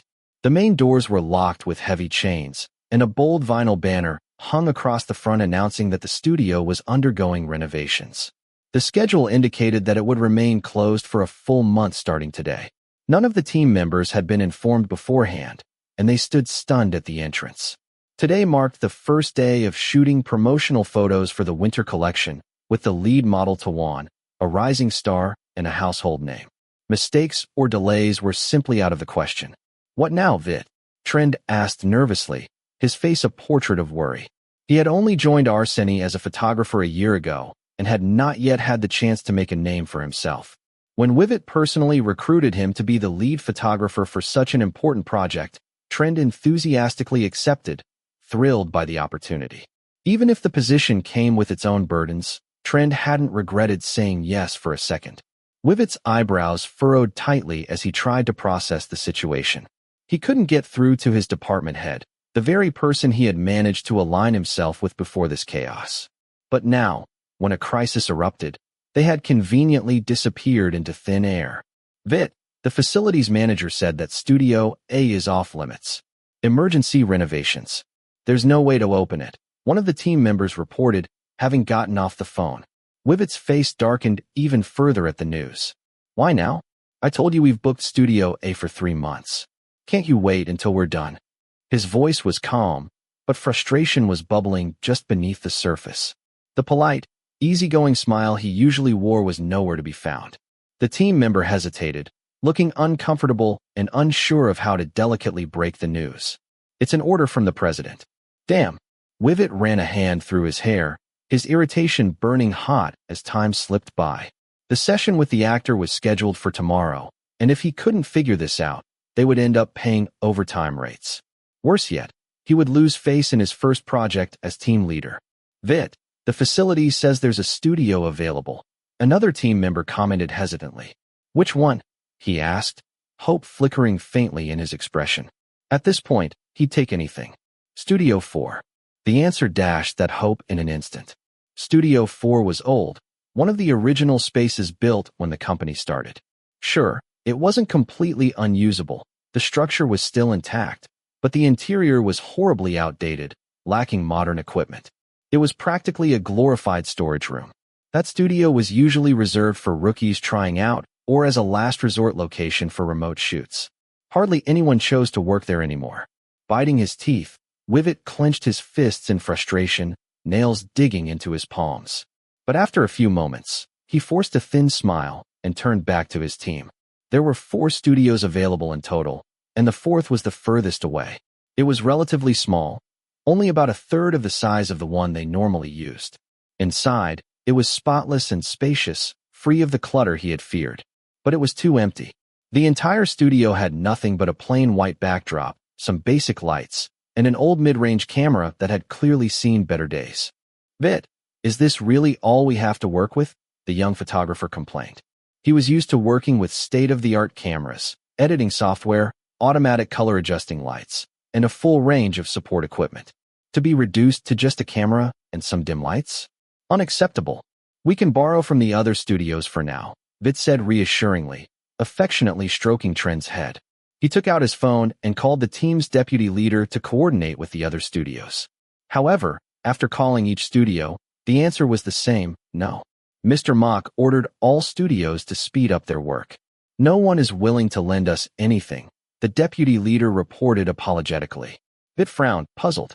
Why the sudden urgency across all departments? That had never happened before. "Okay, I'll submit a request for approval of an additional budget," he replied confidently. His current project was the company's largest. There was no way he would be denied his budget. Just 15 minutes after he had instructed his assistant to prepare the urgent budget request, his phone rang with bad news. All expense requests had been frozen. "Why?" he hissed, suppressing the urge to scream. The studio was still full of crew members working hard to get the place camera-ready for the next day. "The president ordered all requests frozen for the marketing department," came the hesitant reply from the other end. Vit's chest tightened at those words, an ominous feeling of dread washing over him. The president again? Apparently the marketing chief is being investigated for accepting bribes. All documents are temporarily on hold except for urgent requests, which Mock will personally review before sending them to the president. What the devil? Wivet bit his lip hard, barely holding back a string of curses. Why did everything have to go wrong at once? Panic twisted in his chest. Bribery investigations? If that's the case, his past actions might also come to light. "No problem. Thank you." After ending the call, his hand gripped the phone so tightly that it trembled. Scene after scene of what he had done in the past appeared vividly in his mind, his nerves coiling more tightly with each one. He was practically vibrating with the urge to storm into the marketing department and confront the head of marketing right then and there. Noticing the growing discomfort on his boss's face, Trend walked over. The young photographer wrapped his slender arms around Vit's, giving him a little shake with a playful pout. "Vit, I'll get what I need tomorrow, right?" Trend's tone was sweetly persuasive, the kind that had always worked for him. He was used to being pampered, to getting what he wanted with just a little charm. But Wivet surprised him by pulling his arm away, not abruptly, but with enough irritation to do damage. He already had more than enough on his plate. There was no way he could deal with anyone else's needs right now. Still, he forced himself to keep up appearances. The good boss mask could not be dropped. Not here, not now. "We'll see tomorrow," he said vaguely, dismissing Trend with a tight smile before turning on his heel and walking away without a second glance. He could barely keep his own head above water. How the hell was he supposed to care about anyone else? What a joke. Peach's point of view. Sounds like great fun, Peach said lazily, leaning back in a brightly colored beach chair that practically screamed vacation. His bare feet were buried in the soft sand, and the cool ocean breeze kissed his face, leaving a slight salty stickiness behind. It was annoying but refreshing at the same time. Fun? More like a nightmare for me, Peach. But, I can't lie, it was quite satisfying. His younger sister's voice crackled through the phone, followed by a mischievous laugh that practically dripped with schadenfreude. Peach frowned. Who the hell taught his sweet little sister to be a sneak? He almost asked, but then remembered the absolute mess he had been in 2 days ago and decided to let it go. Instead, he sat back with a satisfied smile. I bet Tawan's in the clouds, he mused, thinking of the ever-scowling celebrity who seemed to hate him since the dawn of time. Tawan could charm anyone with that killer smile, anyone except him. If Peach had a guess, the guy was probably throwing a private party just to celebrate not working with him. I was happy at first, Plub snorted, sounding completely unimpressed. Peach could practically see her pouting on the other end. But after dealing with the new photographer, his good mood lasted like an hour before he started getting moody. Newbies are like that, Peach offered with a shrug, though Plub huffed in frustration. Better keep your phone handy. Work is horrible, and now the president is on top of everyone, demanding results as soon as possible. The art team is about to quit. Everyone misses you like crazy. Honestly, I'm starting to regret letting you go on vacation. Peach laughed, already mentally noting that he would bring souvenirs for the team.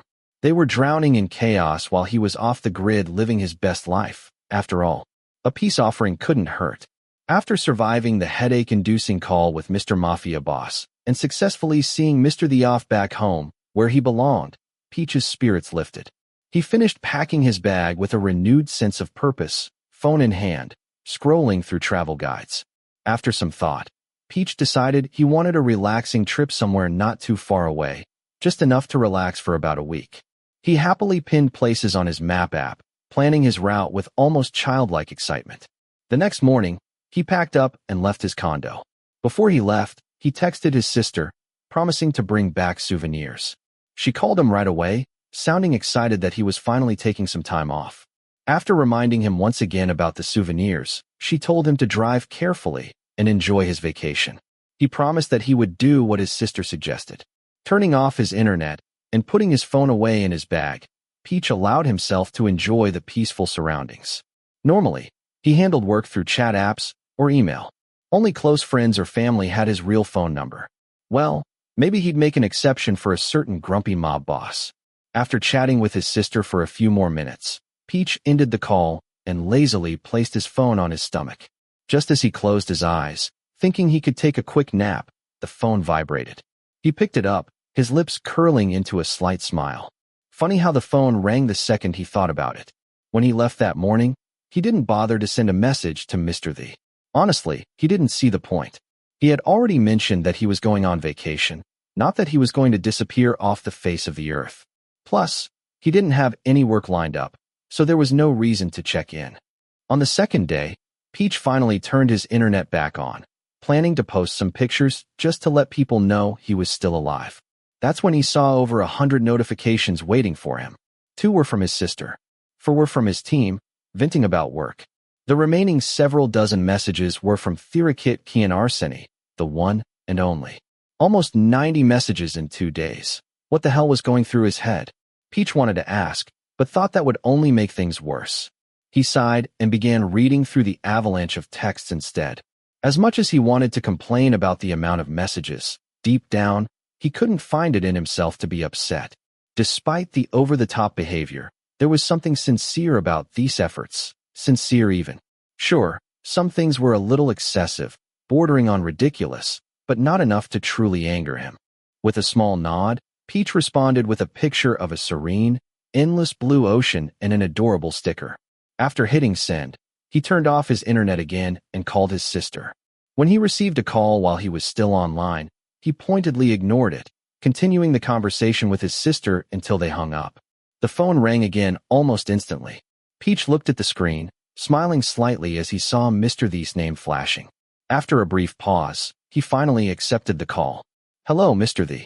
Where are you?" The deep, growling voice on the other and sounded more like a menacing growl than a question. Peach raised an eyebrow. If they were face to face, he might have been a little intimidated. However, over the phone, he found it amusing. On the beach, of course, he replied, his tone cheerful, even playful.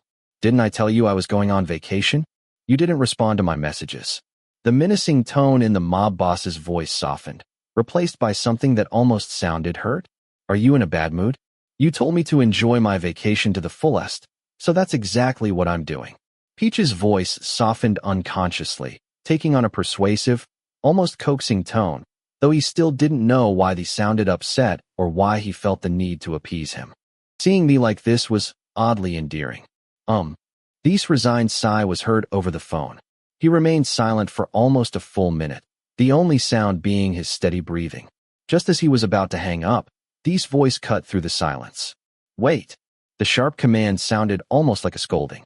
There was a faint thumping in the background, as if someone was pacing back and forth. When are you coming back? It's been 3 days. It's only been 2. How did you count the days? Peach corrected with a laugh. I can find something for you right now. Thee replied immediately, making him laugh even more. No thanks. Let me enjoy my trip first.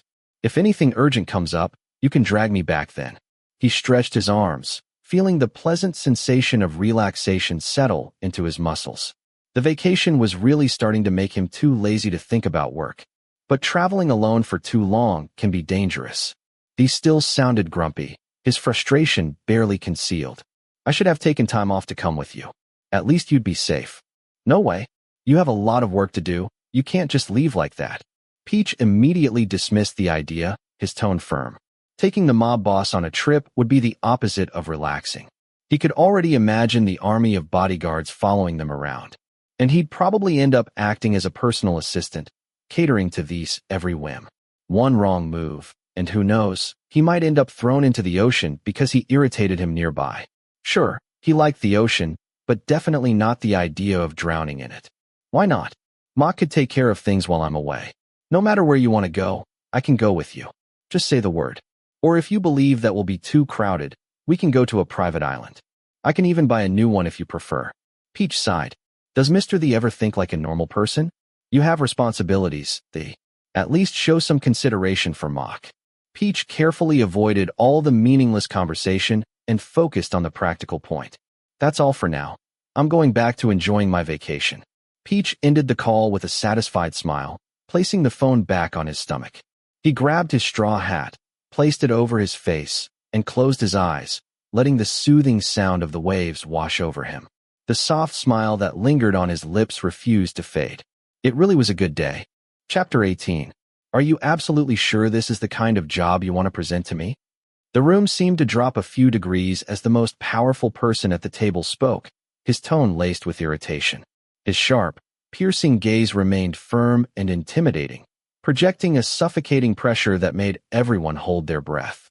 Heads instinctively bowed, each person silently praying not to become the target of that domineering gaze.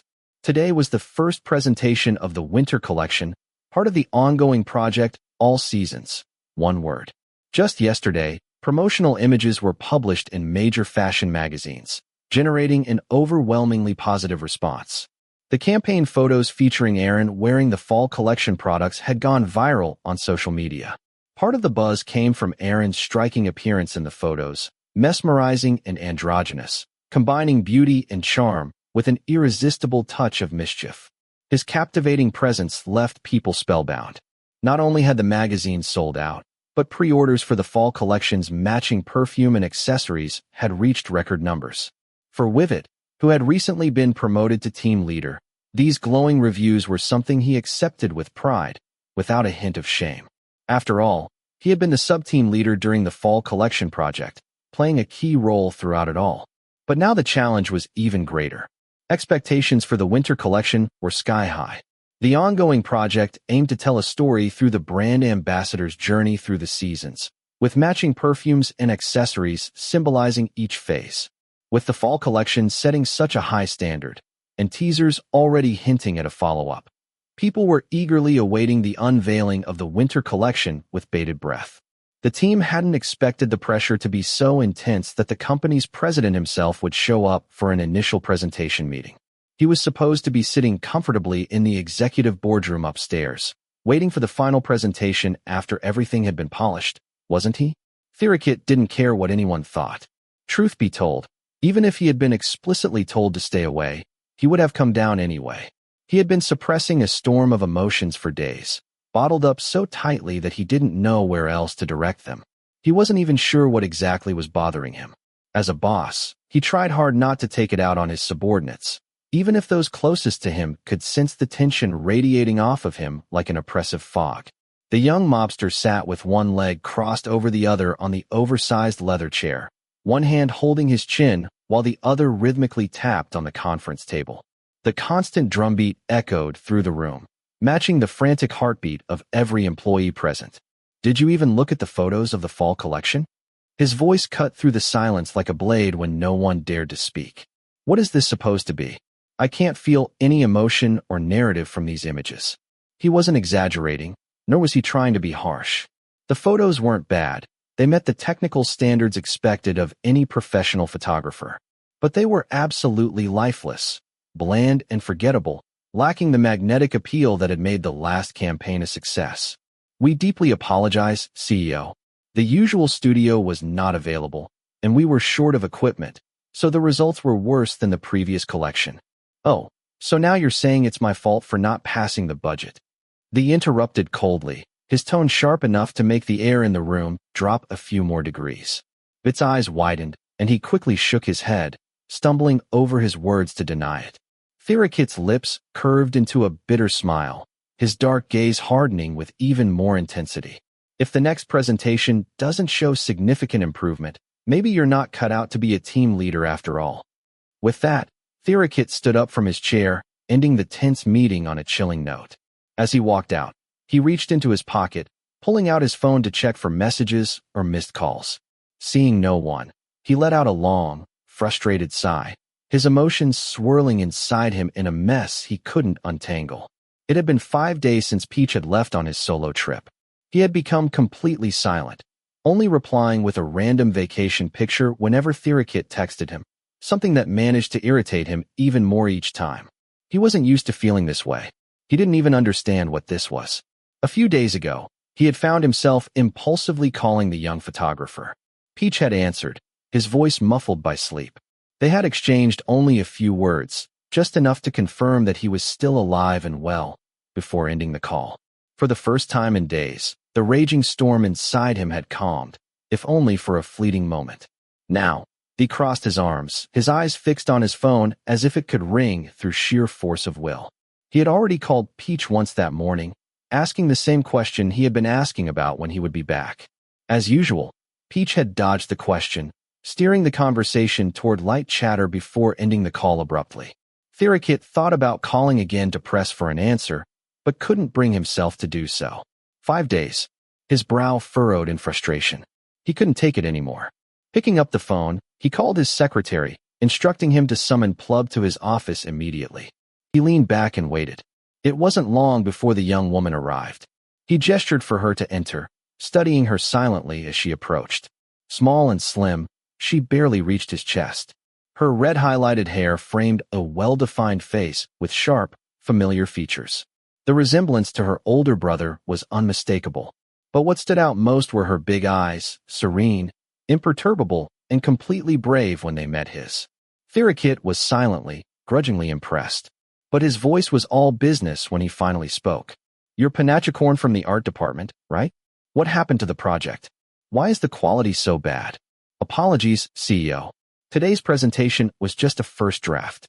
The art department hasn't done much retouching work yet, so the photos may look rough or unpolished. I'm very sorry about that. I remember your supervisor told me that the art department already approved it." He raised an eyebrow, surprised that she would admit it so easily. Honestly speaking, editing the raw photos was harder than expected. The files weren't color-corrected or adjusted in any way, so we had to start from scratch. With our team handling multiple magazine projects, we simply couldn't meet the deadline.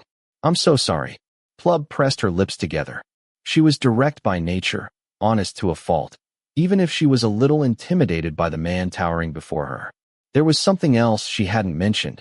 The team was used to Peach's photos, which were usually edited in some way. This time, having to adjust everything themselves disrupted their entire schedule. "I'm not blaming you," Theerakit interrupted when he saw her lower her head in apology. He paused briefly, hesitating. His voice softened unconsciously. "Did your brother mention when he'll be back?" Plub was taken aback. There was something oddly personal about the way he asked, a strange undercurrent she couldn't quite put her finger on. Pushing the thought aside, she answered truthfully. "He didn't say anything. He's been thinking about taking a long trip for a while now, but the work kept piling up. Now that he's finally on vacation, I assume he plans to be away for a while."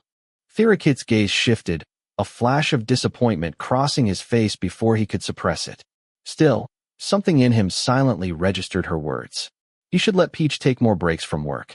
But the thought of not hearing from him, even for less than a week, had him already restless and nervous. He hated feeling like this. He never wanted to feel like this again.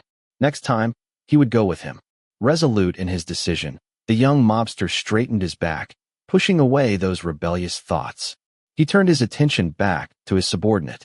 Plub stood frowning in front of Thee's desk, clearly deep in thought. Whatever was on her mind didn't interest him in the slightest. With a dismissive wave of his hand, he waved her back to work, offering no explanation. After a brief moment of hesitation, he picked up his phone and called Mock, issuing additional orders. "Tell Wivet I want another round of project reviews in 3 days. The next installment better be a major improvement," he said, his voice calm but firm. A slight smile tugged at the corner of his mouth. "Remember, the photos of the entire collection were exceptional. I expect that level of quality again, from the same photographer. A little extra pressure should speed things up." Meanwhile, Peach had been beach hopping for 5 days straight, enjoying the sun and sea until the salt practically clung to his skin. It was the longest vacation he had ever taken. On the morning of the 6th day, after buying souvenirs for everyone, he finally got into his car and headed back to Bangkok. He had already sent a message to Plub about his return. As for Mr. Thee, since he had called him that morning, Peach thought there was no need to message him again. Since that particular phone call, the young mobster seemed to have had a sudden epiphany. He could call every day. After that, Peach's phone would ring like clockwork. Sometimes it was just a brief exchange, barely a few words before the call ended, as if Thee just needed to hear his voice. Even with the daily calls, these messages kept coming in on the chat app. Every time Peach went online to upload vacation photos, there was a new batch of notifications waiting for him. He wasn't exactly upset, but he was curious. What does Mr. Thee want? Despite his brilliance, Thee's thought process could be strange at times, so much so that Peach never bothered to try to understand him. Normally, he would have just asked directly, but since it didn't seem like a big deal, he let Thee do as he pleased. After a quick roadside lunch on that 6th day, his phone started ringing again. The unfamiliar number flashing on his phone didn't faze Peach. He already had a good idea who it could be. A sly smile of mischievousness spread across his face as he let the phone ring a few more times before finally answering. Peachayarat speaking. "This is Wivet, team leader of Arseny's project." "Oh, Mr. Wivet. How may I help you?" Peach replied in a deliberately neutral tone, though his face betrayed how amused he really was. There was nothing but tense silence on the other end. Peach could hear Wivet breathing heavily, clearly still on the line, but struggling to find the right words. His smile widened a little more. He didn't hate Wivet, but right now, this was just too satisfying. "If there's nothing important, I'll hang up." "Wait." Wivet snapped, panicking. After a brief pause, he finally managed to say, "As long as I wanted to offer you, I'd hire you back for overseeing the all seasons. One-word project. Would you be available?" Peach rolled his eyes silently. Same old Wivet. Always obsessed with saving face, pretending that nothing ever happened, as if they had never faced each other before. It required a certain level of audacity. If Wivet was willing to swallow his pride and make this decision, he must have been under a lot of pressure. "Did Mr. Thee pull some strings behind the scenes? I seem to recall you clearly stating that you no longer needed a part-time photographer. Didn't you already have a full-time photographer lined up?" Peach replied softly, his voice filled with mocking politeness. "Well, the president is really breathing down our necks. And the new full-time photographer is still pretty green. He might not be able to keep up. My goodness, that sounds awfully inconvenient, Peach said with exaggerated sympathy, his tone as insincere as could be. He could tell that Wivet picked up on the sarcasm. Peach heard the faint sound of teeth grinding along the line, which made Wivet's next sentence even more icy. So, will you take the job or not? If it's about money, just say it. I can talk to the president and arrange something. Don't make it sound like you're trying to buy me off. As one of the country's top photographers, I barely have a bit of money, Peach replied, his tone silky yet sharp. It wasn't like him to brag, but watching Wivet squirm was highly entertaining. He added casually, I haven't taken on any new projects yet, but last time you kicked me out. Showing up and asking to rejoin your team out of the blue? That might seem a little desperate, don't you think? The sound of teeth grinding came back, this time harsher, angrier. Peach could practically feel Wivet's frustration seeping through the phone, causing his smile to widen. Mr. Peachayarat, would you please go back and take care of the all seasons one-word project? There was a brief, tortured pause, as if he were summoning up every ounce of pride he had left. Please. Peach's smile grew so wide it almost hurt. He barely managed to suppress a laugh, clearing his throat as his eyes sparkled with triumph. Well, since you're begging so politely, and we go back a long way, I'll take the job, he replied with feigned reluctance. But this time, I'll have to read the contract first. You know, with the cost of living going up and all, someone needs to cover that. Without waiting for a reply, he ended the call, feeling more energetic than ever. With a satisfied hum, he started the car and headed back to Bangkok, completely satisfied. Supply and demand, baby. Chapter 19. Peach returned that afternoon, feeling refreshed after 6 days on the road. Once he unpacked, he called Tawan's manager to schedule a new shoot for the next day.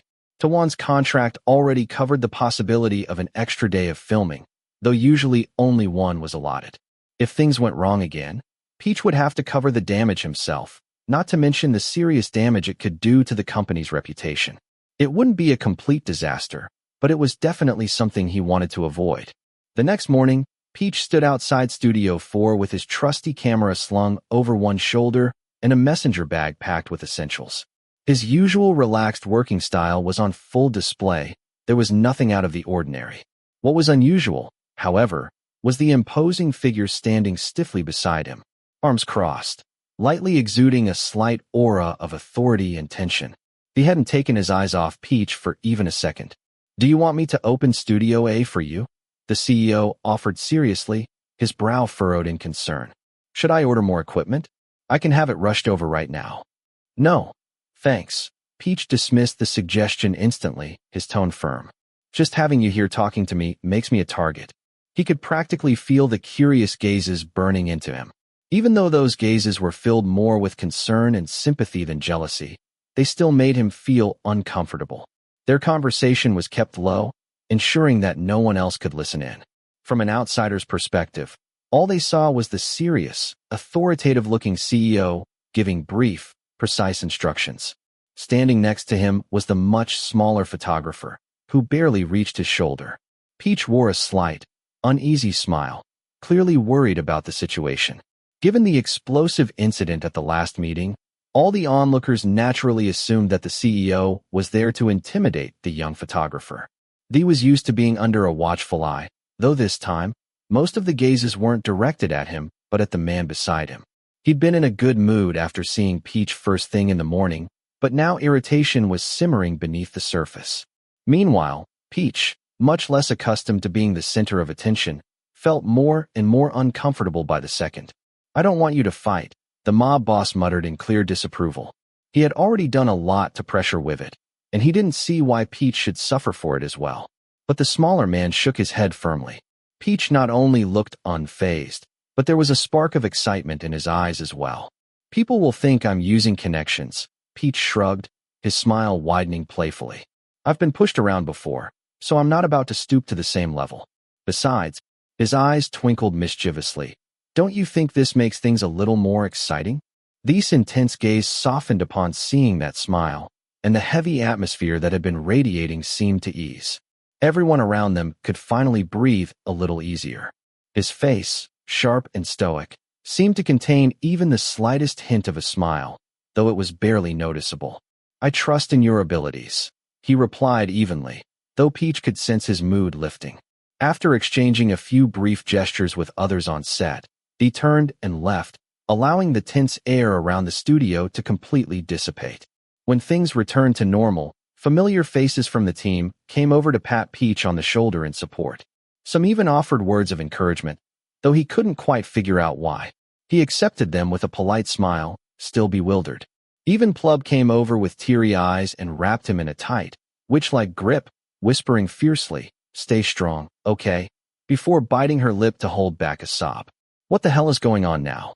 Peach wondered, but didn't bother asking. Time was running out, so he focused on getting the studio ready.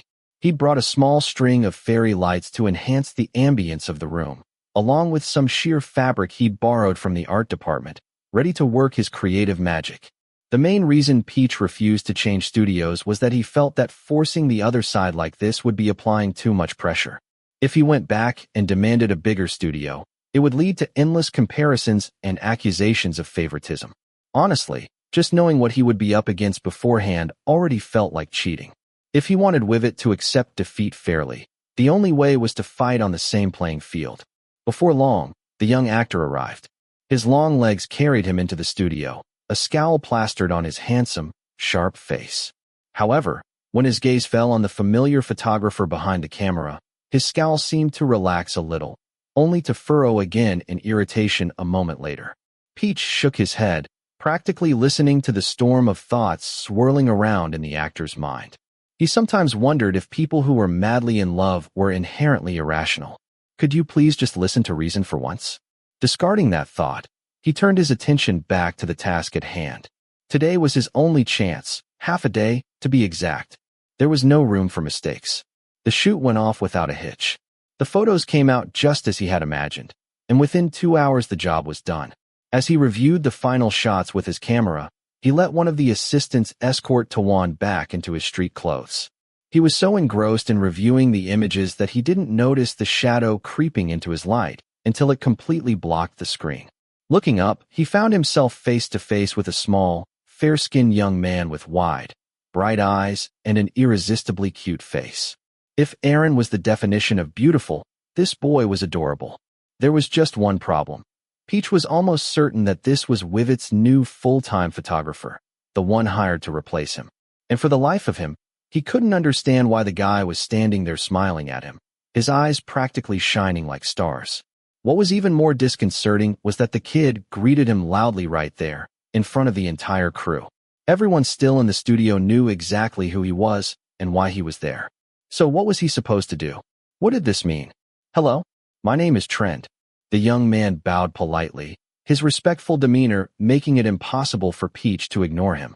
"Peach." He nodded, keeping it short. Judging by the boy's baby face, he was probably younger. Still, Peach remained on guard. He had no idea if this approach was friendly or something more calculated. After all, Trent was on Wivet's team. Peach had been removed from the project halfway through, his name erased and replaced. Expecting this sudden greeting to be pure and innocent felt naive. "I've heard a lot about you, Peach," Trent said, using the respectful Thai prefix for a senior. "I couldn't miss the chance to see you work in person today. Like a junior trying to learn how to drive. I hope I don't bother you." He tilted his head with a charming, adorable smile, but Peach only felt more tense. Honestly, dealing with Wivet's obvious hostility would have been easier than facing a smile he couldn't read. He forced a stiff smile in return, but said nothing.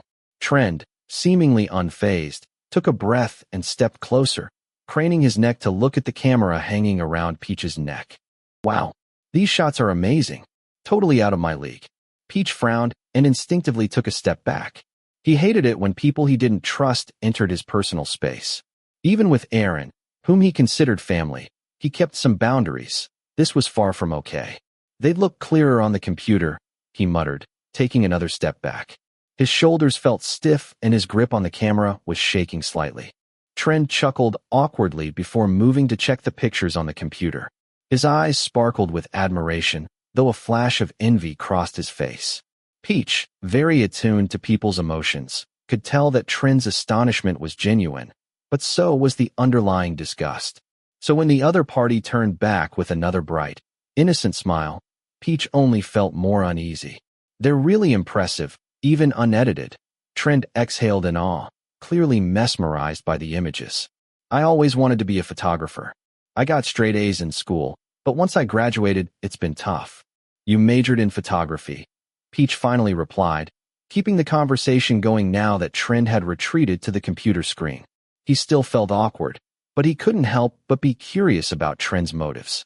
Yes, I graduated in communication arts, with a minor in photography. Trend's proud smile widened. Where did you graduate from? Peach's brow twitched slightly, his eyes narrowing as the pieces began to fall into place. I didn't specialize in this. Really? You're so talented.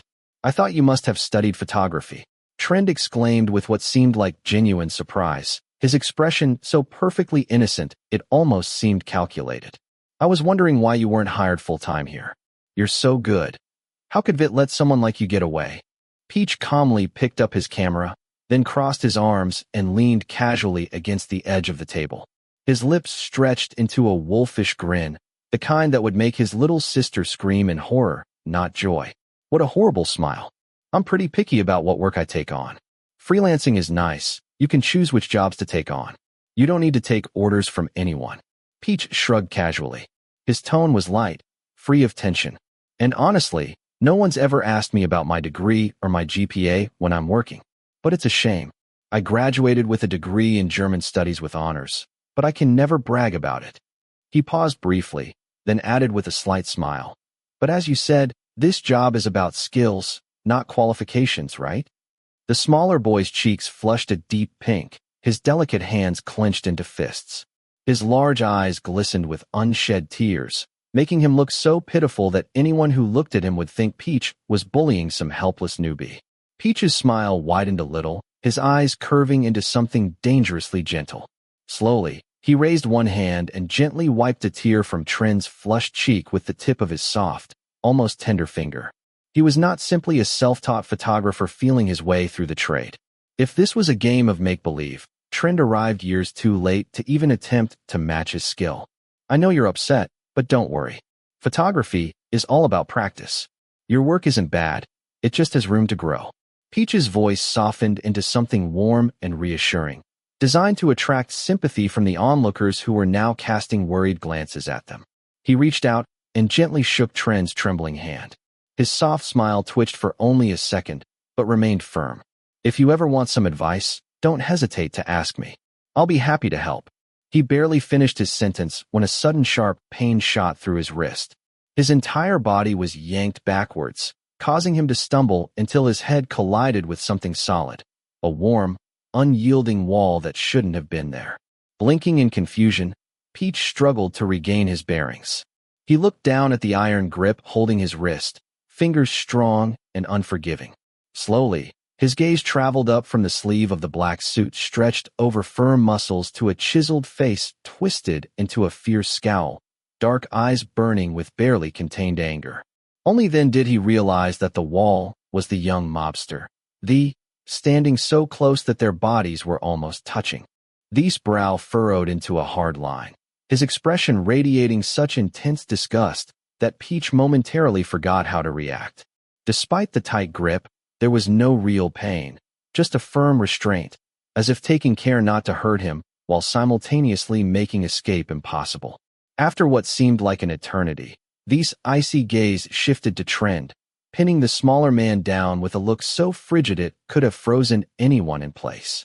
Cold, calculating, and completely devoid of warmth, it held an unspoken threat that made Trend's breath catch. What's going on here? Thee's low, steady voice cut through the air like a sword, its deadly calm charged with intimidating pressure. Trend's mouth opened as if to stammer out an excuse, but fear rooted him in place. He couldn't speak. He couldn't even think. All he wanted to do was run.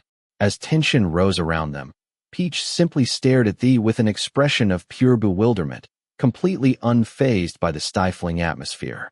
Inwardly, he couldn't help but wonder, what the hell happened to him this time? He was still scared. He looked like he might kill someone in a fit of rage. But the hand gripping his wrist, though strong, was careful, deliberate. Reassurance filtered through him, silently whispering that things were still under control, even if he didn't know what had triggered these sudden outbursts. Mr. Thee, calm down, okay? Peach gently rested his fingers on the back of Thee's hand, still gripping his wrist. Is there something bothering you? Thee's sharp gaze returned to him. Peach cocked his head, genuinely puzzled. The mob boss let out a low, throaty chuckle before asking coldly, "Shouldn't I ask what you two were doing? Getting so close. Do you have no shame?" Peach stared back at him, expressionless. The words seemed like something out of a bad soap opera. He decided to let it go and answer only what seemed important. "I was just giving some photography tips to a young man in the studio," he explained, stopping to look around. They were definitely drawing attention again, thanks to Thee's looming presence, practically piling on him in front of everyone. Peach sighed inwardly and shifted gears. "You came because you wanted to see the photos, right?" he offered softly. "Why don't you have a seat while I go get them for you?" Without waiting for a response, Peach gently released his wrist, his large, pleading eyes shining with practiced charm. Thee hesitated briefly before his grip loosened, and he let him go. Peach gave a small, respectful nod and turned around, walking back to the young, full-time photographer. Trend was still in front of the same computer, his hands clenched into fists, though his eyes were practically glowing with determination. Peach watched for a moment before taking a step closer and clearing his throat to snap Trend out of his thoughts. The smaller man flinched slightly and quickly turned around. The forced, fake smile he had shown earlier had long since disappeared, though there was still a slight tremor in his body. His eyes were lively. Peach realized that he really loved photography. A photographer's weapon is the camera. "The first thing you must master is to know your weapon inside out," Peach said quietly, almost as if he were talking to himself. He felt ridiculous, like a guardian spirit, but he went ahead anyway. "It's true that expensive weapons are of better quality. But if you don't know your own weapon, don't understand what it's capable of, you won't be able to use it effectively, even if it's divine level." Trend's trembling had vanished, replaced by a sharp determination that lit up his eyes, his composure snapping back into place like a sword drawn from its sheath. "It's not just about reading the manufacturer's manual. True understanding comes from practical experience. You need to know what works and what doesn't. That's what really matters." Peach let out a small sigh, brushing back his already messy short hair, making it even more unruly. "After that, it all comes down to experience. I'll post the photography program on the team board. You can come by if you want to see it, but just so you know, I won't sit there and teach you. Find out for yourself." Trent's head snapped back. His eyes were shining with renewed determination, though his lips were still pressed together as if holding back a flood of emotions. Peach saw the fire burning there and decided enough was enough. He turned away, completely ignoring the smaller man. He could tell that Trend loved photography, but where that passion would lead from now on was entirely up to him. However, when Peach turned around, he froze. Standing motionless was the mob boss, the imposing figure who, instead of retreating to the couch as he had suggested earlier, was now standing with his arms crossed, staring at him. He was still within reach of his hand, those long limbs ready to grab him in a second if he so desired. "Great, I just finished one problem. Now on to the next one." Chapter 20. He couldn't for the life of him figure out what had set Thee off this time. Thee seemed in a good mood this morning before he left for work. So what the hell had happened to put him in such a foul state all of a sudden? Peach wondered but didn't dare ask. The last thing he wanted was to poke the bear and make things worse. "Mr. Thee, did you come here because you needed something from me?" Peach asked, diverting the conversation as he subtly led them away from the curious onlookers. The way Thee stood there, arms crossed and face dark with irritation, had already caused the young staff to work themselves into a frenzy, heads down and fingers flying over the keyboards as if their lives depended on it. Even Peach couldn't help but feel like he was offering himself to the devil. "What? This is my studio. I can go wherever the hell I want." He snapped, his arms tightening over his chest. His displeasure was abundantly clear. But when Peach moved away, he followed him without hesitation, keeping close enough that his long arms could reach out if needed. Peach let out another sigh. They clearly needed to have a serious conversation. If he kept acting like this, they wouldn't get anywhere. Turning completely to face him, Peach leveled him with a calm and firm gaze, and asked evenly, "Mr. Thee, are you angry with me about something?" Thee frowned, still looking like he was going to explode again. But when his eyes met Peach's calm, unwavering gaze, something in him seemed to deflate. The stormy tension surrounding him slowly faded away. "I'm not mad at you," he said, his voice softening and the furrow in his brow easing. Peach had no idea what caused the sudden change in mood, but if Thee was calming down, he wasn't going to complain. His own shoulders relaxed and a soft, warm smile spread across his face, his eyes softening into crescent moons. Finally, the possessed demon seemed to have left the building.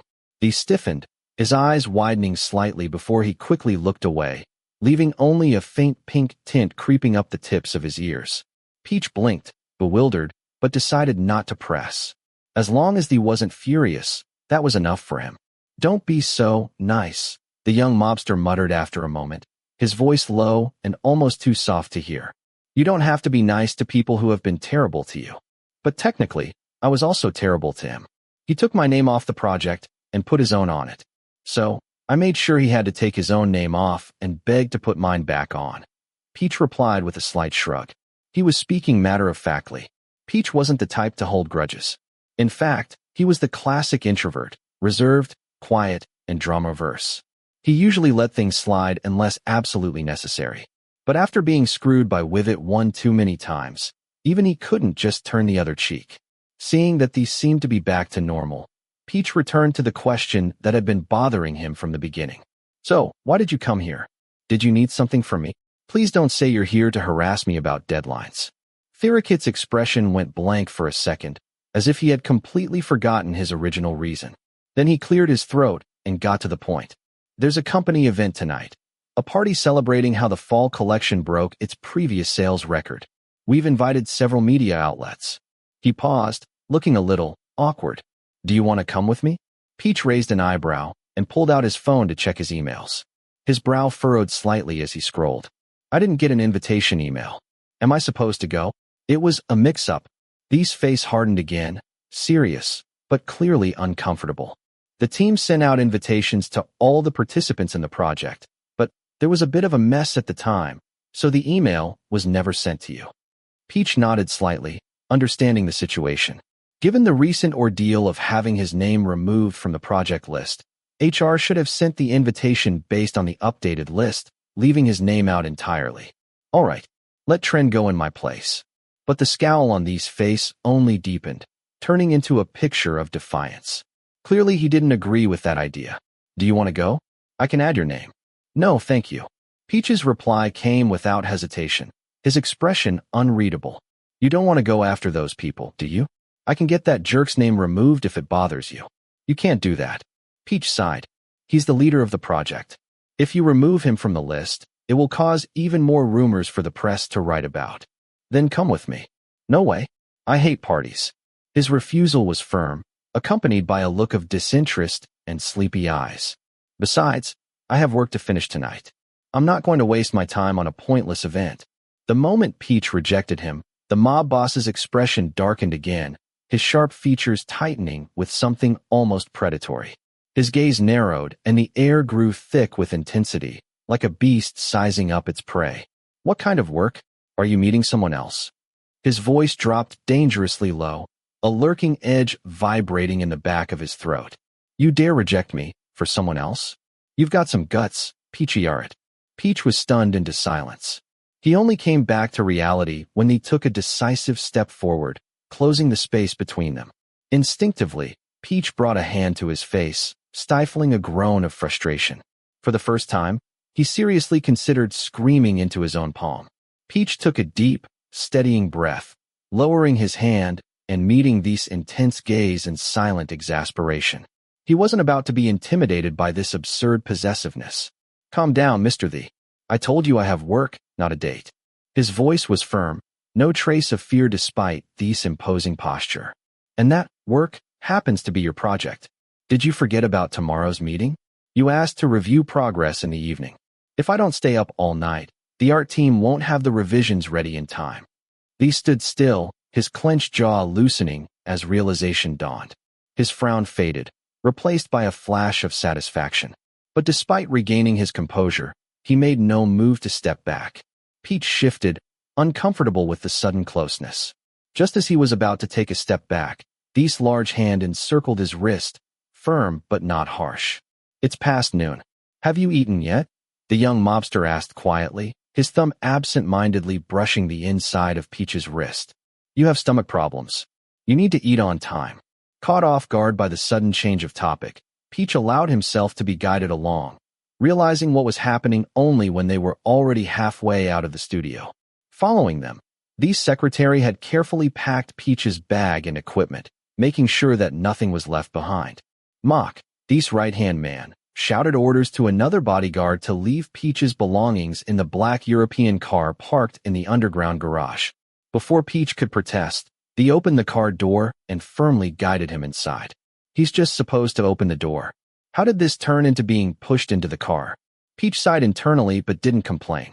A delicious, free meal in exchange for being kidnapped didn't seem like the worst deal. He leaned back in the plush leather seat and allowed himself to relax. His lips curved into a slight, satisfied smile. Strange. When had his fear of the mob boss sitting next to him faded away to nothing more than quiet comfort. Peach had asked for someplace close to the office, explaining that he needed to report to the art team again in the afternoon so that he could work smoothly tonight. The young mob boss complied without a word of protest. After parking at a large shopping mall nearby, Thee led the way inside. With his tall, broad frame and long, purposeful strides, Thee naturally pulled ahead of Peach, whose height was above average but still couldn't compete with Thee's pace. However, Peach made no effort to catch up. Lunch breaks were supposed to be relaxing, not a race. Besides, it wasn't like he was going to get lost. The imposing mob boss stood out like a beacon in the crowd, and his strong presence was enhanced by the two bodyguards following him. Peach could see him clearly even from behind. Realizing that he was leaving Peach behind, he looked back, slowed his steps, and adjusted his pace to match Peach's. That subtle act of consideration brought a slight, strange warmth to his chest. What are you in the mood for? He asked, scanning the restaurant signs with a frown. Looks like everything is full. It's past 1 in the afternoon, still the lunch rush hour, Peach replied with a shrug. The restaurants packed with people at that time of day were normal for him. For Thee, who probably frequented private dining rooms at fancy restaurants, it was a different story. The young photographer's eyes scanned the options, looking for somewhere with a short wait. They both had work waiting for them at the office. Besides, the CEO beside him would definitely have a large volume of tasks piled up. He had been locked in his office for only 3 hours, and judging by the exhausted expression on his secretary's face when they emerged, the workload must have been anything but light. After scanning around, his eyes landed on a bright green sandwich shop that stood out. It was the famous place with foot-long bread and fully customizable fillings. Fast, convenient, and portable, perfect for grabbing a bite without wasting time. Better yet, there was no queue. Without a word, he grabbed Thee's wrist and pulled him into the shop. The taller man followed without resistance, making it seem almost too easy. Before long, they were standing in front of the counter. Have you tried this place before? Peach asked, his eyes lighting up as he pointed at the menu. It's so good. I order it all the time when I'm working late. You can eat it with one hand. It's got everything: bread, vegetables, meat, and it tastes delicious. He looked at the menu with interest. His professional concentration peaked at the mention of Peach's enthusiasm. It was as if he were evaluating a potential investment. Peach ordered his usual mix of sliced chicken, ham and bacon, topped with extra cheese, and turned to Thee, who was standing there with a slight frown, clearly lost. In the end, Thee gave in and let Peach order for him. Peach happily picked out a large steak and cheese sandwich for Thee, and added a tuna sandwich for the assistant waiting nearby. Once they had their food, Peach folded the wrapper and took a big bite, his cheeks puffing out slightly as he chewed. He walked over leisurely, the sandwich lifting his spirits. Looking at him, he did the same. After his first bite, Thee's expression changed to mild surprise. He hadn't expected something so affordable to taste so good. They walked a little further, finishing their sandwiches bite by bite. Once the crumb was gone, they returned to the car. Despite the traffic, Mock managed to get his boss and the photographer back to the office on time. Peach asked if they could stop by the parking lot on the other side to drop him off. The meeting materials were still in his car, which was parked in the general lot, while the executive spaces were in an upper-level lot on the opposite side. Peach got out of the car, and turned to thank them with his usual politeness. But just as Mock was about to drive away, Peach called out to him to stop and wait a moment. The young photographer rushed to his car, almost running. After rummaging through the trunk for a few seconds, he returned with a large package of 3 flavored crunchy squid snacks. "Mr. Mock, this is for you. This brand is amazing. Great to eat while working." Peach handed the large package of squid snacks to the secretary with a wide smile. He gave a small nod in thanks, turned on his heel, and headed into the building, making his way towards the art department to meet his younger sister with another large bag of goodies. Meanwhile, Theerakit narrowed his eyes, and a faint air of displeasure began to seep in. His gaze fixed on the bag of squid snacks in Mock's hands, unwavering. Sensing trouble, Mock quickly stuffed the package into his bag. "Boss, he doesn't even like spicy food, let alone squid," Mock pointed out, keeping his tone neutral. He was internally screaming in protest. How could the young mobster even consider snatching away his favorite snack when he clearly didn't enjoy it? But the oppressive aura radiating from the mob boss showed no signs of dissipating.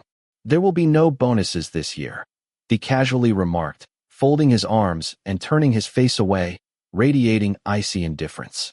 The young secretary gaped. He desperately wanted to point out that Peach had just carried a huge bag of snacks upstairs for the art team. Why was he the only one punished here? But in the end, he could only swallow his frustration along with his unshed tears. Being a secretary was an unfortunate job. Chapter 21. Theerakit Kian Arseny, the half-Russian Mafia heir turned luxury tycoon, had built an empire in the world of perfumes and jewelry. His fame was not just due to his striking good looks or his unfathomable wealth. It was the enigmatic allure he carried, an irresistible magnetism that drew people in wherever he went. But tonight's gala was different. The usual air of untouchable arrogance that surrounded him had turned into something far more chilling. A cold, cutting aura that made the room feel 10 degrees colder. Tension rolled off him in waves so intense that no one dared come within a 100-meter radius. Speculation ran wild, desperately trying to figure out what had gone wrong. What could have caused the young mob boss to radiate such simmering discontent? His barely contained irritation created an oppressive atmosphere that made even the boldest journalists think twice. Sure, they were hungry for a headline, but no story was worth risking their lives for. Who would have guessed that his furious irritation came from something as ridiculous as a lost bag of spicy, crispy calamari? He let out a long, frustrated sigh, the lingering annoyance still churning in his chest. He was rarely one to get worked up about anything. In fact, emotions had always seemed distant and irrelevant to him. Neither warmth nor bitterness could touch him. He wasn't numb, just empty, disconnected. The only softness he ever felt was reserved for his family, the only ones who could stir some tenderness in him. The outside world had never managed to provoke a single tremor in his carefully guarded heart. However, now, a lost bag of squid was enough to put him in a bad mood. Accepting a glass of wine from a passing waiter, he gently swirled the crimson liquid, letting its aroma unfold before taking a slow sip. His gaze drifted to the stage, where models were displaying the fall collection's latest perfumes and jewelry. He felt utterly bored. Wivet took the stage and introduced the project as the team leader after delivering the opening speech. Behind him, the screen showed the fall collection, a captivating image of Aaron in a flowing suit, his wrist adorned with a striking rose gold bracelet. This expression was perfectly serene, his gaze steady and unreadable. But then, his eyes fell on a familiar, elegant signature etched discreetly in the corner of the picture. His gaze softened. Oddly enough, the model's alluring beauty, something that had once fascinated him, paled in comparison to the allure of that small, familiar signature. The young Mafia boss lowered his eyes slightly. This was not the first time his heart had been still and cautious. Apart from his family, he had never cared deeply about anyone else. But Peach made him feel at peace, a calming presence that enveloped his restless mind. With Peach, he felt safe, free to be his true self without fear of being betrayed or hurt. That unexpected warmth blossomed within his chest, sweet and comforting. It was something he wasn't willing to let go of now, a feeling that grew stronger with each passing day. He wanted Peach to see only him, care only about him, and stay close enough to reach him. The intensity of that need increased, coming dangerously close to the surface. A sudden burst of applause brought him out of his thoughts. He looked up to see Wivet standing proudly on the stage, his chest puffed out, and a triumphant smile on his face. This expression darkened, and the cold edge returned to his gaze. The brief softness in his features vanished like a passing breeze. Peach might be shy, he might push and pull enough to tense up. But not with him. Never with him. The darkness swirling in Theerakit's eyes dimmed only when the secretary approached, breaking the tense atmosphere, though his frown deepened further. "Boss, why don't you eat something?" The secretary offered a plate of food and skillfully took the wine glass from Thee's hand. "Drinking wine on an empty stomach will make you drunk. Bring him the spicy calamari." "You don't eat squid, boss," Mock insisted firmly, his voice steady, though he lied through his teeth without the slightest hint of guilt. "Whether I eat it or not is my business, but I want it. Maybe you should tell Peach directly that you're angry he didn't bring you a souvenir." Mock sighed, genuinely regretting the crispy squid he still kept in his own bag. Theerakit crossed his arms, raising his chin slightly, his pride practically tangible.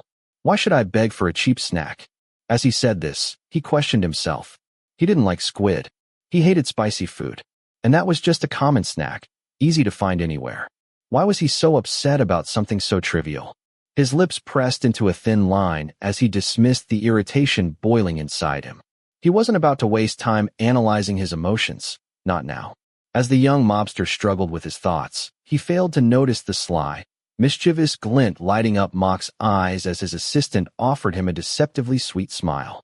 "If it was a gift from Mr. Aaron, would you still be this upset, boss?" Theerakit stiffened. He had almost forgotten that name, but hearing it now brought back an image of Aaron's impossibly perfect face from a previous promotional shoot. Strangely, he felt nothing. Just a faint, distant memory, like an old photograph he had stopped looking at a long time ago. He realized that his interest had faded so completely that even thinking about Aaron seemed useless. But then, another face emerged, Peach's. That quiet smile, his cheeks puffed out a little from biting into an overstuffed sandwich. The sheen of tears sliding down his face like falling gems. Peach wasn't conventionally beautiful, not like Aaron was. But something about him made Theerakit's heart twist in a way he couldn't explain. Mock, noticing his boss was lost in thought, smiled even wider, unable to resist twisting the knife a little further. "That's called being possessive, boss." At that instant, Mock noticed his boss's ears turning bright red. The sharp, intimidating eyes widened slightly in surprise. "Ridiculous," Theerakit muttered under his breath, his voice low and raspy like a growl, but the lingering blush robbed the words of any threat. Smiling silently, Mock mentally upgraded the photographer's importance in his boss's life. Satisfied with his little coup, he stopped joking around, for now. His gaze swept around, making sure no one was within earshot.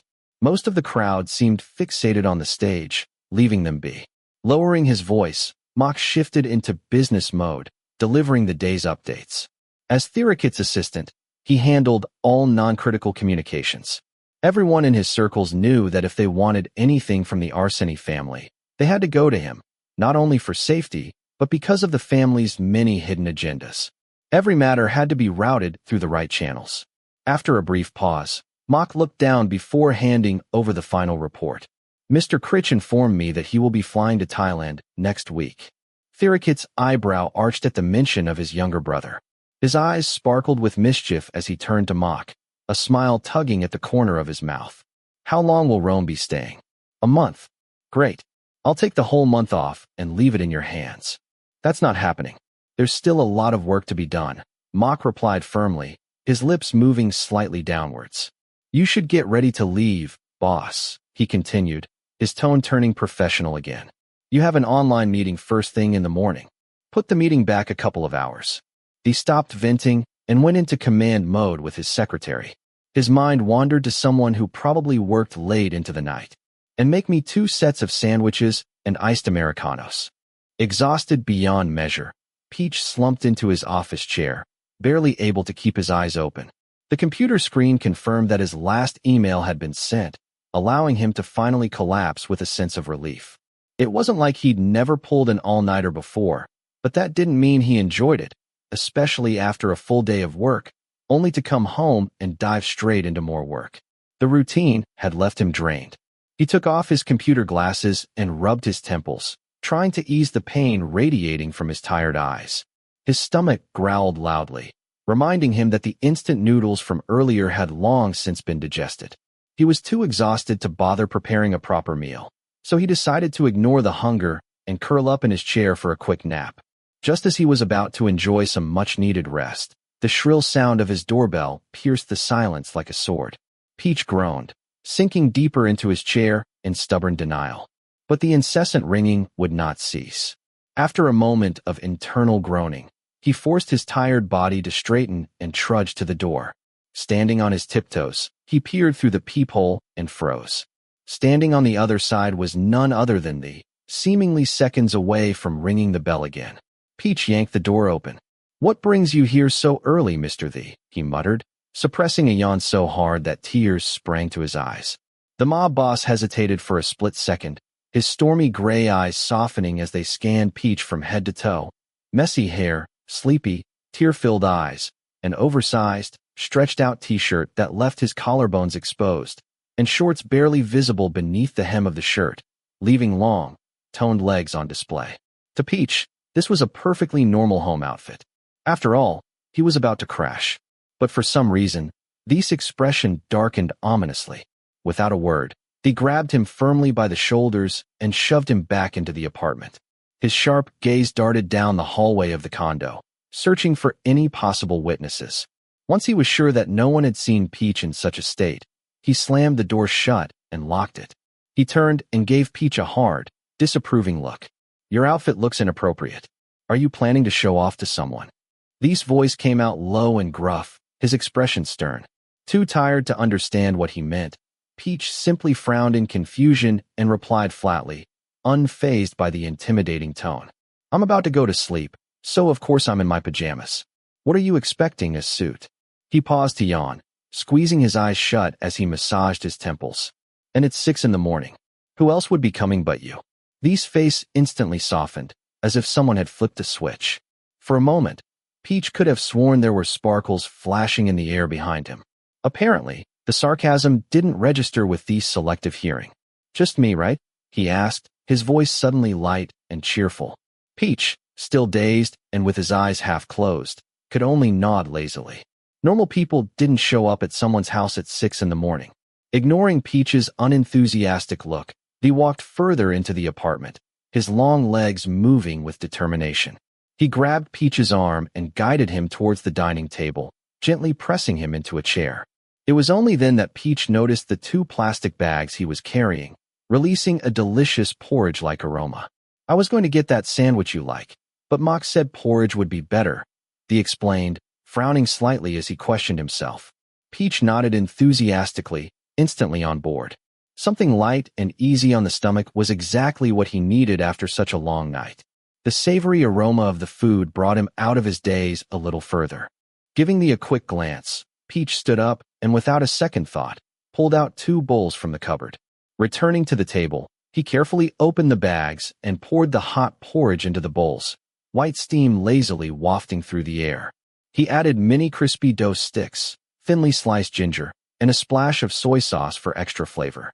Pushing a bowl towards Thee, Peach smiled warmly. "Thanks. Come eat with me," Peach said with a wide smile. Peach's stomach was growling, and having food appear on his doorstep without lifting a finger instantly put him in a better mood. The young mobster paused briefly, his eyes softening in a way that was almost noticeable. "Do you want me to buy you a porridge shop?" "No, thank you," Peach flatly declined, already accustomed to these over-the-top offers. He didn't take the suggestion seriously one bit. After finishing the bowl of porridge, his stomach felt comfortably full and the warmth spread through him, making his eyelids even heavier as they weighed down with lead. Peach lazily stacked the empty bowls in the sink and decided to deal with them after waking up around noon. "I brought you some coffee, it's in the fridge.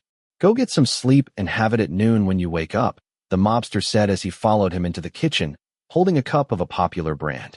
A slight smile tugged at his lips as he noticed Peach looking sleepy again. "I'll be back at noon to pick you up." Peach nodded absent-mindedly, barely processing the words. As Thee headed for the door, a sudden thought struck him. He called out to Thee to wait and ran to his workspace. When he returned, he was carrying a wind chime in his hand. The crystal wind chime faded from deep blue at the edges to pure white in the center, decorated with elegant swirling wave patterns that looked almost alive. A delicate shell with a soft pink hue hung from the end, producing a clear, soothing sound with the slightest movement. "This is for you. Sorry it's a little late. I painted the waves myself, and it just finished drying," Peach said with a proud smile. "They say the sound of wind chimes helps calm the mind. Maybe you can hang it up and see if it works for you." Chapter 22. The morning meeting was a joint conference attended by the entire Arseny conglomerate. With several branches operating abroad, most meetings were held online via video calls, allowing representatives to report from different corners of the world. Even through the cold lens of a camera, the intimidating atmosphere generated by Arseny's heirs was still as palpable as ever. The company's executives not only prepared detailed reports, but also steeled their nerves in anticipation of the usual intensity. But today something unexpected happened. The young mobster, seemed cheerful, not just mildly pleasant. His demeanor bordered on downright nice. His lips even curved upwards at times, almost as if a field of flowers had bloomed behind him. The image clashed absurdly with the severe and ruthless figure to which everyone was accustomed. Yet no one dared comment on the strange change. After delivering their reports, the executives quickly turned off their cameras and logged off, disappearing with almost military precision. Only two brothers remained on the call, locked in an intense stare. Krichdanai Rome Arseny, Thee's only younger brother, studied him with narrowed, piercing gray eyes that glittered with curiosity. A mischievous smile appeared on his lips, as if he had just discovered a well-kept secret. "All right, say it, Kian. What happened?" "Nothing." Thee's response was as deadpan as ever. However, Rome immediately straightened up and pointed an accusatory finger at the camera, as if trying to break through the screen. "No way. You? In a good mood? Don't even try to pass that off as normal. I don't believe it." Leaning back in his chair, Rome's smile widened slightly. His gaze softened, tinged with genuine warmth. "Seeing you happy for a change isn't so bad, is it?" "Creepy." Rome responded instantly, though his blow didn't seem to faze Thee at all. The Arseny brothers couldn't have had more different personalities, but their bond was unbreakable. They had grown up together, shaped by hard lessons. Never trust anyone, because a true friend doesn't exist in a mafia world. But one rule stood above all: trust your brother more than anyone else. No matter how brutal the outside world might be, family was the one constant. That's why Thee's unusually calm humor stood out like a beacon for Rome, impossible to ignore. Thee's smile widened a little as he relaxed back into his chair, his shoulders visibly loosening. He reached out to pick up a glass wind chime resting nearby and gently twirled it between his fingers. "How's everything going on your end? Are Mom and Dad okay?" "They're great. They don't act like retirees at all." Rome shrugged, though his gaze lingered on his brother's hand, still absent-mindedly fiddling with the delicate wind chime. "What's that in your hand?" "A wind chime." Thee held it up with silent pride and turned it around for Rome to see. "Pretty, isn't it? The wave patterns are adorable, and the shell at the bottom is just the right size. Plus, it sounds beautiful." Critch rolled his eyes, looking exasperated. "You're talking about that trinket like it's worth 10,000. It's worth more than those expensive designer pieces. You just don't have an eye for quality." Thee snapped, his voice haughty as he carefully placed the wind chime back into place, protecting it like a precious heirloom. He didn't spare a glance at his brother's stunned, ghostly expression. "Hey, Kian, is something wrong? Since when do you like decorative knickknacks like that?" Rome leaned closer, bewildered, as if trying to decode some hidden meaning behind the wind chime. "Is it a brand name? It doesn't look expensive." "I like this one," he snapped, his face hardening slightly. "Is that a problem, Rome? Because if it is, I can send Mock on a mission abroad for a month next week." "Wow, there's no need for that, Kian." Rome raised his hands in surrender, his face adopting a perfect mask of pure mockery, like a scolded puppy. "There's no problem. That wind chime is a masterpiece. A true work of art. I've never seen one so exquisite and absolutely priceless, big brother." These expressions softened enough to show approval. Rome smiled, his eyes sparkling with mischief again. "So, who gave it to you?" Thee narrowed his eyes coldly and ended the call without another word. He turned his attention back to the wind chime in his hand. He knew it wasn't worth much. The painted waves were uneven, the strokes were clumsy, and there were even loose spots where the paint had dripped. Normally, he couldn't care less about useless decorations. However, holding it filled him with warmth. He rocked it gently, a faint smile tugging at his lips. The frustrating encounter still lingered in his mind, but just seeing the wind chime seemed to ease the tension. Boss, here are the additional documents from the previous online meeting. His secretary, Mock, entered the room after knocking 3 times with no response. He looked at the wind chime in Thee's hand and sighed inwardly, feeling a surge of pity for the poor thing. If it were alive, it would probably have withered away from overhandling. Boss, wind chimes are supposed to be hung up, Mock reminded cautiously, hoping he hadn't forgotten its true purpose, not as a makeshift stress ball. I'm dealing with a serious problem here, the mobster muttered coldly, his expression very serious. Where should I hang it? If I put it in my condo, I won't see it while I'm at work. But if I hang it at work, I won't see it when I get back to the condo. Mock closed his eyes and silently counted to 10 in an effort to remain calm. He stepped forward and handed over the documents, deliberately ignoring the previous comment. These are additional reports from the last meeting, he explained. And this agenda is for the afternoon meeting. Thee's concentration sharpened at the mention of the afternoon meeting. He had a session scheduled with Peachayarat. He planned to pick him up at noon. There was no way he was going to let the other drive himself after pulling an all-nighter. It would also be a good excuse to have lunch together. As he flipped through the documents, his fingers drummed lightly on the desk. His mind wandered. He had received a gift, but he had never given Peach anything in return. He hadn't even attended the celebration of the successful launch of the fall collection. Book me a full omakase course, the full session. I want a private room. He ordered, looking up from the documents in his hands, completely unrelated to the conversation. Get the most expensive course. I expect top-notch quality, worth every penny. Mock blinked a few times before letting out a long sigh. Still, he nodded. If that made his boss happy, maybe, just maybe, he would finally get that end-of-year bonus. Peach's point of view. The deafening sound of an alarm woke Peach. He blindly reached out to silence it, groaning as he forced himself to get up. His pounding headache was a harsh reminder of his sleep-deprived state, but with the afternoon meeting hanging over his head, staying in bed wasn't an option. Dragging his tired body into the bathroom, he hoped a cold shower would help clear the fog in his mind. He was feeling more unwell than usual lately. Since he got back from the beach trip, he thought it was just heat exhaustion. He wasn't exactly used to being outside, having spent most of his time cooped up inside. After spending several days under the scorching sun, Peach thought he might be feeling a little under the weather. Nothing a day of rest couldn't fix. But he had clearly miscalculated. Since returning, he had been burning the midnight oil without getting proper rest, and now his body was making its protests known. Once dressed, he headed straight to the medicine cabinet, took a painkiller, and continued searching through the fridge. The morning porridge was long gone, leaving his stomach growling in protest. Thinking about the porridge made him pause. Even through the haze of exhaustion and near-blinding fatigue, he could still vividly see it. When Peach handed Thee the wind chime, the usually stoic man's expression softened, unmistakably so. The corner of Thee's mouth lifted into a genuine smile, his eyes shining with quiet delight, like a child receiving the toy they'd always wanted. Peach doubted he'd even registered what he'd said next. Oddly enough, that smile remained in his mind, etched so deeply that it made his cheeks blush involuntarily. Peach caressed his warm cheeks, dismissing them as a lingering fever, though he couldn't help but smile at the memory. Thee was quite charming when he wasn't in his usual grumpy, bossy mode. Without thinking, Peach was brought back to reality when his phone rang. He reached over, closed the refrigerator door, and checked the caller ID. Seeing the name displayed, he blinked slightly in surprise before answering without hesitation. Hello.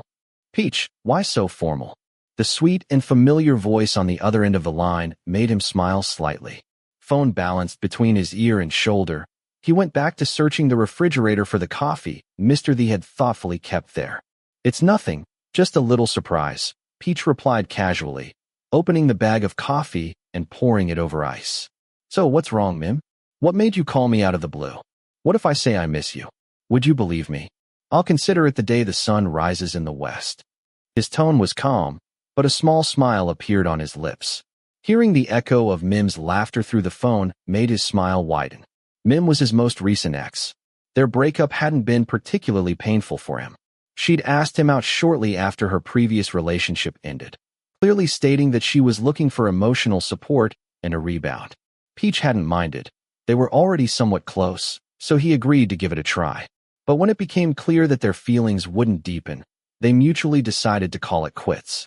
Her reason for ending things had been mildly irritating, but not enough for him to harbor any resentment. After all, he hadn't been able to grow any fonder of her either. I need a small favor from you, Mim said after her laughter subsided, her voice taking on a playful and persuasive tone. My boss loves your work, but as much as we tried, we couldn't get in touch with you. So, I took the liberty of calling you myself. Peach nodded to himself in understanding. He had been on a much-needed vacation, completely unplugged, lounging on the beach with no worries. He hadn't listed his phone number on his work website either because he liked to keep his personal and business life separate. So you're taking advantage of your old privileges to hire me, huh? But there are no discounts. Please. I was more worried about you raising the price because of that. Mim grumbled, clearly aware that the reason for their breakup hadn't been all that graceful. The project is super urgent. Peach, I'm so sorry for taking a shortcut like this. Peach sighed and picked up his Americano for another sip. The bitter taste sharpened his senses, dissipating some of his lingering fatigue. It's okay. I understand, he said calmly. But I'm tied up with a project right now. If the job is urgent, I might not be able to accept it. At least meet with my bosses first, Mim pleaded gently. Then we can go over the details. Think of it as an opportunity to catch up over dinner. Are you free tonight? I'll reserve your favorite restaurant. Peach frowned thoughtfully, looking at his calendar. He only had one meeting scheduled for the afternoon, with nothing planned for the evening. Even he had marked the next day as a rest day, hoping to catch up on sleep after several nights. A quick meeting wouldn't hurt. Okay, but no promises. We'll talk about the details tonight. Deal. I'll make the reservation. See you tonight. His voice sparkled with excitement before the line disconnected. Peach exhaled slowly, raising a hand to massage his temples, tiredness settling in once again. At that moment, his phone vibrated again. This time, the caller ID displayed the name of a certain mob boss. For some reason, a strange feeling of foreboding ran down his spine. Something told him things were about to get complicated. Chapter 23. The afternoon meeting was a complete 180-degree turn from the morning meeting, day and night, really. Things were so tense that even Mock, the ever-patient secretary, could only sigh inwardly. If he had to trace the root of the problem, it certainly started with what happened in the car at lunchtime. By the time Peachayarat, freshly dressed and ready, came down from his condo, he was already getting used to seeing the waiting at the front entrance. He didn't even question him anymore. He greeted him with a cheerful, "I'm starving," a clear sign that he wanted company for lunch. Peach still couldn't understand why they kept tagging along. But hey, free food was free food. He didn't bother arguing. This time, Peach suggested switching things up with some Thai food. As much as he liked Japanese cuisine, eating it every day was just too much. He even considered suggesting a roadside food stall, but judging by these polished appearance, he opted for a proper restaurant. That's fine. It doesn't affect him at all. He wasn't the one paying the bill. While Peach was busy smashing the liquid golden yolk on his plate, he cleared his throat, looking awkward and a little shy. His ears turned slightly red, though he was trying his hardest to keep his composure on his face. That night, at the company banquet, you didn't attend, he began hesitantly. So, I thought maybe we could celebrate tonight. You did really well on the fall collection project. His lips curved into a faint smile. Don't bother thanking me. It's only fair to reward good work. Peach froze, his mouth slightly agape, completely caught off guard. His mind raced as he blinked in disbelief. Sorry, but I already have plans for tonight. As soon as the words left his mouth, Dee's expression turned stone cold. His previously gentle features hardened, and the atmosphere in the room became dark and heavy. His eyes narrowed like a predator locking on to its prey. The Arseny mob boss was back. I won't let you go. You'll come with me. Mr. Thee, I already promised them. I can't just back out. Peach sighed inwardly. The possessive and unpredictable Thee had resurfaced. Who was the meeting with? I checked your schedule. You don't have anything. Thee's voice was calm, but irritation seeped through. Feeling cornered, Peach reluctantly mentioned the client's company. They want to discuss a last-minute project, so they asked me to meet with them tonight, he explained. But don't worry, I already told them that I have a long-term project to handle. I haven't committed to anything yet, and I won't let that interfere with your work. Since when do you meet customers in restaurants? That's not your usual way. Thee's eyes narrowed suspiciously. A friend of mine arranged it, he replied calmly. I thought I'd combine work with catching up over dinner. Peach paused, realizing where this was going. Am I not your friend? Thee asked dryly. Peach fell silent, taken aback by the unexpected question. He wanted to ask, since when were we close enough to be friends? But he thought better of it. Despite himself, the corners of his mouth lifted slightly. He couldn't deny the warmth he felt, like a hazy comfort settling in his chest. Ever since that day when he let him cry in front of him, Peach felt something had changed. Somehow, this complicated, intense man had become a strange kind of safe space. Even if being in that safe space came with a bit of emotional whiplash. The other meeting was scheduled first, Peach reasoned gently, knowing better than to fight fire with fire. I already gave them my word. You didn't book me in advance, Thee. Could you maybe ask next time before you decide on anything involving me? Why are they more important to you than me? Peach blinked at the sarcastic comment, feeling a sudden sting behind his eyes. What answer could possibly satisfy Thee when he asked him that? It's not about who's more important. I have a business meeting. It's a real commitment, Peach explained, pressing his lips together. Thee's intense gaze fixed on him, sharp and unwavering. Maybe you shouldn't take the job. You're already overworked. If I stop working, how am I supposed to eat? He bit back the urge to point out that he wasn't rich like Thee. Besides, for the past 3 months, all I've been doing is your projects. Thee's expression softened, though he conveniently chose to hear only the words, everything I've done is yours. Satisfied for a brief moment, he continued forward, still unwilling to back down. I've seen your schedule. You have a lot of jobs lined up. Skipping this one won't kill you. It's just a meeting. I haven't even agreed to take on the project yet. Then don't go. Thee replied immediately, his tone leaving no room for negotiation. I mean it. You don't need to work anymore. Peach let out a deep sigh, rubbing his temples to relieve the growing headache. And what would I live on if I stopped working? I'll take care of you. Thee's quick reply was laced with satisfaction, as if he'd found the perfect solution. But Peach's brow furrowed even further, irritation creeping into his voice. You expect me to take advantage of you?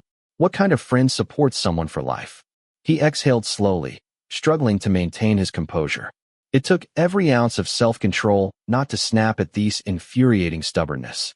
Thee's intense gaze remained fixed, his expression hardening with determination. I can take care of you. For life, if necessary.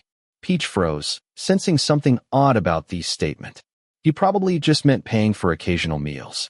There couldn't be more to it than that, right? He forced a polite, distant smile.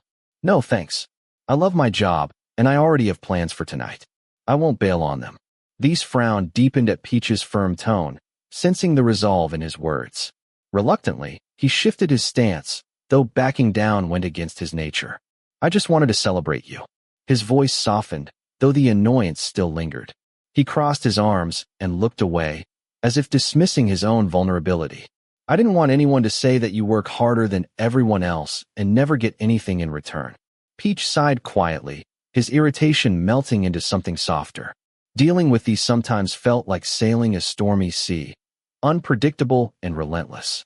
You've already raised my contract rate, he replied evenly, restoring his usual calm tone. That's different. These eyes returned to him, glittering with something unreadable. His voice dropped to a growl.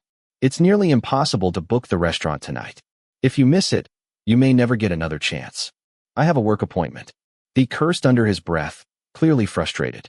An awkward silence settled between them, lasting for the rest of the meal and persisting even as they moved to the meeting room.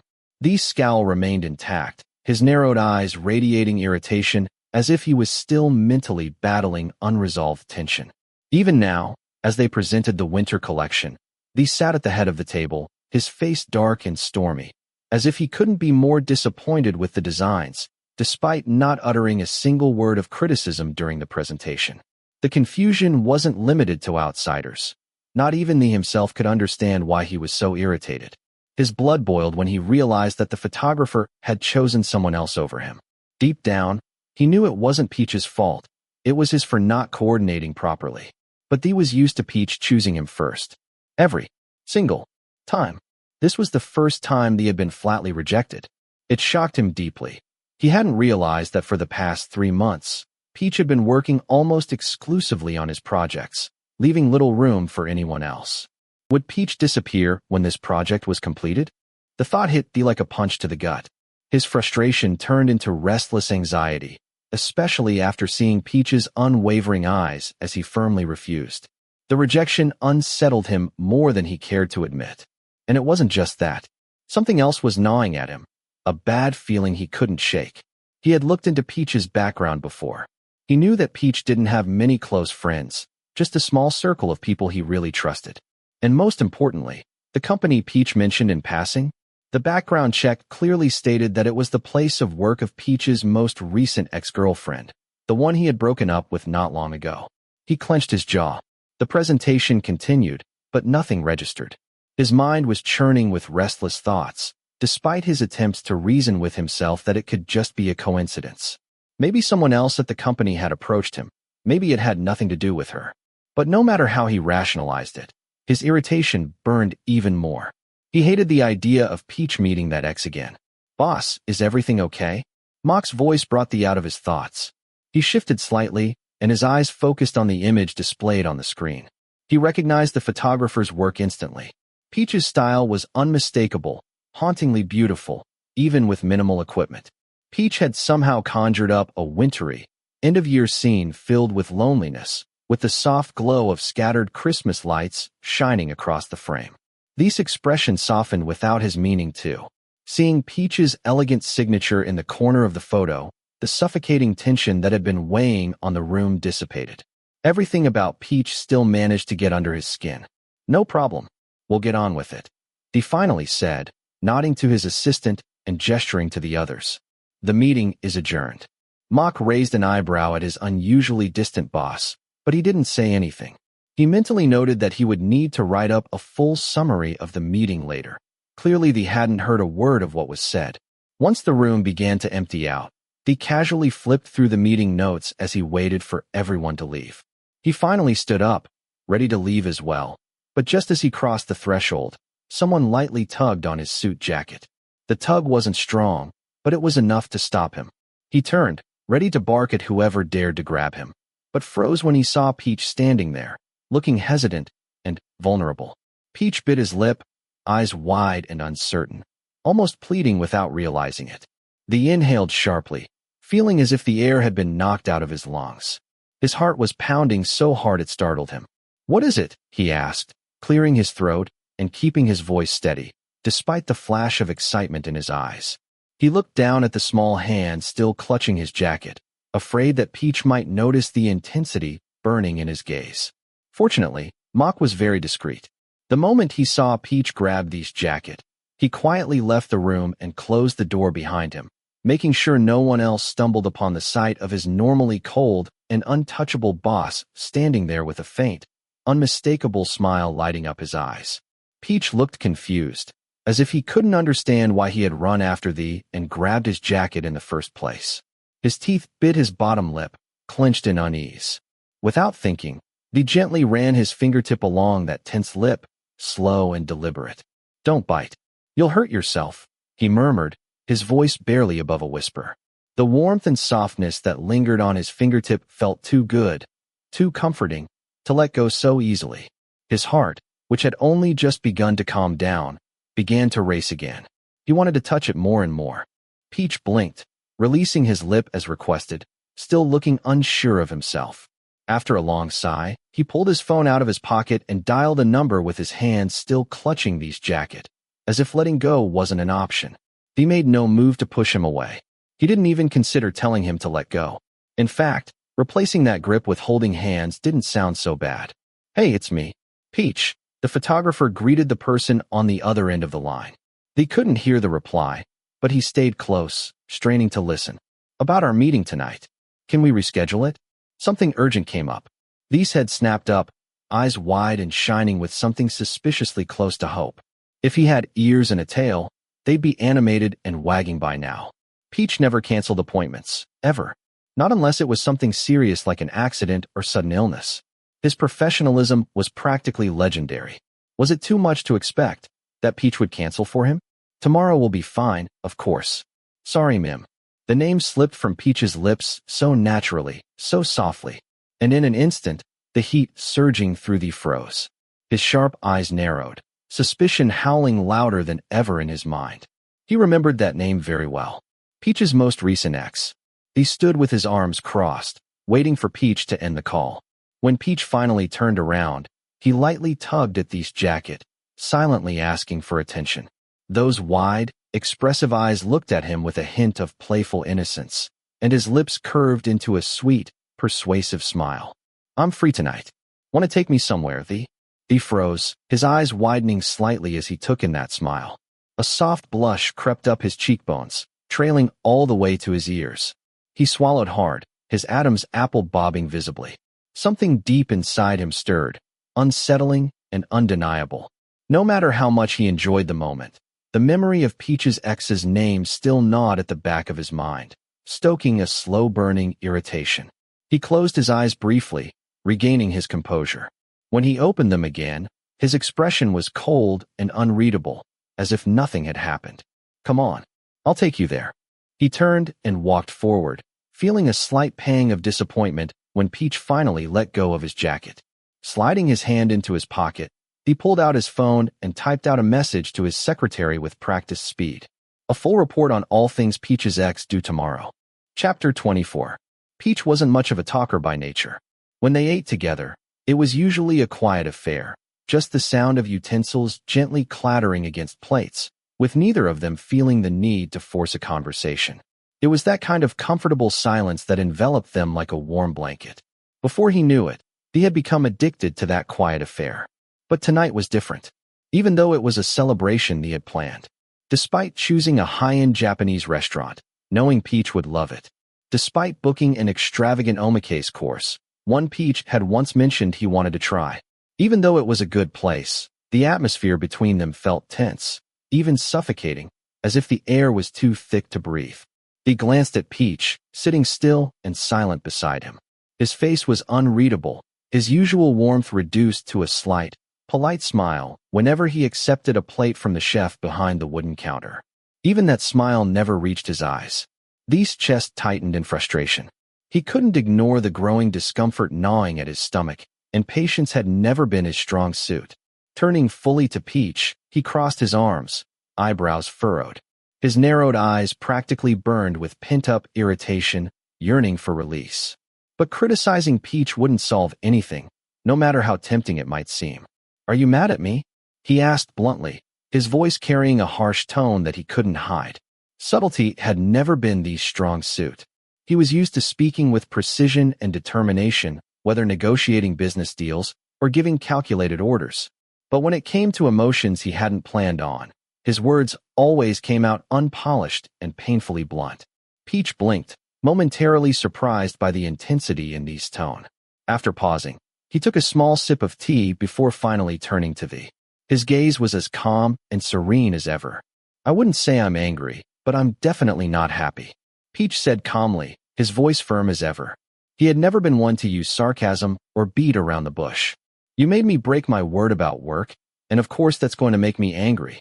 He pressed his lips together, understanding the words, but unable to shake off the irritation bubbling beneath his skin. The name Peach had casually mentioned earlier, and the soft tone he had used to say it only made his frustration grow. Huh, is this about work or the person you were supposed to have lunch with?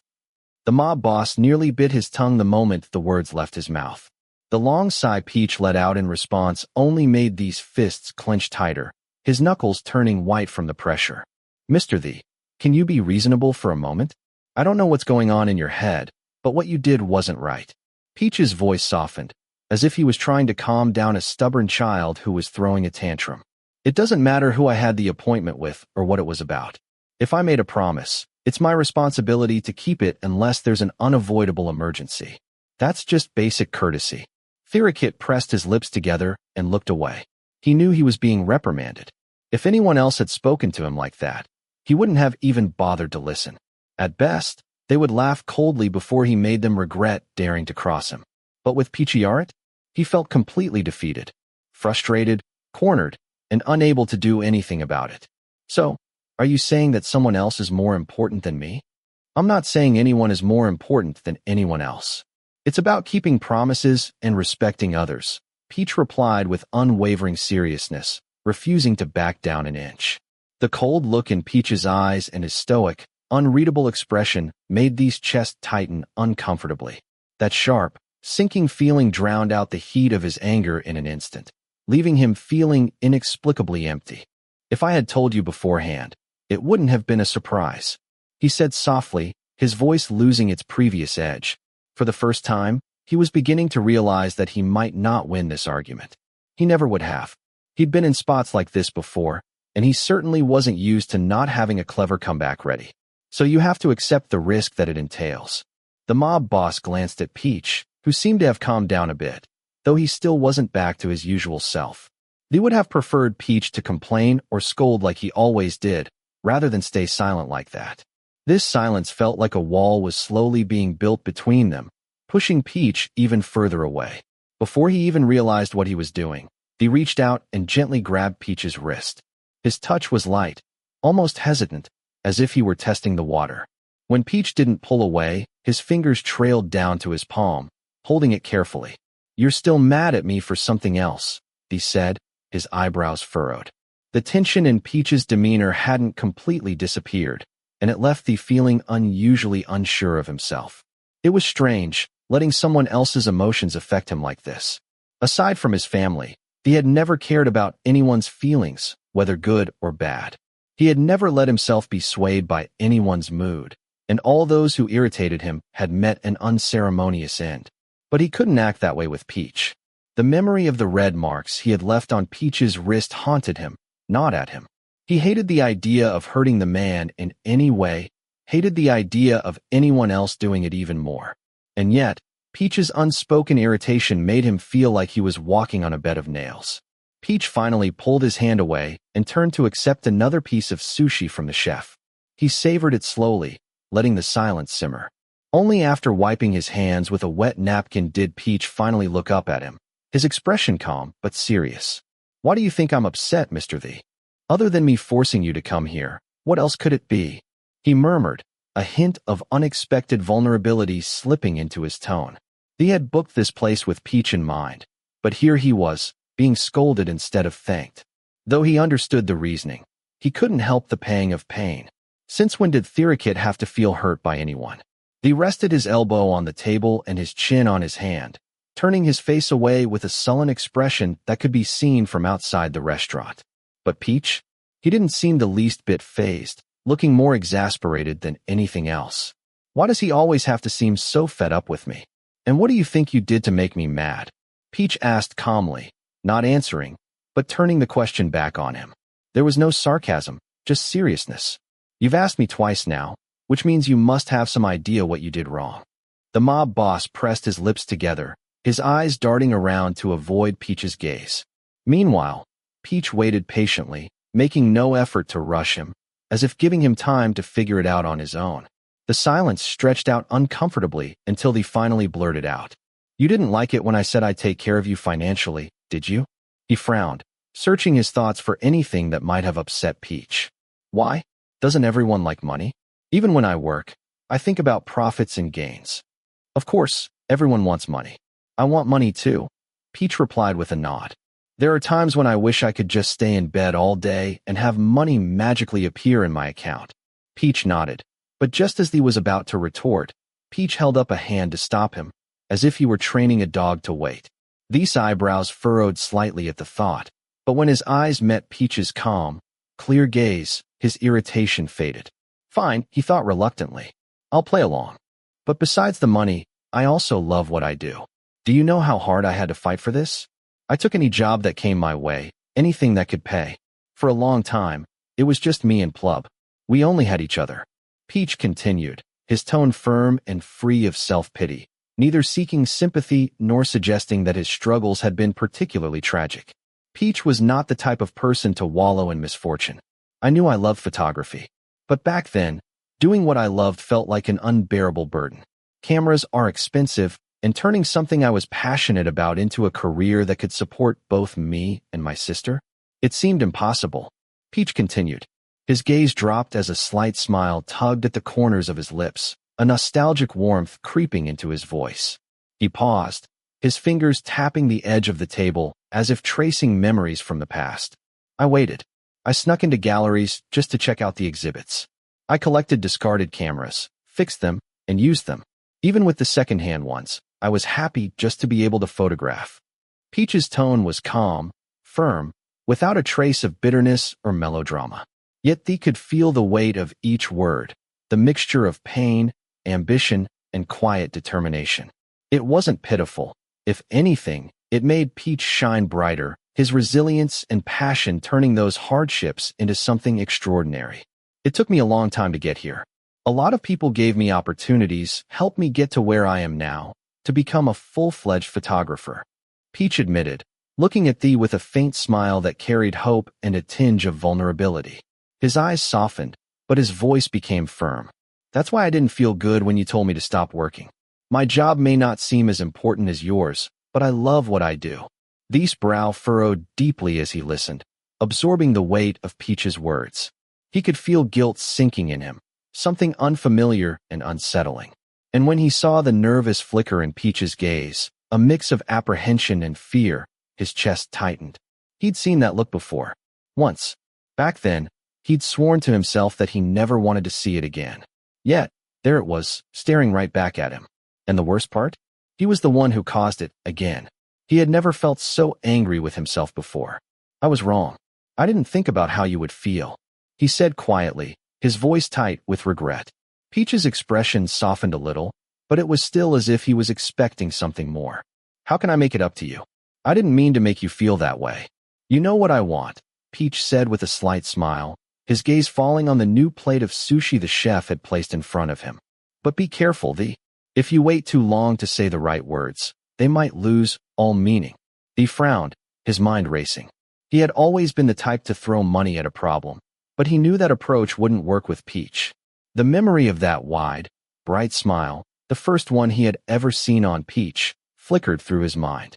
He wanted to see that smile again. Not this grim, distant look. I'm sorry. His voice was firm, the weight of his words reflected in the smoky gray of his eyes as he held Peach's gaze. He wanted him to feel the sincerity, to know that he was truly sorry for his actions. Peach froze for a moment before a small smile began to tug at the corners of his lips. It wasn't as radiant as before, but it was warm, with a hint of sweetness and quiet contentment. He exhaled deeply. The air between them hadn't entirely cleared, but at least the suffocating tension had dissipated, replaced by a subtle, delicate warmth. Without realizing it, a soft smile appeared on Thee's face. It wasn't perfect, but it wasn't bad either. Mock's point of view. Not far away, his secretary quietly let out a sigh of relief.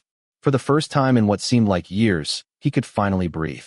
He stared at his boss for a moment, his expression caught somewhere between exasperation and disbelief. Was he imagining it? Or did he suddenly look like a big dog wagging its tail in delight? Well, at least someone had managed to keep him at bay. That was progress. Mock let his thoughts wander for a moment and came back to reality when he felt a vibration in his chest pocket.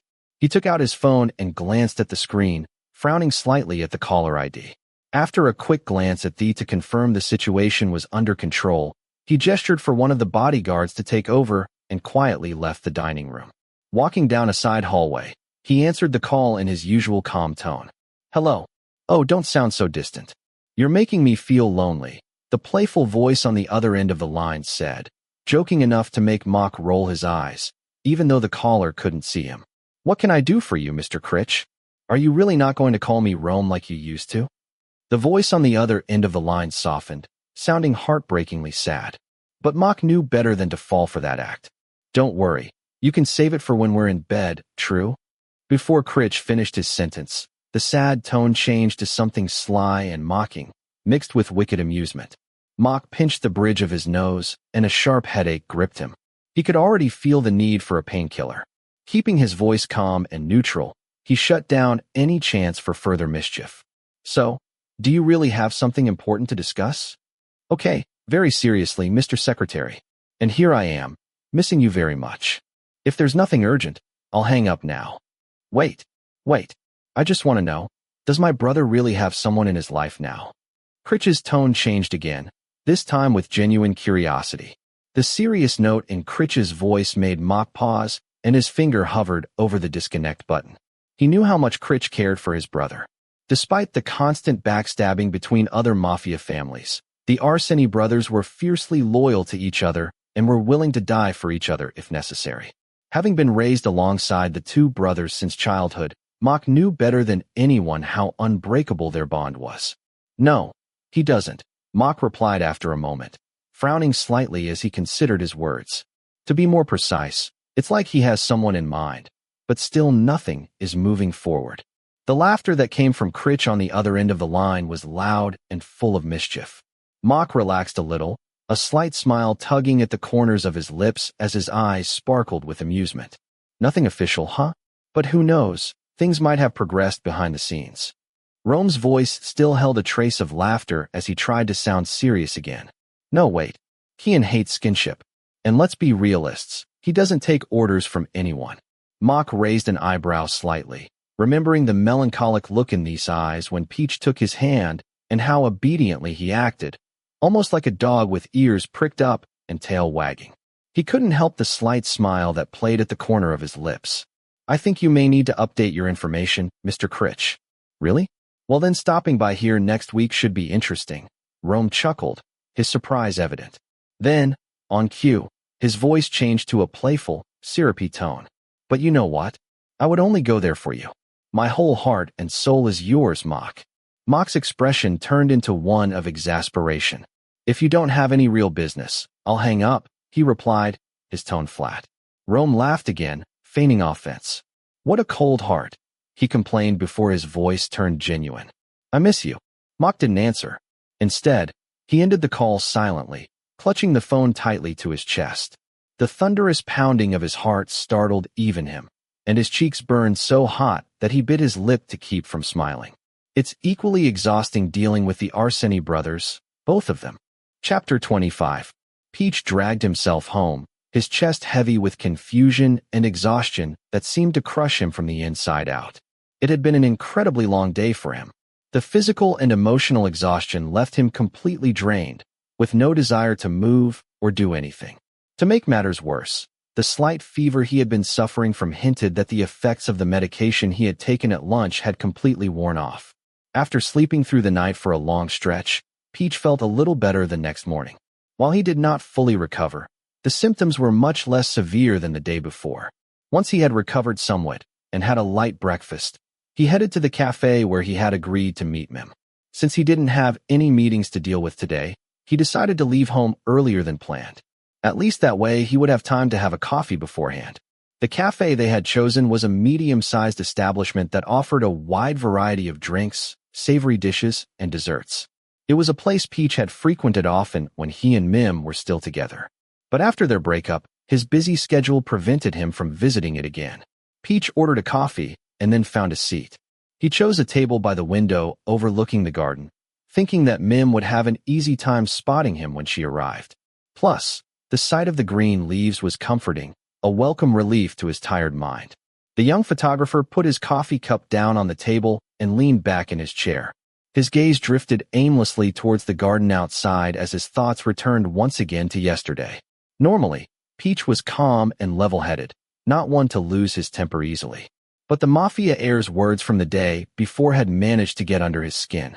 However, in the end, he softened and rescheduled his plans to suit him. However, he was becoming more and more confused. He was usually a calm person, but he wasn't someone who was easily influenced. Especially when it came to work, he was stricter than anyone else. The only exception was Plub, who he would soften to without hesitation. But who would have thought that he would unexpectedly find himself vulnerable to this mob boss? Peach stared out the window, lost in thought. He had received an apology from the young mobster yesterday, the first of its kind. It was awkward and uncertain, but somehow sincere and genuine. He could feel the true remorse behind those words. Beyond the sincerity, there was something subtly sweet lingering beneath the surface. He frowned, feeling his heart skip a beat. Earlier, when he received that apology with such a serious look, he had already felt a momentary flutter. He had dismissed it as a mere impression, but now his heart wavered once again. Hesitating? What nonsense! This was a man, and nothing less than a mobster. Besides, he was taking another sip of coffee when a slender woman approached him. She had elegant proportions, a full bust, and curvy hips. Her face was striking and meticulously made up. In her tight dress and 4-inch heels, she looked even more stunning. "Hey, Peach. I see you're still married to coffee," she greeted casually, waving from a distance. Peach looked up and stood up to meet her, his lips spreading into a bright smile. "Mim, looking as beautiful as ever," he teased. "These 4-inch stilettos don't scare you one bit, do they?" "Don't even start," she warned him, seeing that he was about to dredge up some old, embarrassing memory of her first attempts at wearing high heels. This made him laugh softly. Mim was about to say something else when another man entered the cafe. Her demeanor instantly transformed. She straightened up, becoming a consummate professional, extending her hand formally. "Good morning, Mr. Peach. This is Mr. Touch, my boss, whom I mentioned earlier." Peach gave a small smile, momentarily tempted to mock his friend, but decided against it. He turned to greet the newcomer. "Hello, Mr. Touch. I apologize for the last-minute change yesterday that upset you and Miss Mim." "You're welcome," Touch replied with a genuine smile. "I'm really happy to meet you." Peach simply smiled back, discreetly studying the other man. Touch was tall, with well-defined muscles and fair skin. He wore rectangular glasses that framed his sharp, distinctly Chinese features, giving him an attractive, almost sophisticated look. While he could be the annoying, untrustworthy mobster type with an international bad boy aesthetic, Touch looked clean-cut, more like a polished, intelligent young professional. "I apologize for being so direct with my call. Mim mentioned that you're not very fond of business calls, but this matter is rather urgent," Touch said, bowing slightly. His politeness made Peach feel a little uncomfortable. "I just want some privacy, that's all." Peach offered a slight smile, quickly steering the conversation back to business. "So what kind of project are you working on, Mr. Touch?" "I'm currently busy with a long-term project for Arseny, which means I may not be able to take on large assignments or those that require extensive travel at this time." "I understand," Touch replied with a gentle smile and a slight sheen, his eyes shining with an intense gleam. "Actually, I just opened a new modeling agency. I have 2 or 3 models under contract, and I was hoping you could help me film the promotional shoot for them." Peach nodded. In an era where online media was hugely influential, the first promotional shoot for new models was crucial not only to individual reputation, but to the entire image of the agency. "I only have 3 models. We would shoot in the studio, no locations outside the city. Just 2 or 3 shots per model for promotion would be perfect," Touch continued enthusiastically, his seriousness making Peach smile. "That should work. I can probably finish in a day." Peach did a quick mental calculation. "But I might need to clear up a few things first. I'd say about 3 or 4 days. Are you in a hurry, Mr. Touch?" "Not at all." Touch nodded vigorously, his demeanor serious. "I'm a huge fan of your work. Having you film our launch would be an amazing start for my agency." Peach looked at that genuine smile and sighed silently. He didn't normally like taking on extra projects. But next week, he had some free time while other teams finalized their winter collections before moving on to summer lines. Plus, after postponing his meeting yesterday and seeing Touch's continued effort to get together, a mix of guilt and thoughtfulness washed over him. Finally, the young photographer offered a slight smile. "I'm glad to work with you, Mr. Touch." Theerakit's point of view. Across the street, within sight of the cafe, a sleek black European car with tinted windows sat motionless. Inside, a tall Russian mobster sat cross-legged, visibly irritated.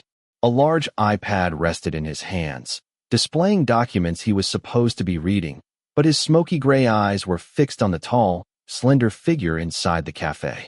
Damn, he was furious to see Peach having dinner with her ex, both smiling broadly. He could only watch, seething with frustration. He knew full well that he had made a mistake yesterday and deserved to be angry, but that didn't mean he was happy to see the other man sitting and smiling with his ex. And why was that little one getting so close to Peach? The young mobster gritted his teeth and narrowed his eyes dangerously. He was ready to storm into the cafe if that guy dared to touch him. Mock glanced at his boss through the rearview mirror and sighed softly, thinking of the morning's instructions to make an untimely visit. The young secretary, after checking the calendar, wondered when exactly this visit would occur. But with no meetings or appointments, he had simply driven there without question. Not that he could argue. The large iPad in the hands of the young mobster was indeed open for business. And technically they were out of the office. "Boss, if you go in now, Mr. Peach will be furious," Mock warned in a flat tone, a hint of a smile dancing in his eyes. He curled his tongue against his cheek, knowing full well that as much as he wanted to grab someone by the collar right now, he couldn't risk angering Peach again. "Do you have any information?" He asked, still staring at the slender figure in the cafe. "The information regarding Mr. Peach's ex has been sent to you," Mock reported calmly, unfazed by the unusual request. By now, everything related to Peach had become Thee's top priority. "As for the client's background, I hope to have it this afternoon." He grunted in acknowledgement, still frowning as he reluctantly returned his attention to the documents displayed on his iPad. From the driver's seat, Mock checked his own files on his tablet, but couldn't help but sneak a glance at his boss. The tension on Thee's sharp, brooding face remained stubbornly fixed, prompting Mock to break the silence. "You know this isn't normal, right?" The change in the way he addressed Thee did not go unnoticed by either of them. This was not a subordinate speaking to his employer, but a childhood friend who was avoiding formalities. Although he was raised as an adopted son to become the right-hand man of the next head of the Arseny family, Mock was more than just an assistant. He was the only true friend Thee had allowed into his protected world. "I know," Thee muttered, his anger turning into restless frustration. "Fine." Mock nodded, his tone firm and warm. He returned to his work, but added casually, "I like seeing the two of you together. But if you're not careful, you might lose him." He was fully aware that what he was feeling was not normal. He knew he had problems dealing with people. He always had. He had never cared what anyone outside the family thought of him. As someone standing at the top of the power hierarchy, Mock never needed to be his friend. He was trustworthy. But what he felt for Peach ran much deeper. Peach wasn't just someone he liked to be around. He was someone he wanted to cherish, but possess completely. Peach was sweetness wrapped in steel, a rare and precious soul that he was desperate to protect, and too obsessed with to let him slip through his fingers. His look, his smile, his voice, even the smallest and most trivial details. He wanted everything to belong solely to him. For the first time, he understood what his younger brother had once said about falling in love with someone. It seemed that he liked Peach. The moment he admitted it, his heart beat wildly, as if claiming to have figured it out. A soft warmth seeped into his chest, enveloping him in safety, leaving him willingly trapped by the sensation. He frowned deeply, not wanting to accept how real this emotion felt. His every action betrayed him. He had never liked anyone before, not really. He had been with men and women of all kinds, none of whom had stirred anything within him. Without warning, here he was, completely torn apart by a straightforward, no-nonsense photographer with no hint of flirtation in him. The vibration of his phone in his jacket pocket broke his thoughts. He pulled it out hurriedly, squinting as he read the short message. Peach's message. "Do you want coffee? I'm in a coffee shop and I can get you one. I have to get one for Plub anyway." Thus, the corners of Thee's mouth rose into a rare, genuine smile, a warmth reaching his usually cold and sharp eyes. There was no way around it. He really liked Peach, a lot. His gaze drifted to the cafe, and he saw Peach talking to someone with that familiar, kind smile. At that moment, the vast world around him shrank until only one person remained in focus. The first thing he needed to learn was how to respect what Peach wanted, no matter how frustrating it might be for someone used to being in control. "Let's go back. I need to be a good boy and wait for my coffee at the office," he muttered with a slight smile, not bothering to explain if his secretary understood what he was saying as the car moved smoothly down the street, leaving behind a much lighter atmosphere. For now, he just needed to be patient, a good boy who waited silently. He would make his way into Peach's life, seamlessly becoming an inseparable part of it, until the day comes when he can tie Peach to him completely and never let him escape again.